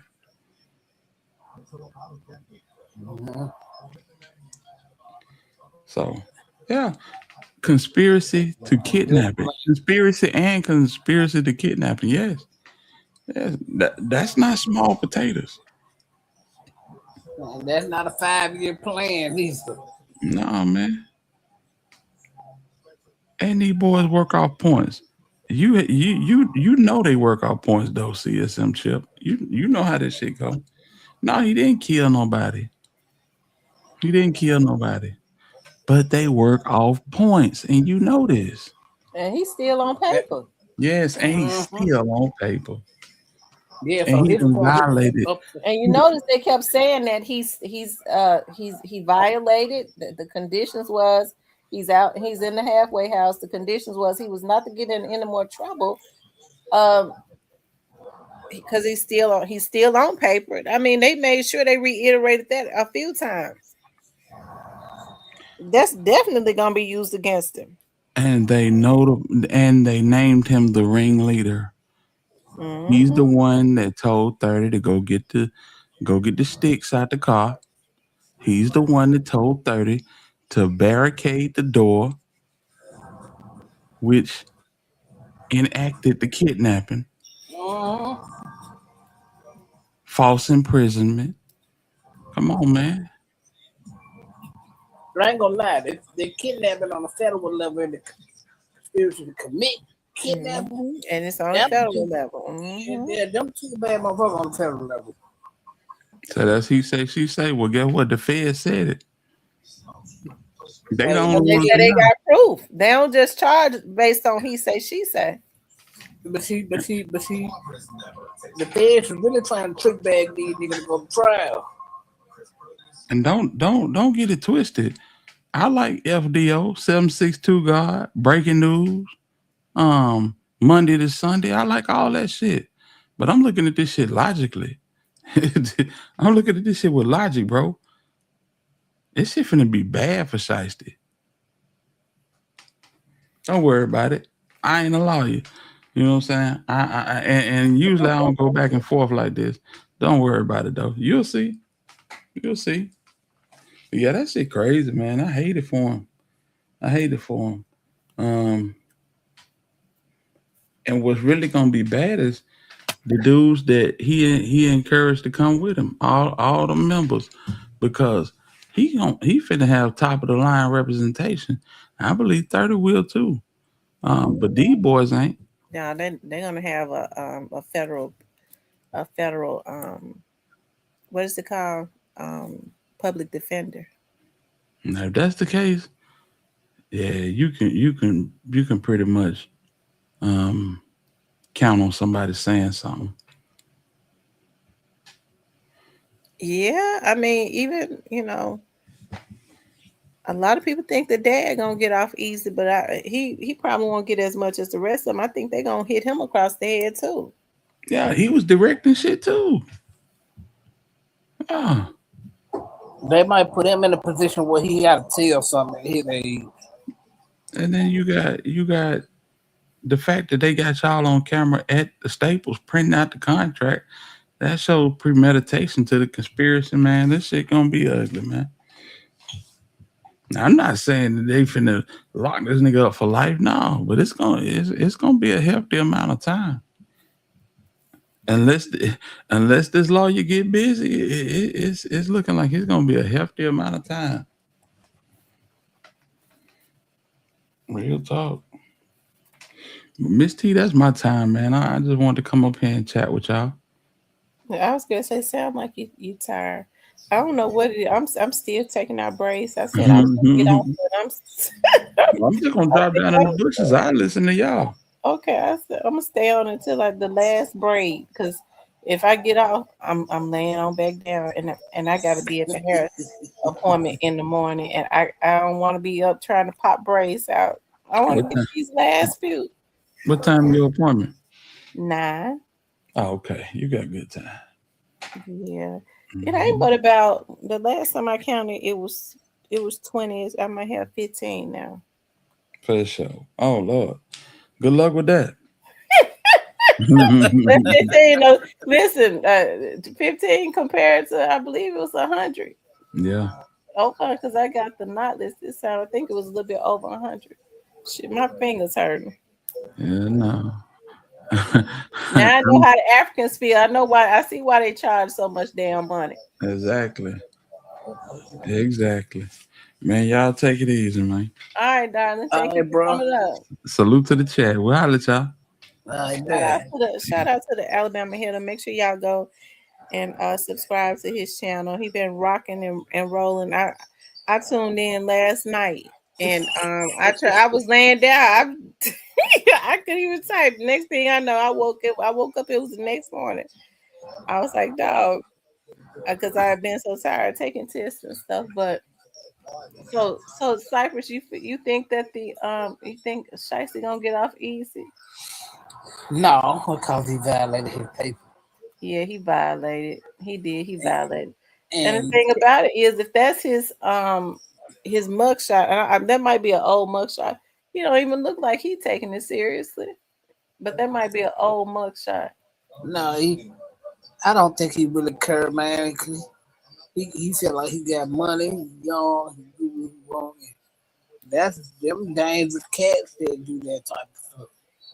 The thing about it is, I don't think Gucci gonna let him out. Well, he got proper cause not to.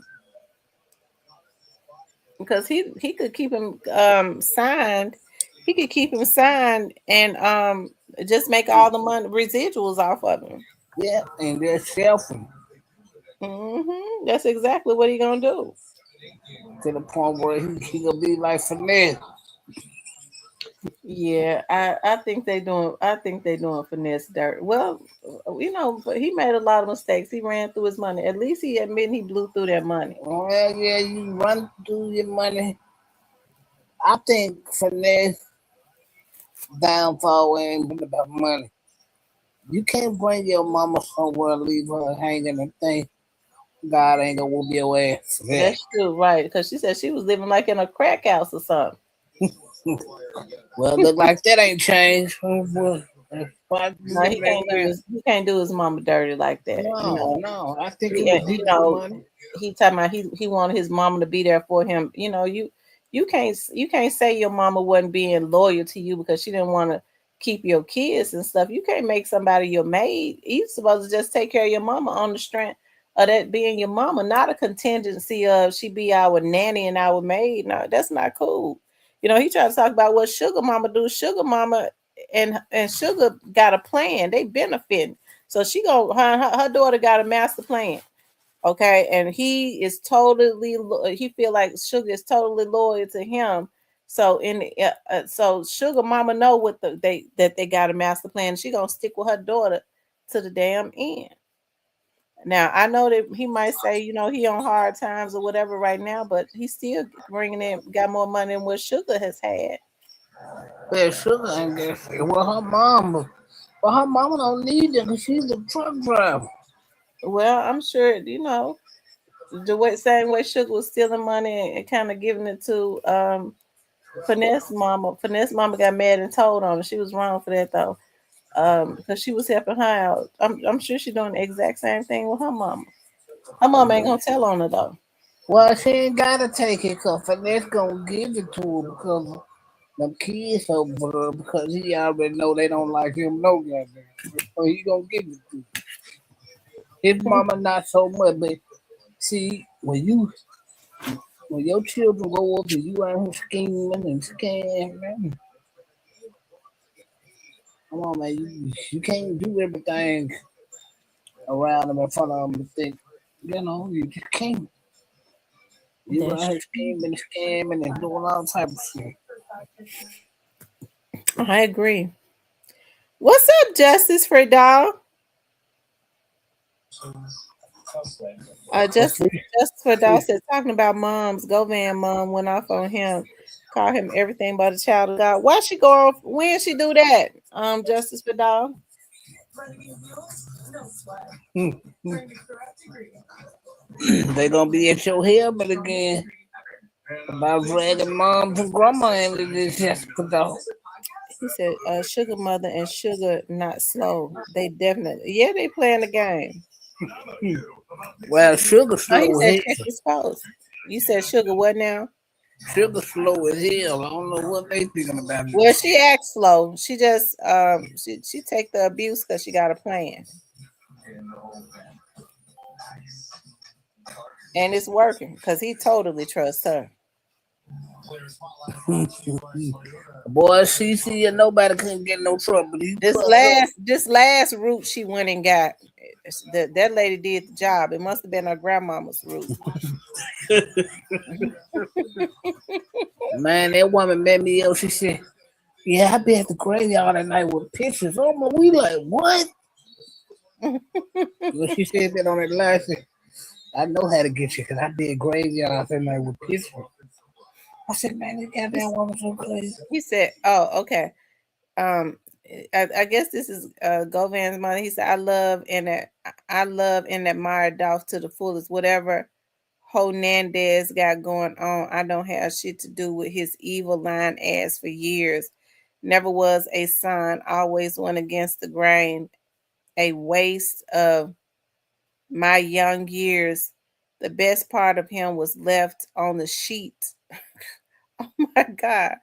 A road by leg FOH.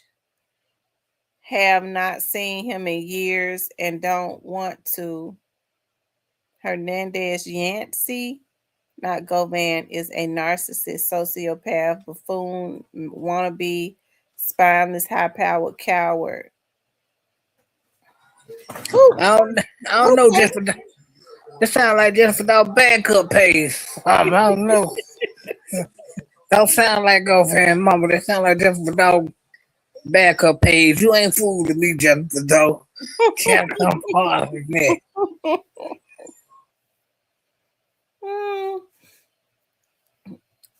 He said let's go Van mom. I was hanging around that floor when Govan had that trial. I saw Govan mama was there with him every day. I was looking at her because she looked just like him.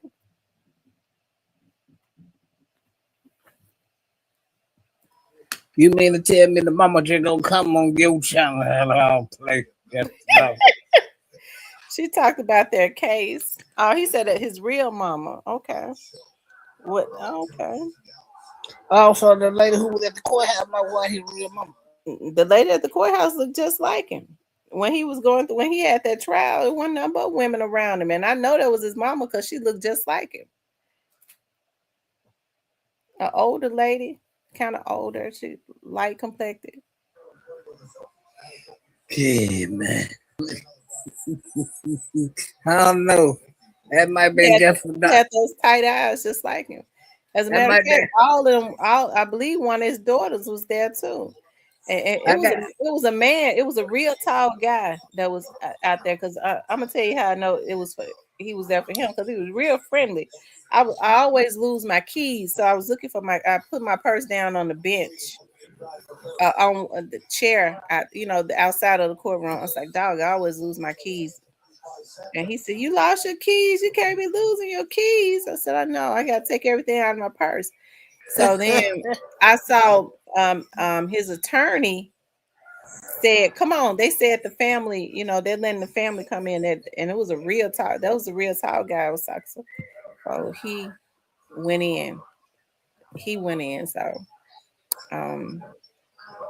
he was like an older guy too. I told you I hung around. Govan just didn't know who I was. He was so stressed out. He was so stressed out. I got off the elevator and he looked right in my face one day. And I got off of the elevator. He was walking to the restroom. That dude was so stressed out, it was ridiculous. Did you go speak to him and say, "My name is Real Talk with Tamara"? I didn't do that.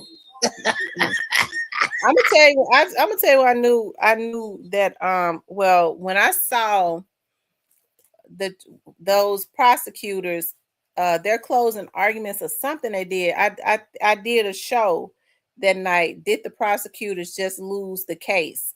And I'm gonna tell you why I did that show. I was like, dog, because in there they was like, "What do you think?" I was like, "I don't know," because they did a piss poor job. And then I remember at the end of the day, that day I walked up there on that floor, because I be roaming the courtrooms all the time. I have to be in them. And I saw Manny, the black attorney, the one that's from here in Memphis, that was Govan's attorney, and Manny had a young white attorney. Well, he wasn't young, he was younger than him. They were all sitting out there on the bench. Okay. And they were laughing and basically making fun of the prosecutors, and they was laughing and happy about what had just happened in the courtroom. I said then, I was like, these men, they knew they had it. They did. They knew they had it. So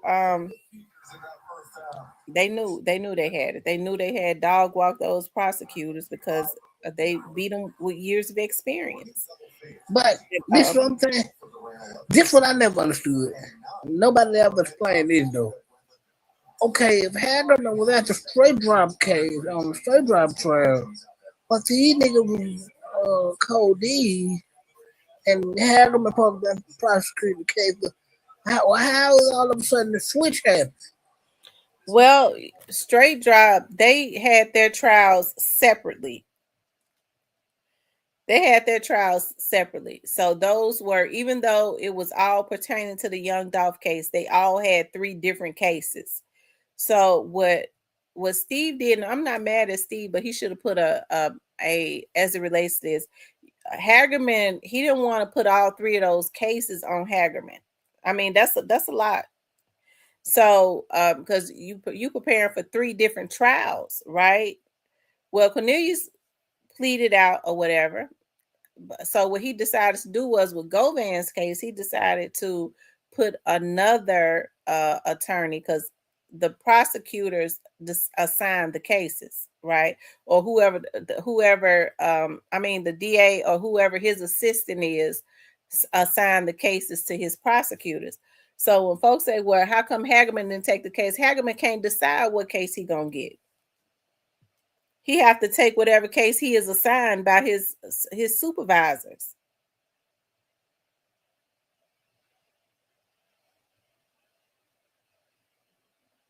Okay. So I just think that they should have put some veteran prosecutors on there. You don't get Hagerman that case because you don't want to boggle him down with all 3 cases. But you should have definitely put another veteran prosecutor on the case. Okay, well, let me ask you this then. If they put the dummy prosecutors on the straight drop and put Adam and Govan, do you think both of these Negroes get convicted and go to jail? Well, if he had put the dummies on straight drop, I mean, I think straight drop would have still been convicted because I think he would have still been convicted because of all of the evidence. But then they might would have messed that up too. I mean, so it's a good thing they wasn't on that either. I just think he chose the wrong prosecutors for the Govan case. So do anybody know when that the Trayon Ingram case, trial start? They say Trayon is supposed to go to trial. I believe they've changed it now to May or something like that. Okay. But Govan was saying, I don't know how he know. Supposedly that they had taken Cornelius' time down to 30 years, and then when he didn't get convicted, they took it back up to 51. But they don't do stuff like that. They don't offer you 30 years, and then because a jury of his peers found him not guilty, he still did what he's supposed to do. He testified. They don't take it back up to 51 years. I think Cornelius gonna keep on. He gonna tap around until he gonna mess around and get some of these folks charged federally. So, anyways. Also, Govan, how the hell do he know that Cornelius had got 30 years? Oh no, he wasn't talking to Trayon. He might talk to Trayon. Because he was trying to get Trayon to be a witness in his trial. You know, he's still, in contact with he's still cool with Devin Burns. So I'm sure Devin Burns and them still talk to all these little dudes. Mm-hmm. Okay.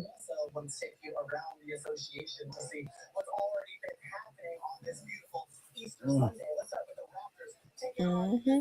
Anyway, so I'm gonna get off here. I've been on here 4 hours and I'm tired. Me too. I'm about to crash. Justice for Dow, when you gonna drop that video? When you gonna drop your next video?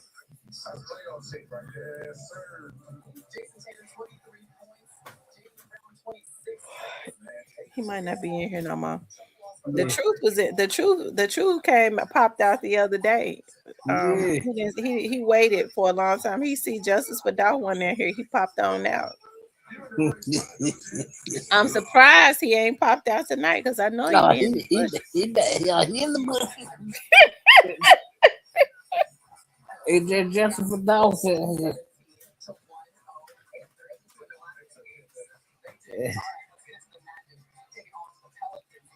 Let me see. Do you still speak to the family that girl set up? You know what's Howard Barnett's mother reached out to me about maybe a week or two ago, and she asked me if I was going to be breeding.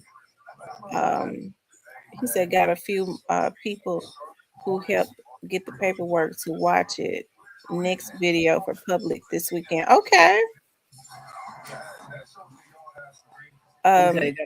She asked me about if I was going to be breeding my Yorkies, and what did she say about Howard? Oh, we talked about just a little taste about them,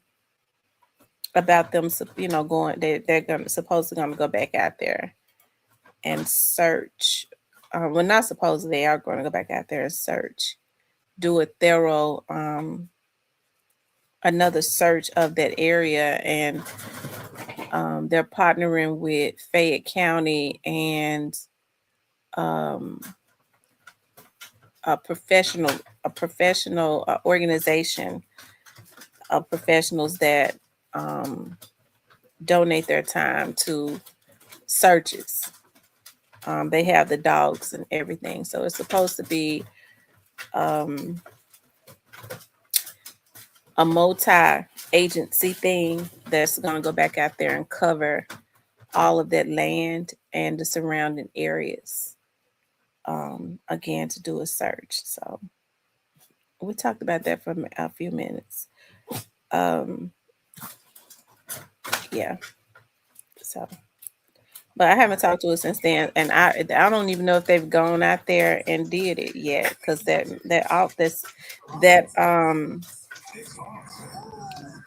detective was so mad at me. It didn't make no sense. He was so mad at me, it was ridiculous. So he's not because they really don't want to solve it. Right, because they really don't. He was so mad at me. So they're not gonna tell me nothing. anything I find out, it's gonna have to be through one of my friends over there at the PD, because they're not gonna tell me anything.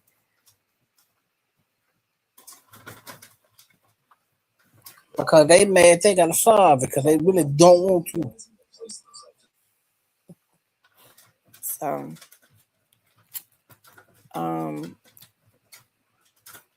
right. I mean, that's something that they should have had on their agenda anyways. Going back out there and searching the area. But that's something they should have been did. But you know what? That's the importance about keeping your record clean, because that's the technicality that they try to use. So if something happens, they can try to use that shit not to solve your case. And that ain't got nothing to do with you being a victim of a crime, but because you have something on your jacket, they don't want to solve your case. Yeah, that's an excuse for them to drag their foot, or they try to say, oh, okay, well, he got a warrant. They'll try to use something as minute as, oh, he had a warrant, he on the run, and it ain't nothing but a paternity warrant. Why would he go on the run for having a paternity warrant for not paying a few dollars in child support? They didn't say that about Howard, but I'm saying they claimed that he was mad at me too. When I brought that to his attention, I asked him why. I guess he was like, who she thinks she is, and I try not to be aggressive like that with people, but I said to him the last time I talked to him, you said that he had a warrant, and he did not have a warrant. Why would you say that? That man was so quiet. It didn't make no sense. He was just mad, Yeah. And so then he was mad. And so he was like, well, from now on, you don't get me started talking about him, but I don't think he'll be talking to me anymore. And plus, he's in communication. He is definitely in communications with Howard's mother, because she told me that he is. So they're directly in contact with her now. So that's a good thing, They're in contact with her. So. Yeah. The only thing about it is, I hope, they don't try, because when people don't know how they operate, or they don't challenge them on stuff that they say, and they know they can't do that, or it's not true, I just hope that they don't try and blow, blow smoke in her face, and you know what I'm talking about, like a bunch of crap.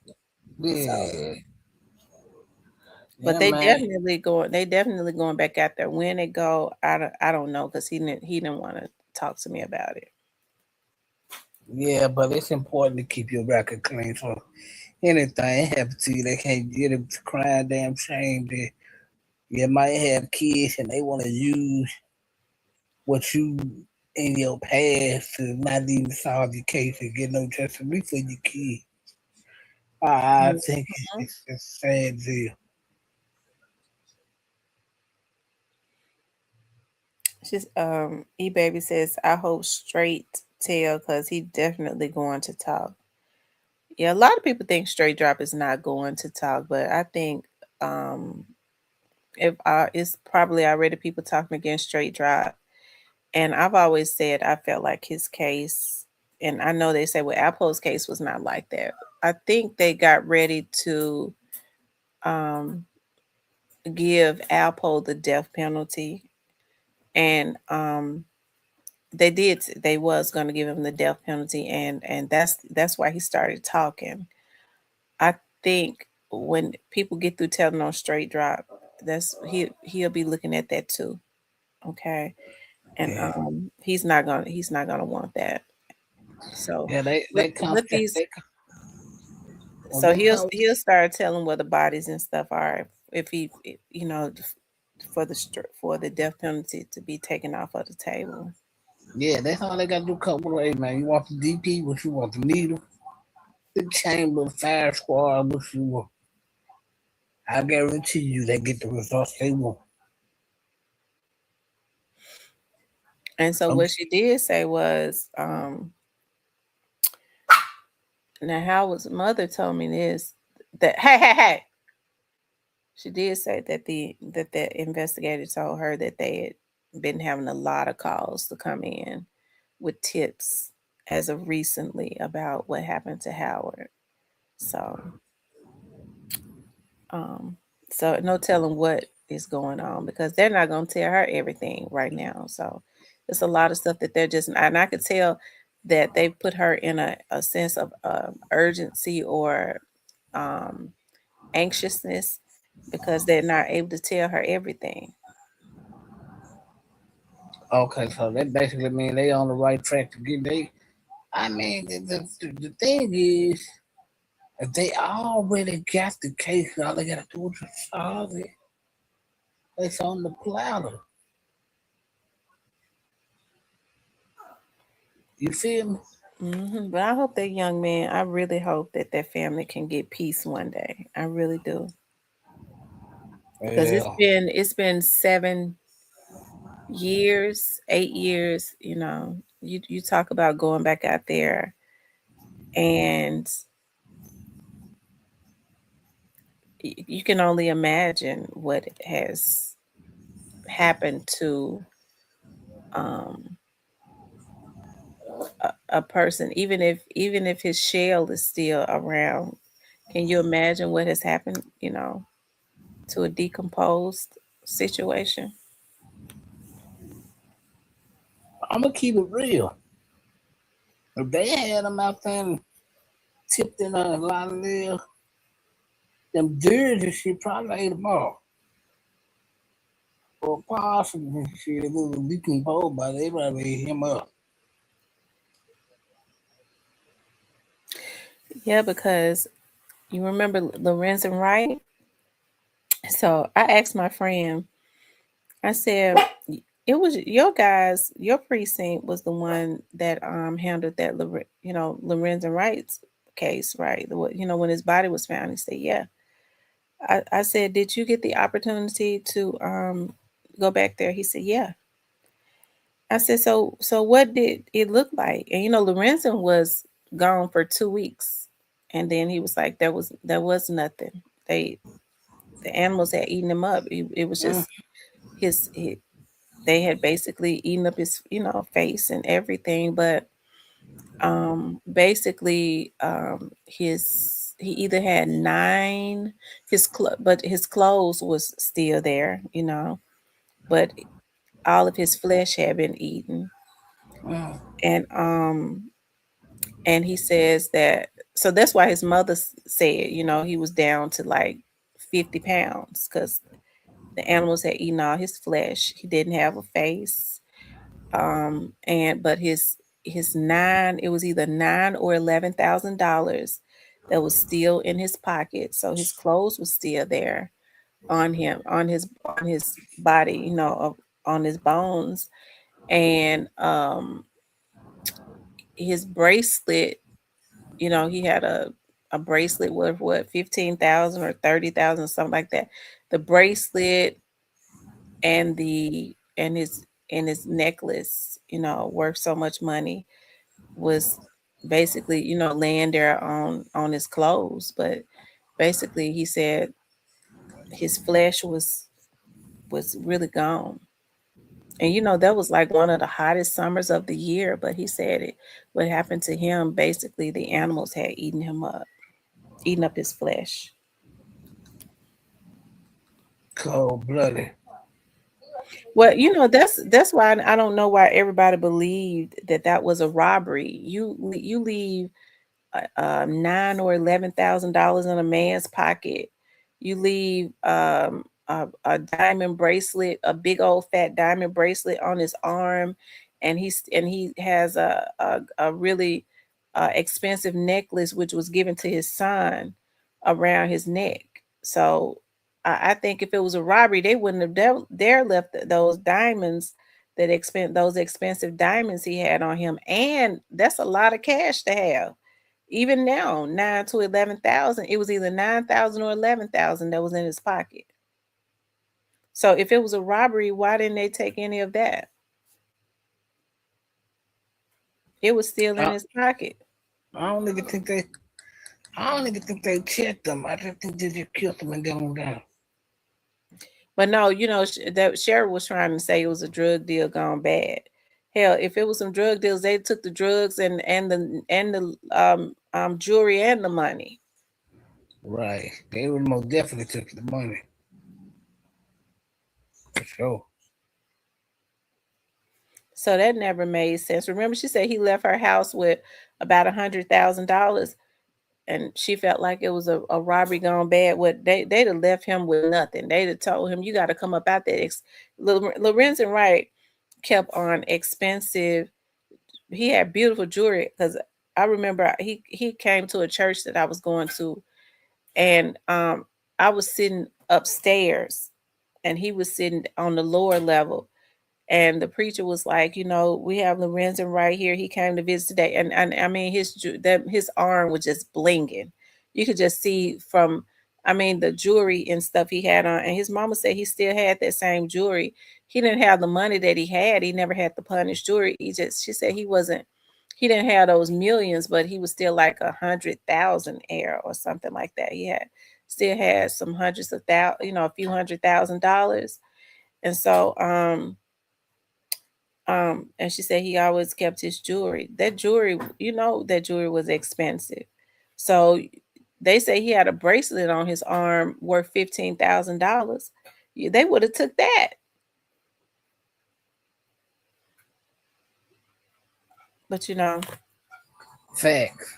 Yeah, they would have took that.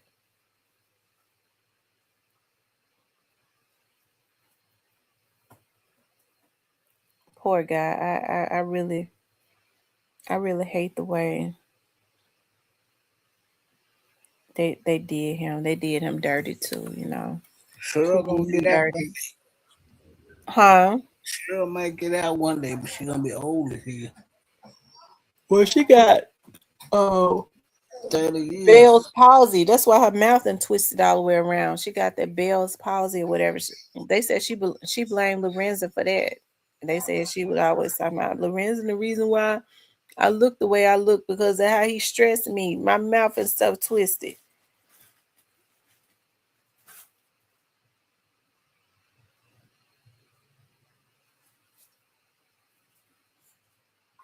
Yeah, I know Billy Ray feels like a damn fool.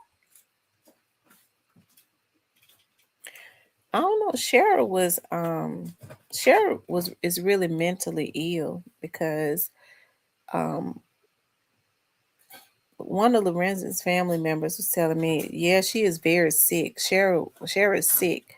Cheryl had a stepmother that was totally fearful of her, and she was fearful of her based on some things Cheryl had supposedly did to some family members prior. Now, the word is, okay, that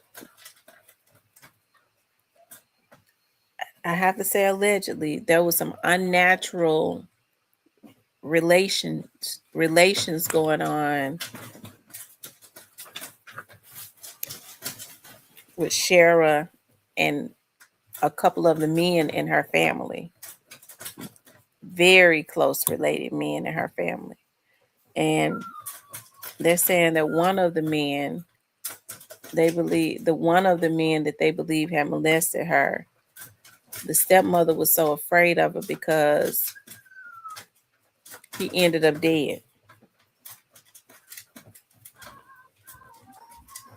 Dang. And there was some type of unnatural relations going on with her and a very close family member. So I mean, she's pretty twisted. Yeah, Justice for Dolph, that's Senator Robertson's sister.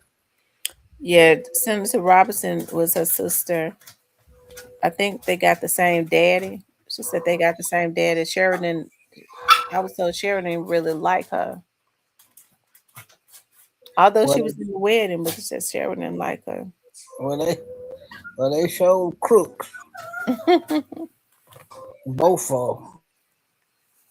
But yeah, Sheridan was pretty twisted. She tried to make sure that she stayed close to anybody in law enforcement. That's why, you know, she went and married that police officer, that deputy sheriff rather, and so that she could keep her ear. She could have somebody that could be looking out for her, I think, listening and all of that. Anyway, y'all, I'm gonna get off of here. I enjoyed being on here with you all tonight. I'm getting ready to get off, and I take these last few little braids out. I'm gonna have to cut them down a little bit lower. I didn't want to cut my hair, but I think I can cut up a little bit higher, just a little bit. Anyways, you guys, I really enjoyed being on here. I wasn't on here yesterday, so I guess being on here 4 hours, I made up today for yesterday. Yeah. And I appreciate the support. Make sure you guys please like, share, and subscribe. I'm off work tomorrow, so I mean that's a beautiful thing for me. Some of y'all may have to go to work, but I am off. So I'm gonna make sure I go get my hair colored, and I told my beautician I love browns. And I was like, instead of getting extensions and stuff in my hair is really thick. I'm gonna get it cut in a bob and then get some. I told her I want 3 shades of brown. So she called me today. She's like, well, you know, I don't do the box stuff because I told her, I don't know, get the hair in the box. She's like, no, I go over to a store that licensed beauticians go to. She's like, I'm gonna get you some really nice color. And said, send me the tones of the browns you want. I was like, I want 3 different shades of brown. And she said, okay, I can see that. You know, Sharon, the police, you know, the retired homicide investigator, she has a beauty shop. She's always been a hairstylist too. She loved to do hair. She's licensed and she does really good. She uses really good products. So she was like, I'm gonna make sure yeah, you want your ends to be light? I was like, yeah, and I kind of want my hair cut because I wear my weave and my braids real long. My hair is probably shoulder length. I'm gonna get it cut up to my neck in a bob, probably get it layered or whatever, and wear it for a little while before it get too hot, and then I'll go back to my braids. Because when it get hot, you can't do nothing but braids. Because you know Memphis had that muggy heat. Anyway, y'all, I have enjoyed you all. Make sure you guys please like, share, and subscribe. Let me say a prayer because I'm not here real long. Lord, I just thank you for everyone that was on this live. I ask that you shield and protect us all. Keep us and our families safe from harm, any evil eyes, any evil people, any spells, any curses that were spoken out against me or anyone in this live that means well. We reverse every curse and send it back to the sender. May it manifest in their very own lives in less than 30 days. Everybody that was on this live that has to get up and go to work tomorrow, God, I ask that you go before them, give them traveling grace. May them and their family members and me and my family members, may we all get back home the exact same way that we left, in one piece. I love you all. It's been a pleasure being on here with y'all. Y'all sleep well, sleep tight. Don't let the bad bugs bite. Don't let the big bugs bite. Pray again when you get off of here. Talk to you later. All right.